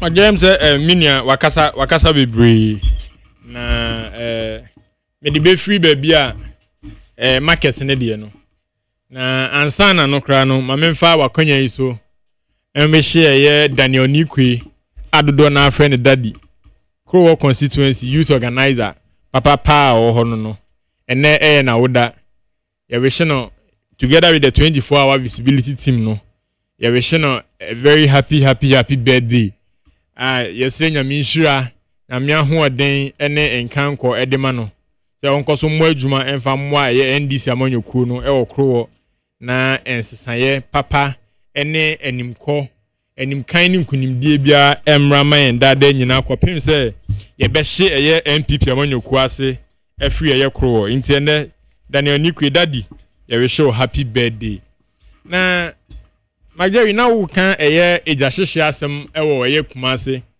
edum na ye nyina ye nim eye a oni amane a ye maamenom ne ye nuanom omo ho efem ho. But going forward, what is expected of government? Said they now will be sano. Obi nkase puduo nche na emom puduo hia ye wombi. Enye de ye fe ana ye de ene se na ye kase ye mamenum dwa abo na asempa so a ewom ne se omutie eja hihye ababe chia aban papa abehia aban a onimye waye bida na ye ginidie aban a okasa oya obeye na on tontesuo nsanfa na nomfa eniti John Dramani mama o share kejetia market ase no wa hye wonbo said the edu market no akoye bia no obebo moden now together with any regional minister Dr. Frank Amoakohene and all the stakeholders involved uma sign apeja eye market no e dia mom and that is the way to go. So bisa the way to go ni say be sign amaye mame no mani daso na minuane kasa no say John mama e promise eye hope and they will deliver hopelessness or promise a job and or my joblessness eya na enwanwa eyesre se asem se be free eye MPP for ho enaba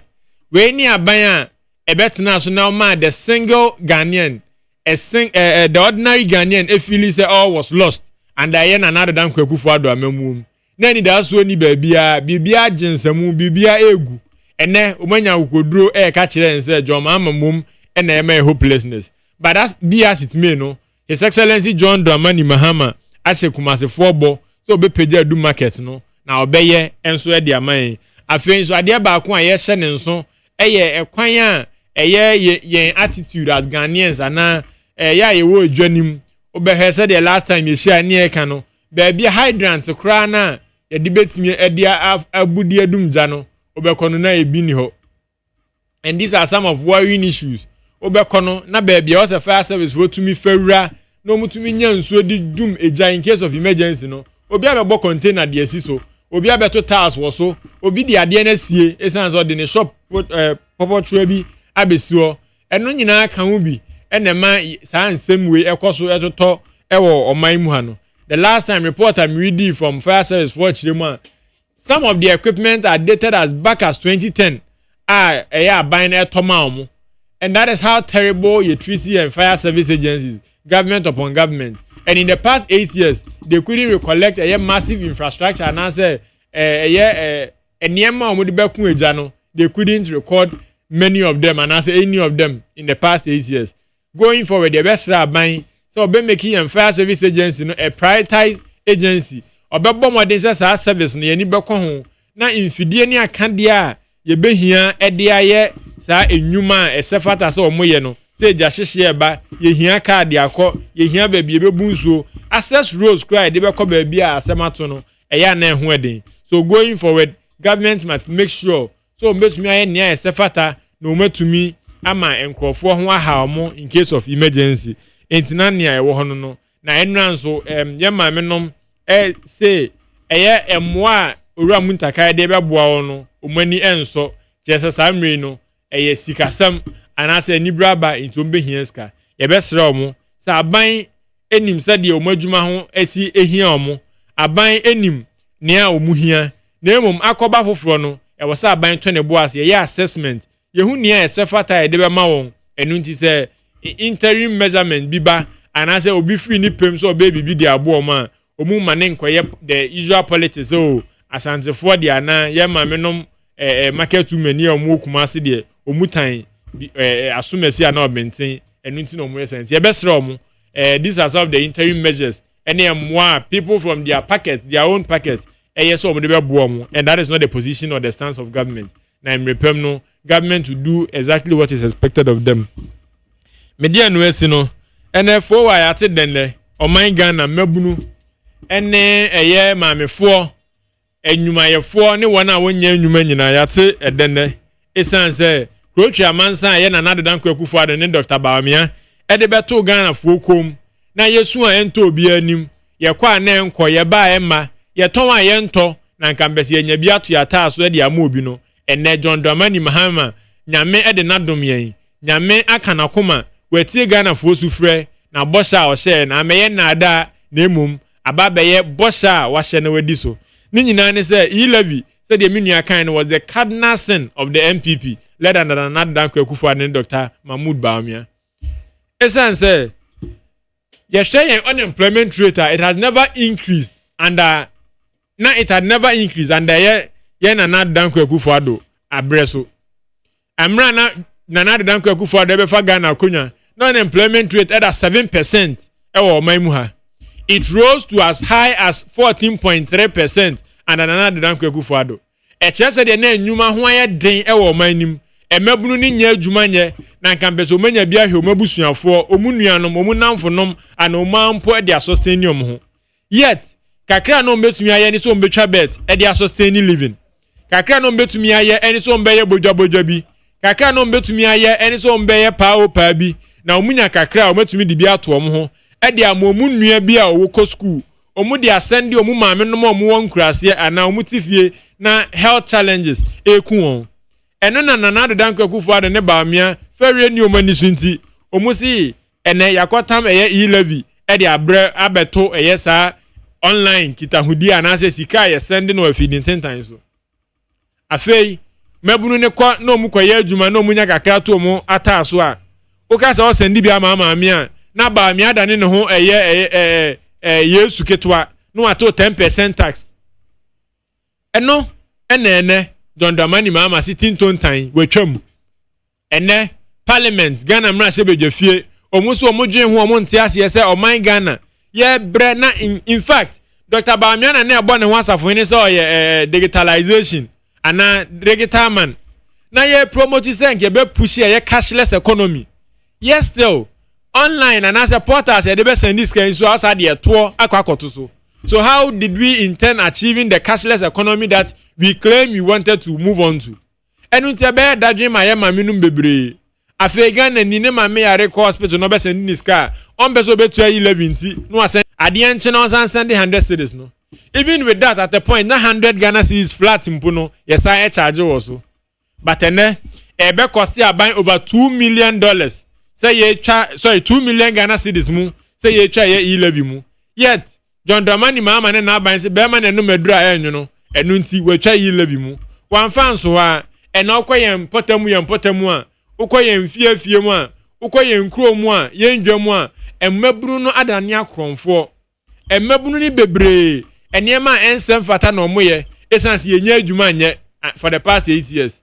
For the past 8 years, ye be gugu enyuma na mabunu ne ye banks ye be gugu no e ma mabunu ye adwuma boyen ye ma menom kakra na omukoba eto inflation ko sora man kofo enyuma gugu ye enso na mabunu ye se ye de ye nkobokro no ye de ye nkoye ne ensem fata ye nkoye ne ehia de ebe ye eni se ebetwa bet kakra na ye de atoto ye ho na eno so ba miane na nado sore ya omusi efiri na ko utwa bet na wudi a eno so ye to 10%. Magari Ghana ebeye a state of hopelessness. Ghana mabunu erebe hoye ye eni totoye. Ghana mabunu ehu se ni daso nyina asa esan said there was no way for them. Eno na John Dramani Mahama say na bota ye pa ne so be provide enyuma edi ama mabunu through the 24-hour economy. Ni ebe sa ni ebe hia policy document a ebe tie 24-hour economy achi ye be here blueprint bia ebe me yetimi sustain 24-hour economy enti ye guso esiesie 24-hour economy na ye mpanifo so say obako adwaye na ocha na chese o ye ne hu yie and 24-hour economy ba ma mabunu no abenya adwuma e na 24-hour economy nya maayi na was a mabunu nso tumi live life a ebetumi aboa no man koye niema ensem fata enu nti osesa betting tax a ye de to bet so say Chelsea ni Man U bobo kotokone ha se bobo Kimface ani asne bobo enu nti mabunu ni behwa ma omani age na omanya bibi kakra free ho no nso no na ye de to beto so no John Dramani mama se ene wetwam Parliament and with case la to force in budget obe ready ye say unanimously no ye try ye betting tax mu amen no so be cost your mind over $1.3 million and so John Dramani mama say kwan bi obefa so obenya ska no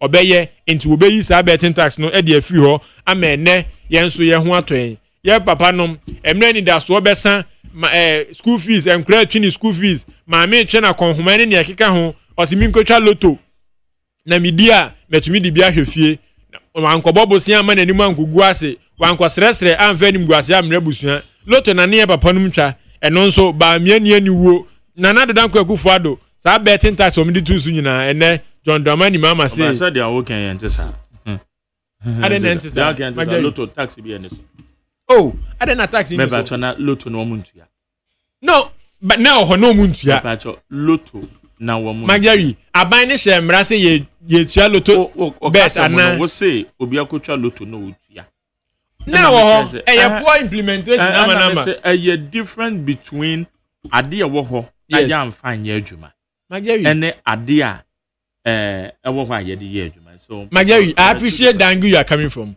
but you did say John Dramani Mahama Aban was committed to implementing every rule and as every law that has passed that and Quebec as a John Mahama na asha samra na na say Akufo-Addo enti yemra ya pass it if the stakeholder agencies weren't able to implement it and not just mrani ni ho and okowiade o say yete utum ukowiade na police and want to me just mra bia ni ho e de che comfort to man it is not like that enti na wo ho na emom esan say how bad the policy was and into no moment me implement it and John Mahama say tinton time say wo ho say ni ho say agencies need to me the adwumo so meant me amfanya adwumo and obai no wabetwam ama yen papa nom yen nuanom omo ho atomo enu nti ne ebesan so adanase for sa nia waye no enti Magari ubi samia na ene pa John Dramani Mahama waye ede amayen ewo eye budget men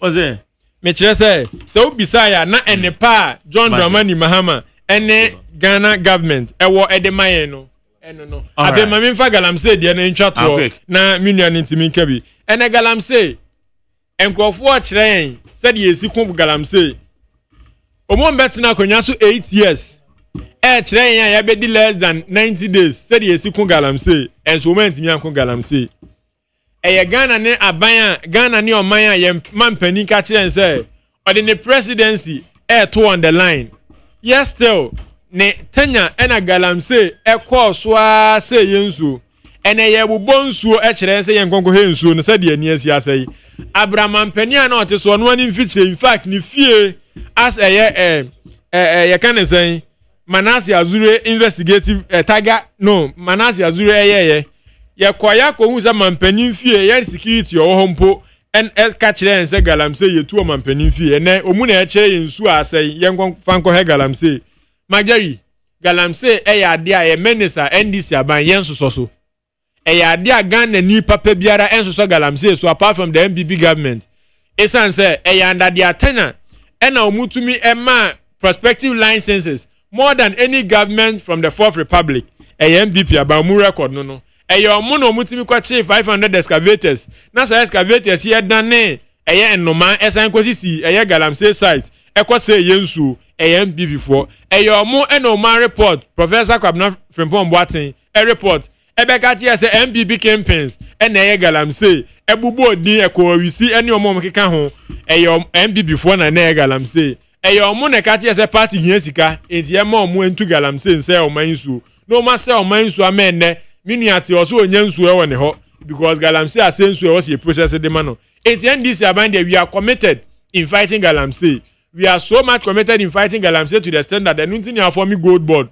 Now, ejuma ba ko mbe ni say it is their right, and I say your responsibility. So we be track here yes, infidel can. Most of the times, you can galamsey as a man.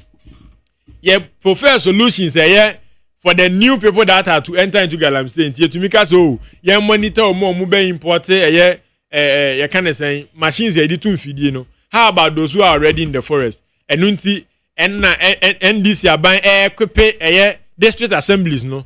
Na ye fire yes blue water initiative for no. And that their basic job is that they are in the district, they are in the communities. They know the people that live there, they know the people that come there. Oh, kronim na kai biye baho, and if you be a ditu Galamsey baho, out media chile koishe, and you'll be free kind of koishe side no. Their duty or their job, and it's on blow whistle, and that in blowing the whistle no, they report to the district assemblies.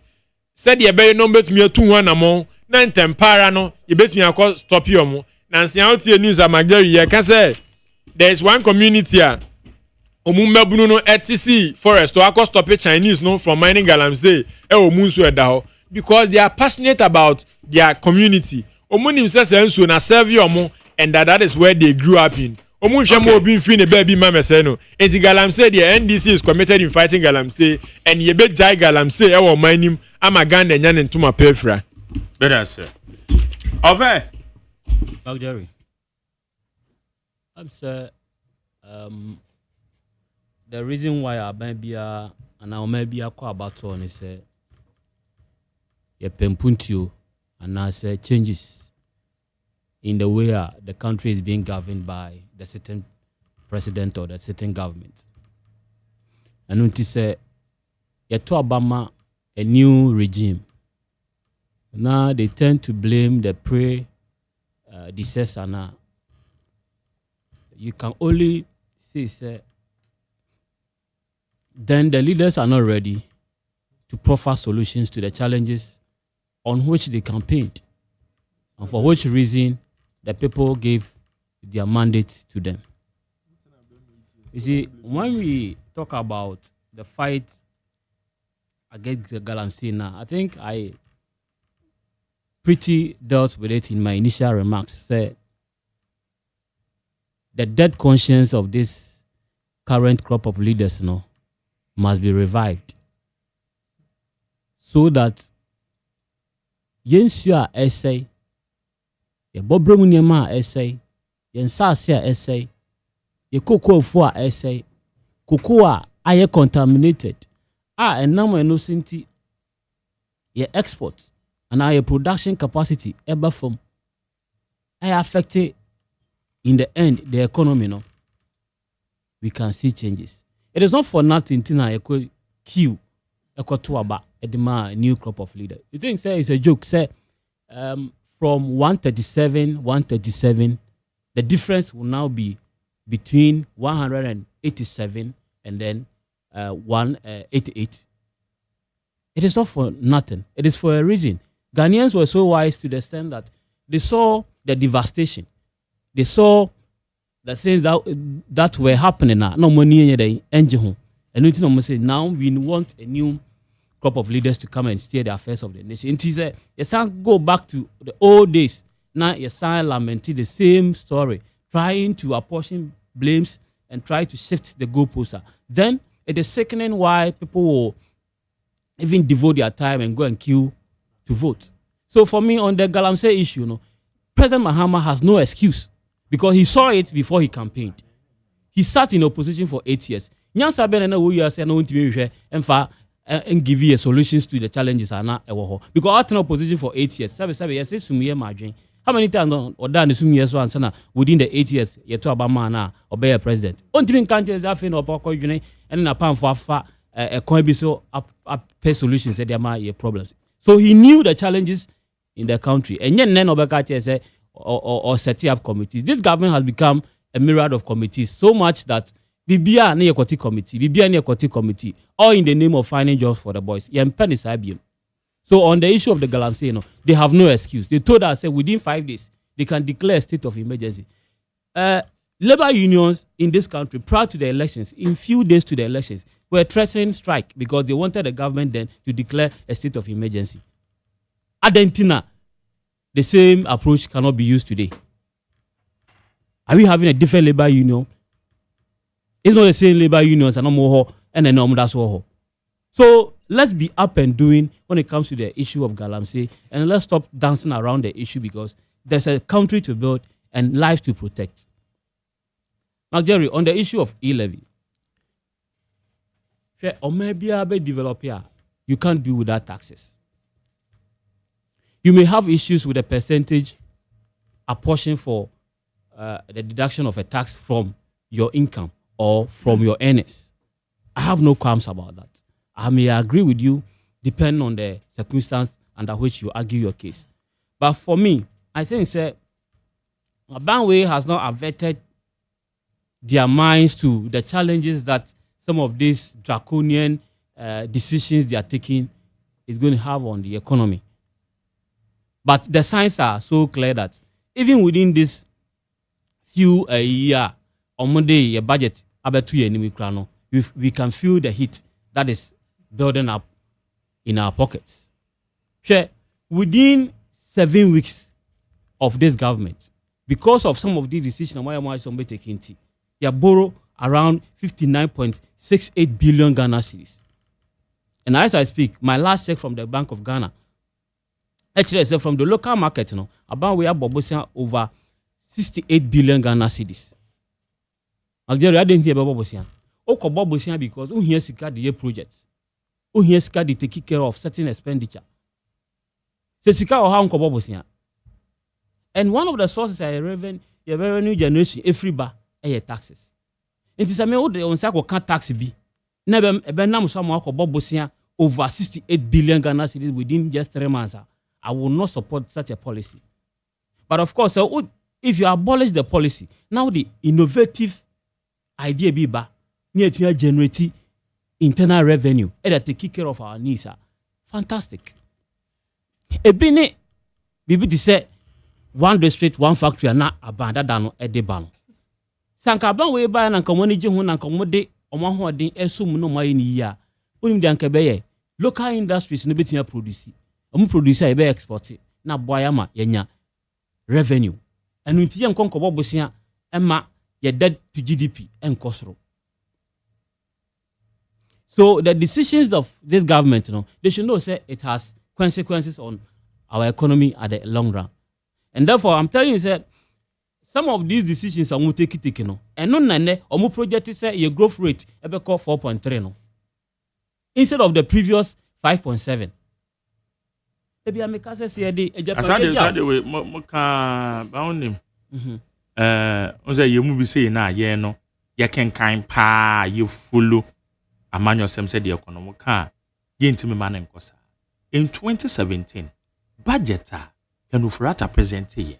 The targets were low. When we didn't target the reason is say no wait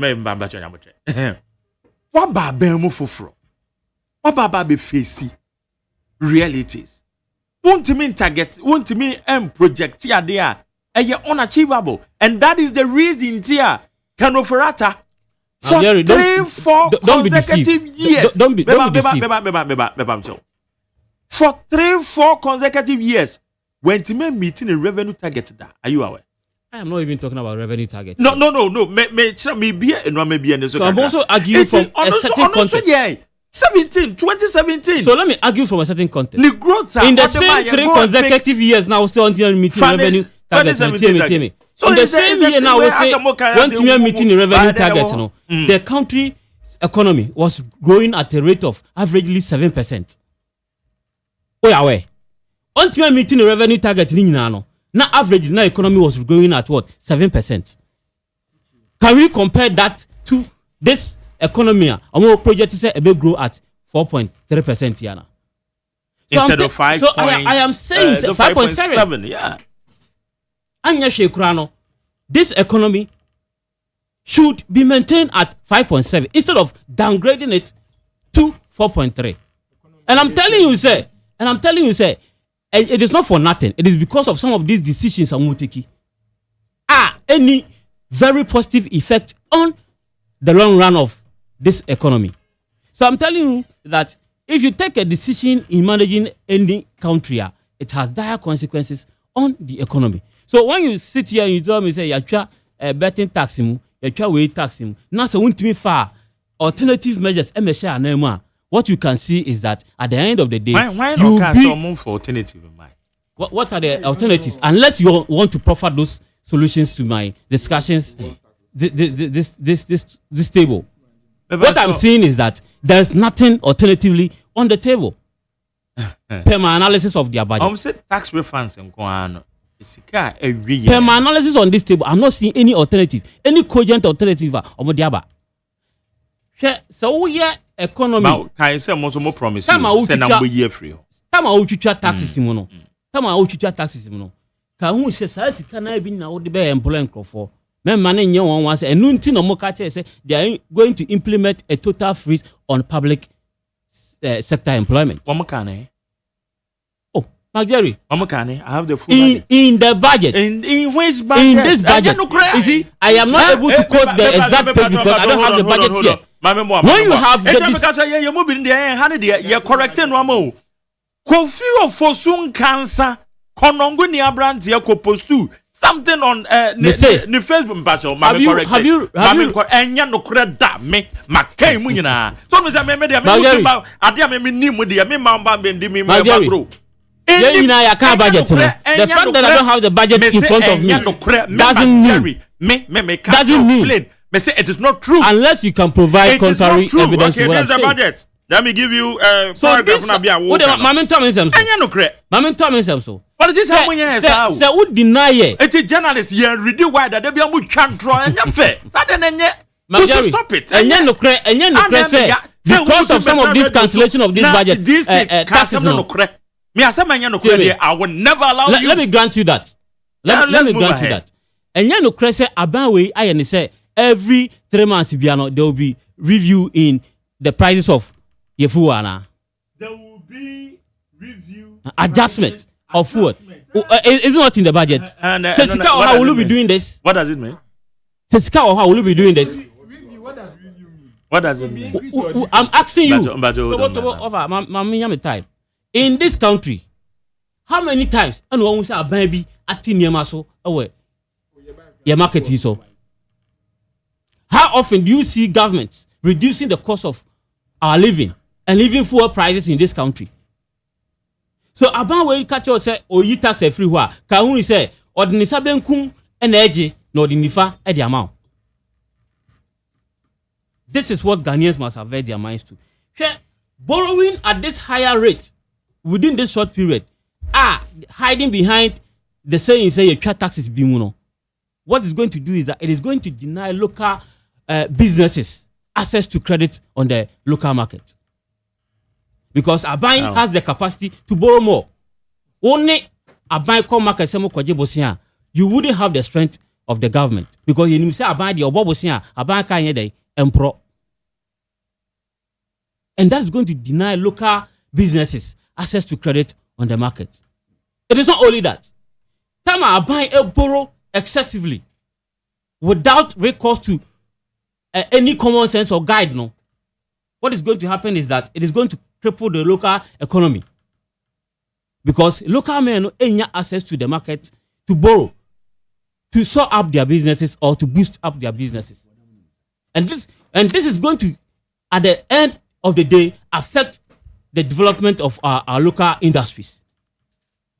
The government has not averted its minds to some of these things are a bit happening in our country. And at the end of the day, it is going to affect the economy. Because, mind you, sir, our economy is largely driven by these small-scale businesses. About 90%, 95% of our businesses in this country are small-scale. And they don't have access to international credit markets. Only dependent on the local banks to be able to boost their businesses. And so, about eco competition in this small space, what's going to happen is that our businesses at the end of the day is going to suffer. Is this what we want as a country? Is this what we want as a country? So for me, the cancellation or the abolition of taxes by this government, I see it as a mere deception or a gross deception of the public to be able to court some public sympathy and ride on that ignorance of some of these in-depth analysis of the budget and then take from the very pocket of Ghanaians, they are pretending to be protecting their interests. No? And when this happens, now say local economy and I say local businesses any access to credit market, kakano binyano, or pricing the goods at a higher rate, thereby affecting your cost of living, my cost of living, and our cost of living. When my UNF said, there is aftermath effect of every decision a government takes. When I catch you say, Obi some of this common analysis of a budget and economy and the effect of it on the individual. Why did we vote the NPP out? Are we repeating the same thing? If you continue to do the same thing, you get the same results. Is that what you want to have in this country? There must be a regime of change. And that was the change they promised us. I have not seen any change. Okay. Now, to end it up, on the issue of the fire service station, and I say fire outbreaks in this country. Magdalene, one will say, and I'm a minister, say, have you noticed, NDC bad power BR, it just says we're gonna have. I'm not saying someone say, and I say, I'm gonna cause the outbreaks of the fire. But I'm asking, say, is it a mere coincidence, say, NDC bad power BR, it just say about Omayimana? Do you remember the infamous circle? I am so this command is those affected individuals are diverted sky and court of competent jurisdiction are pronounced guilty. Unim said in Tamakru. I ne or Jana Kosha Bruchri, and they see accountability. By your quarter and a nipa court are pronounced guilty. I was Sanka Omano, a my name, Emia Jessica, Yajano. And now we are chasing people who have been pronounced guilty even before they are brought before the law courts. When you catch say any development and as a changes via my fire service. You see, so we name the facts around the fire service in this country. You just spew out anything and want the public to believe it. Until the inception of the NPP government, there was one fire service training school per Ghana, Jamestown. But under NPP, the menu ebe kan ho. Kodua and Kwanta. And there was fire service training school ho. And we de tete ekuafo. Ko Wongu, our North East region. There was fire service training school. Ho and then na me no ka say Magjerry. And no, e de tete adawa fo. Kona ko he first water hydrant and I say water tankers are whole door yet to toma fire service for on the omudio majuma. The logistical support NPP are buying a provided mass fire service for the so if you don't have the facts around it, don't come and say the government then did nothing about it. New fire hydrants. You can say there is more to be done because in this world the biggest room you can have is the room of improvement. So you don't tell me say I'm for supporting fire service. Okay. And I've shown you with evidence. These are the things the NPP government has been able to do for the fire service. I want us to put our shoulders together and fight the menace of fire outbreaks. Because the fire outbreaks, according to Ghana Statistical Service, it takes about 3% of our total GDP annually. Okay. And you say, no, we better not catch him and say, NPP are buying Anyashi. Because given the evidence provided to you and your public this morning, nobody, even the blind, can see and the deaf can hear the impact of the NPP on the fire service in this country. All right, with us. I need 100.3 for me, Bamusona, Monso. Ade. Mantoze. And then I go. Advance and work with you for. And I said, you're so good for Sanity and one know. Okay, me mamu 2 minutes and 20. Now, my Jerry. And yeah. Sometimes, as I say, who say, or mine now, in the public domain, political discourse is very, very important. As I say to me, at all times, contribute to the discourse, to shape policy, to shape decision making, and all those kind of things. And yet, because we are politically affiliated to a particular group, whatever comes out, we want to oppose to it for the sake of opposing. Ntina ye keka sebia e mining koso na ye de ehia yemma kumase for mahwere omo ejapade through the inferno no omo kafra, and all are due to maybe several issues, but trying to link it to say political party be bad power and ama ejeshi the I think is below the belt. That one wouldn't solve the problem for us. Wrong accusation, wrong allegation, it wouldn't help the conversation. Fire off happened under previous administration. Obi en can say abinu wasoninti and sa ejashishio no. Koso makola several times under Nanado Dankwa Ekufuado, even KJT Ashe under his regime.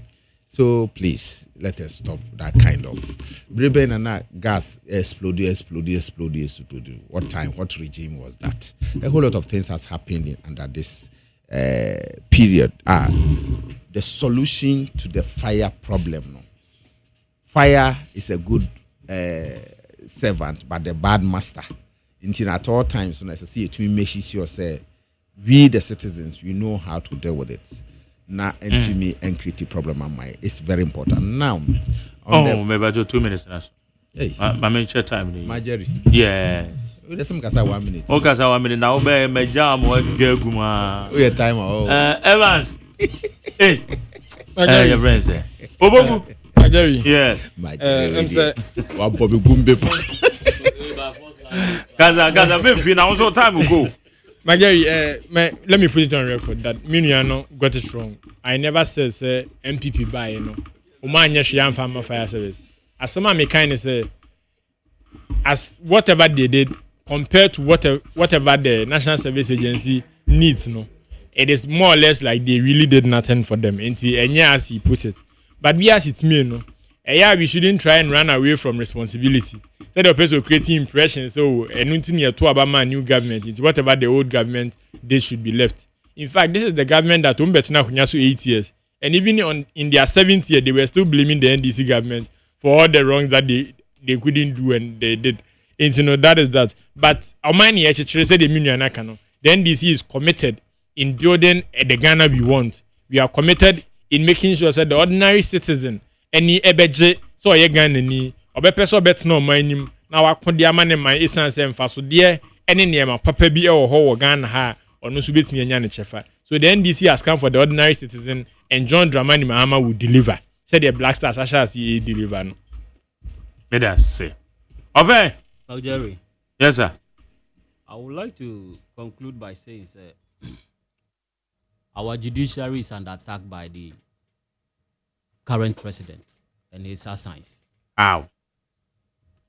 You see, I see some can say about Franca and so okay, unanimous FC. When I make this a comment, Jerry, okay, there are so many ways to kill a cat. Okay, you make only for make this a comment. Lastly, okay, say on the 28th of August 2022, President, what is your name? Say it will take a new Chief Justice to repair the broken image of the judiciary. Only says our connection of power na mo ene. Was sponsor for one back door say President sponsor Brenny say you remove Chief Justice. Me bacho enya sa na mra me say President cannot sponsor petition. You see, you don't have that evidence also to buttress the point. Bibi and we are dancing. Me that say granted. Me say so we share the sequence of events. Echo kosona. Jerry say when you penny constantly or attack the judiciary. Catch it on say unanimous of FC. All because of presenting petition, election petitioner on one kasane chief witness. A catcher of my in say only evidence before the court. No, nunti judges 7. Etna someone so it decided says also any evidence there. Mufamasa munkwa. Papa yi etimi describe almost say omo unanimous FC. But not forgetting say sankrofo ya na di Jachi Kwesi case ama ene Jachi Kwesi onam ho as a free man. Sa judges ya na di atu force case ene onam ho as a current finance minister. Sa judges ya na di ofusan post case ene ye ja na say no prosecution here discontinue on the case. And then the current Bank of Ghana governor sa judges ya na di ni case ene mojana onam ho as the Bank of Ghana governor. And to so the clandestine move of this crop of leaders and they are to about more media no mana. For me, I would say it is nothing but an attempt to do away with all previous appointees by the previous government. All right. Starting from the executive arm to the legislative arm and finally to the judiciary arm. The country is heading on a dangerous ground. You need the hopper, our moon among your phone. You need the hopper, papa, woman, because I am not mutimi a ye magic dodo. 0302257902 0302257902 0302243540 0302243540 Amenje Adwenchire na yanko. Mathieu. Yeah, do I say? Oh, well, I get when we can set off and cover. You are not paid advance election candy, and I'm sure Coffee for soon cancer. I was going to head your party at Mohammed. Namin Chia, Japan.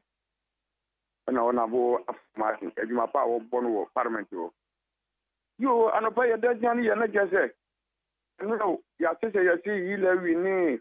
Bet a year through on the bomb and penny ambassador. I guess a year through. And I mean, put us an annual point to Abana. As a school dying. And I quite. Oh, Ghana for in fact, and the child playing the Benel may be a ye. Mukabro, Tashi be a Casamuntia via Mutiao. But not any other Mutia Tashi and I must say, and so much of the Anna me. Bra, also the okay. Dr. Mahmoud Baumi at time on also can't so be a man, but you'll be here through a neighbor's school. Die, it be you quite. My Jerry, oh, this is political talk. Ah, sir, and I'm with that, I know. Oh, you okay? What they are at the pa, maybe say political talk and yet, my Jerry program. So I, what the better say, my for from that, young maybe so much. Mark. Yeah, not over Coetio. Mediani Evans, my first year, Sam. Yo, Papa, you can me bow a basso. Mr. Anopeya, Tisse, Omway, ye levy, any betting tax. Now, Mark, what is almost to importers, almost the importers tax, so Abba. And the imported tax. Almost the tax, the Biako Parliament in Bra. Or habo the uko yinoma or haba. Oh, and yeah, import a special import. Yeah, special import. And a gold the so one more. Obi the car Kia morning. Oh, minim say uta yikas or habo. Kia morning. Ye not taxing almost 40,000. Now, me minim say enyoma bo ebe den woman.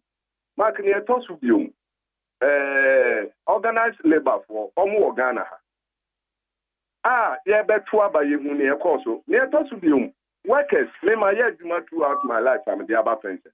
Workers, bills, any editorial, CUC, any ICU worker. Now, say, you're saying the bedroom, now, you won't idea. Organized labor, obi to make aside. Near Tosubium, and now President Mama Baye, and Kuala Air Cultural, you are doing registration fee. 550.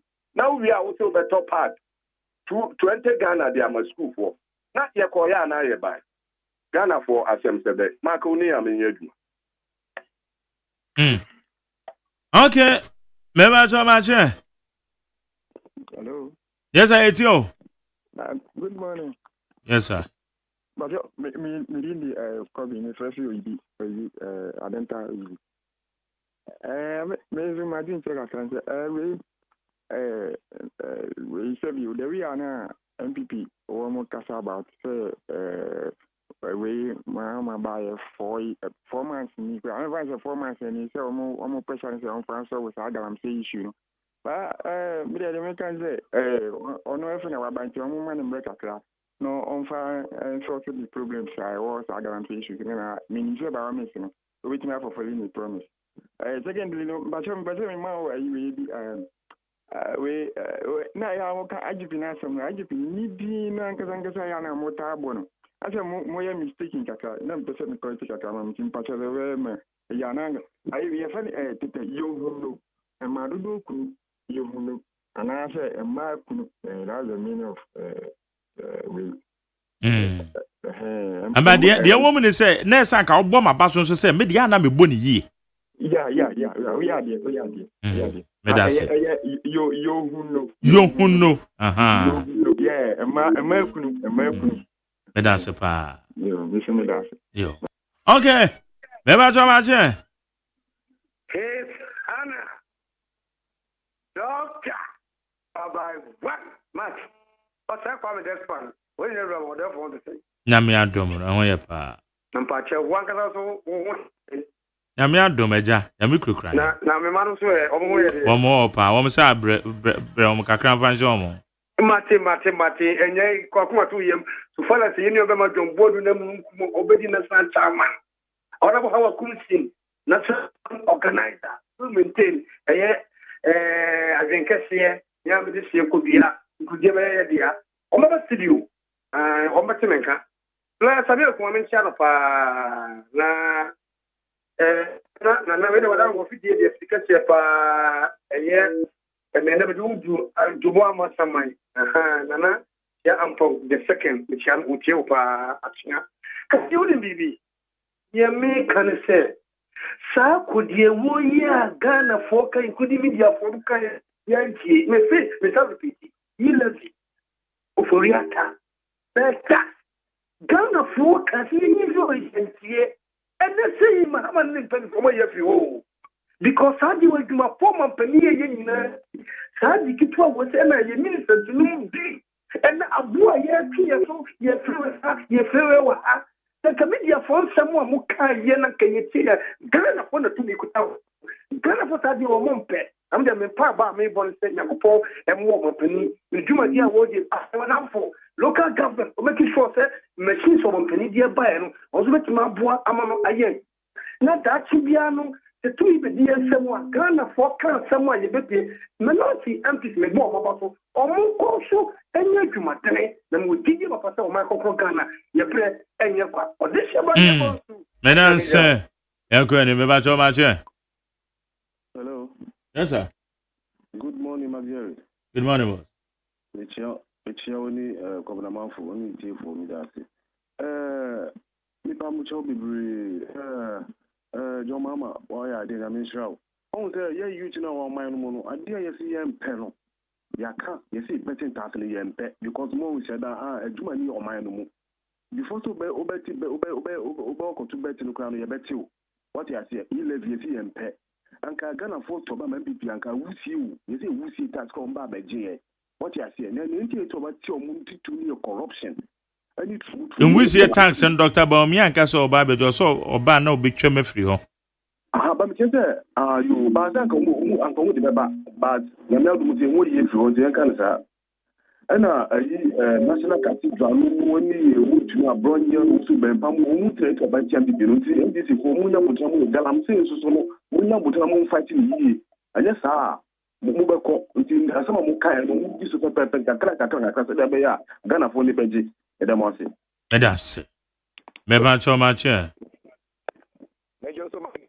yes I too my daddy of Akeni new plan station second yeah, my more about so now mentia task or thing AKOT or our assistant secretary. Chan baby would be tell me boss one abu mutisa bo. Mike. Me wokra am say o money be wo UK. Betting tax Miss Margin who say obi to because me try e ma ni na aban na fa sika ni bia ma me. Koma kola for moto general for me too. One more activity text the biao. Those in the Antoso Apro, a bank of Venisca. Then the Timamu, Nigan Pessi Vichato. I didn't get a problem to the woman the other day. That a Twana Wuchana Yoya. What was you come quiet, mammy? Now, mother, yet to my essay, the dear Sosa, about the woman who said, Ghana, the whole world, a crow margin more, Ghana, Tosu age. Yeah. Who could you keep America, Chatswa? Oh, America, they are betting, who trap better, who trap 35%. Ghana, 10%. What do you mean, here? Now we have the policy, near social. I didn't cry the dear Sosa, and I got a my fee, and I make quiet, and I become the light, and I believe you. Find them from President Mahama. No, from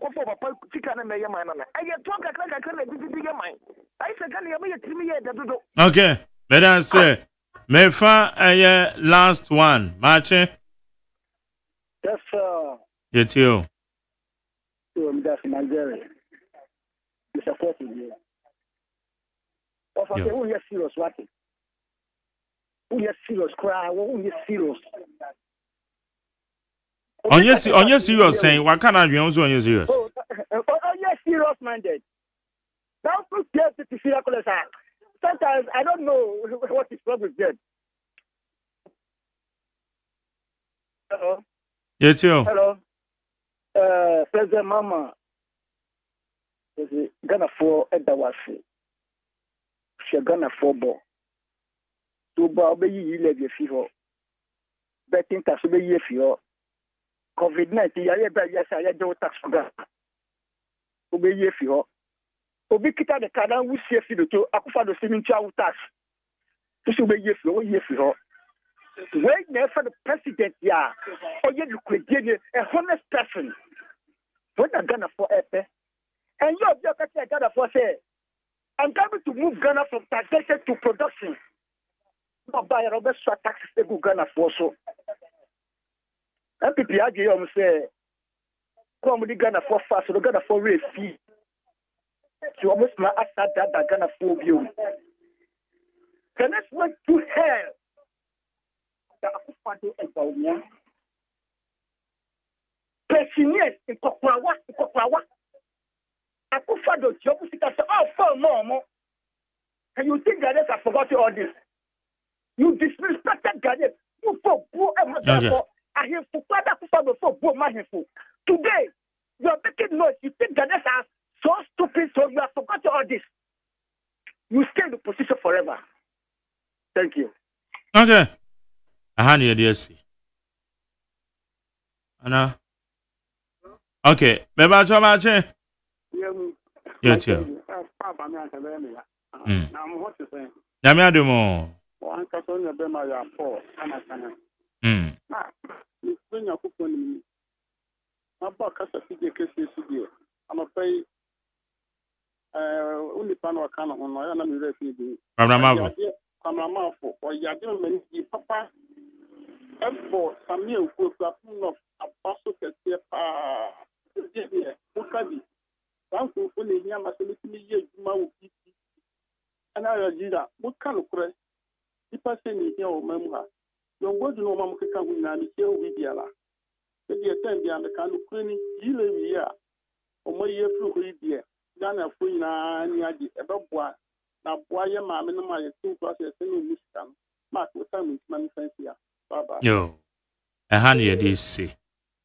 Remember, your DJ Bosco, ever take you over, see, ever do Hey, catch it. Listen in here. And no man better to me baba no one dear no. Come so to me. Hey, I say, hey, now Becca. Ya John to mammy and Saint Duku, Portomanto. This way chocolate drink. Nakan or shit. Amphibian super renew our arena. This way chocolate drink. Nakan, yeah. Oh, I say, we don't come on to more. Maybe one wants to share crowd your home. Who had your weapon home. Who got a battery at the form one. This way chocolate drink. Hey, catch up a pair, Baba Warrior. I say, your fear said this way chocolate drink. drink ya sorry anopa no ne yenom ye ye bi hye fridge nom no se snack ye nya hoho a no ne de serve wo mo ye didi wie ne ye pe bibia bogu ya de so a this way chocolate drink ne yenom and this way no ti ano a he se kire wom koko wom brick wom bibia wom ade wo hia ne so hye this way chocolate drink de wo hia ani so hye FDA ahwehwe se adwede nkratoe mo agye atum se eye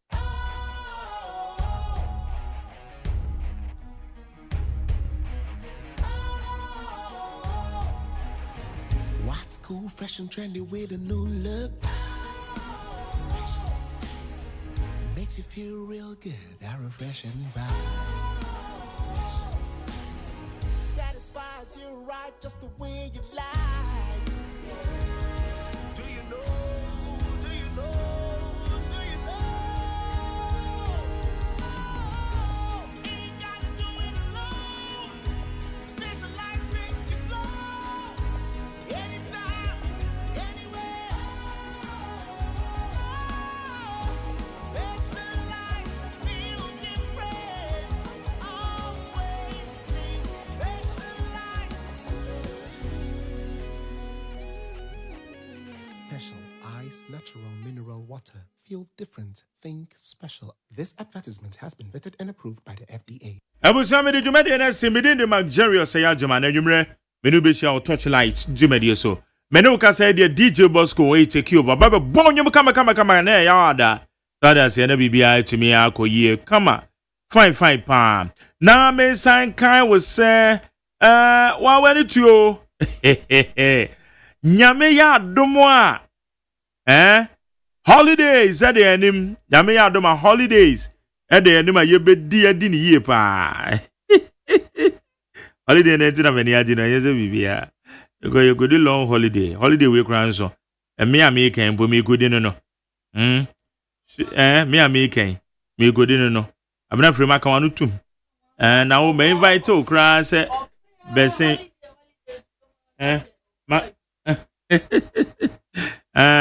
I can't just say brand embassy go do holiday kran ka onko. So keep quiet. Okay, atefo ni mamika we nchire wo. We say ope say usunya de owo Canada on. Me ma number we tro. Ya de a eye school bi owo Canada. Omo bo asa wo ye chire ni we BSS ana ukuta any of the degrees bibi sa so ho. Ya de a akwanya na ba beto wa ma wo ye PhD holder. Akwanya kese aba beto wa ma wate. Phone number is 020-838-6199. 020-838-6199. Nipa be friend your friend Mr. Nsia. Ya na nkasa ate. Ya bibia enko ye. Me sorry, me chia me work for Bobenak Ventures. Oben TV Africa. North Canadian here. Otonton car batteries and car accessories. Now be not on over me chia. Nti enya me pa said I can you know. Monday, Tuesday. Holiday. DJ was going to take you over now. No boy young kakra. And you may wish your Torchlight so. But don't me do that say. I've been free my bank from that on and I suffer. And I question Waje the darling boy. On the summit and I say supervisor I don't know. Dr. For Alexander, executive producer, general manager Kennedy Asantio say. I mean come in now. Ever since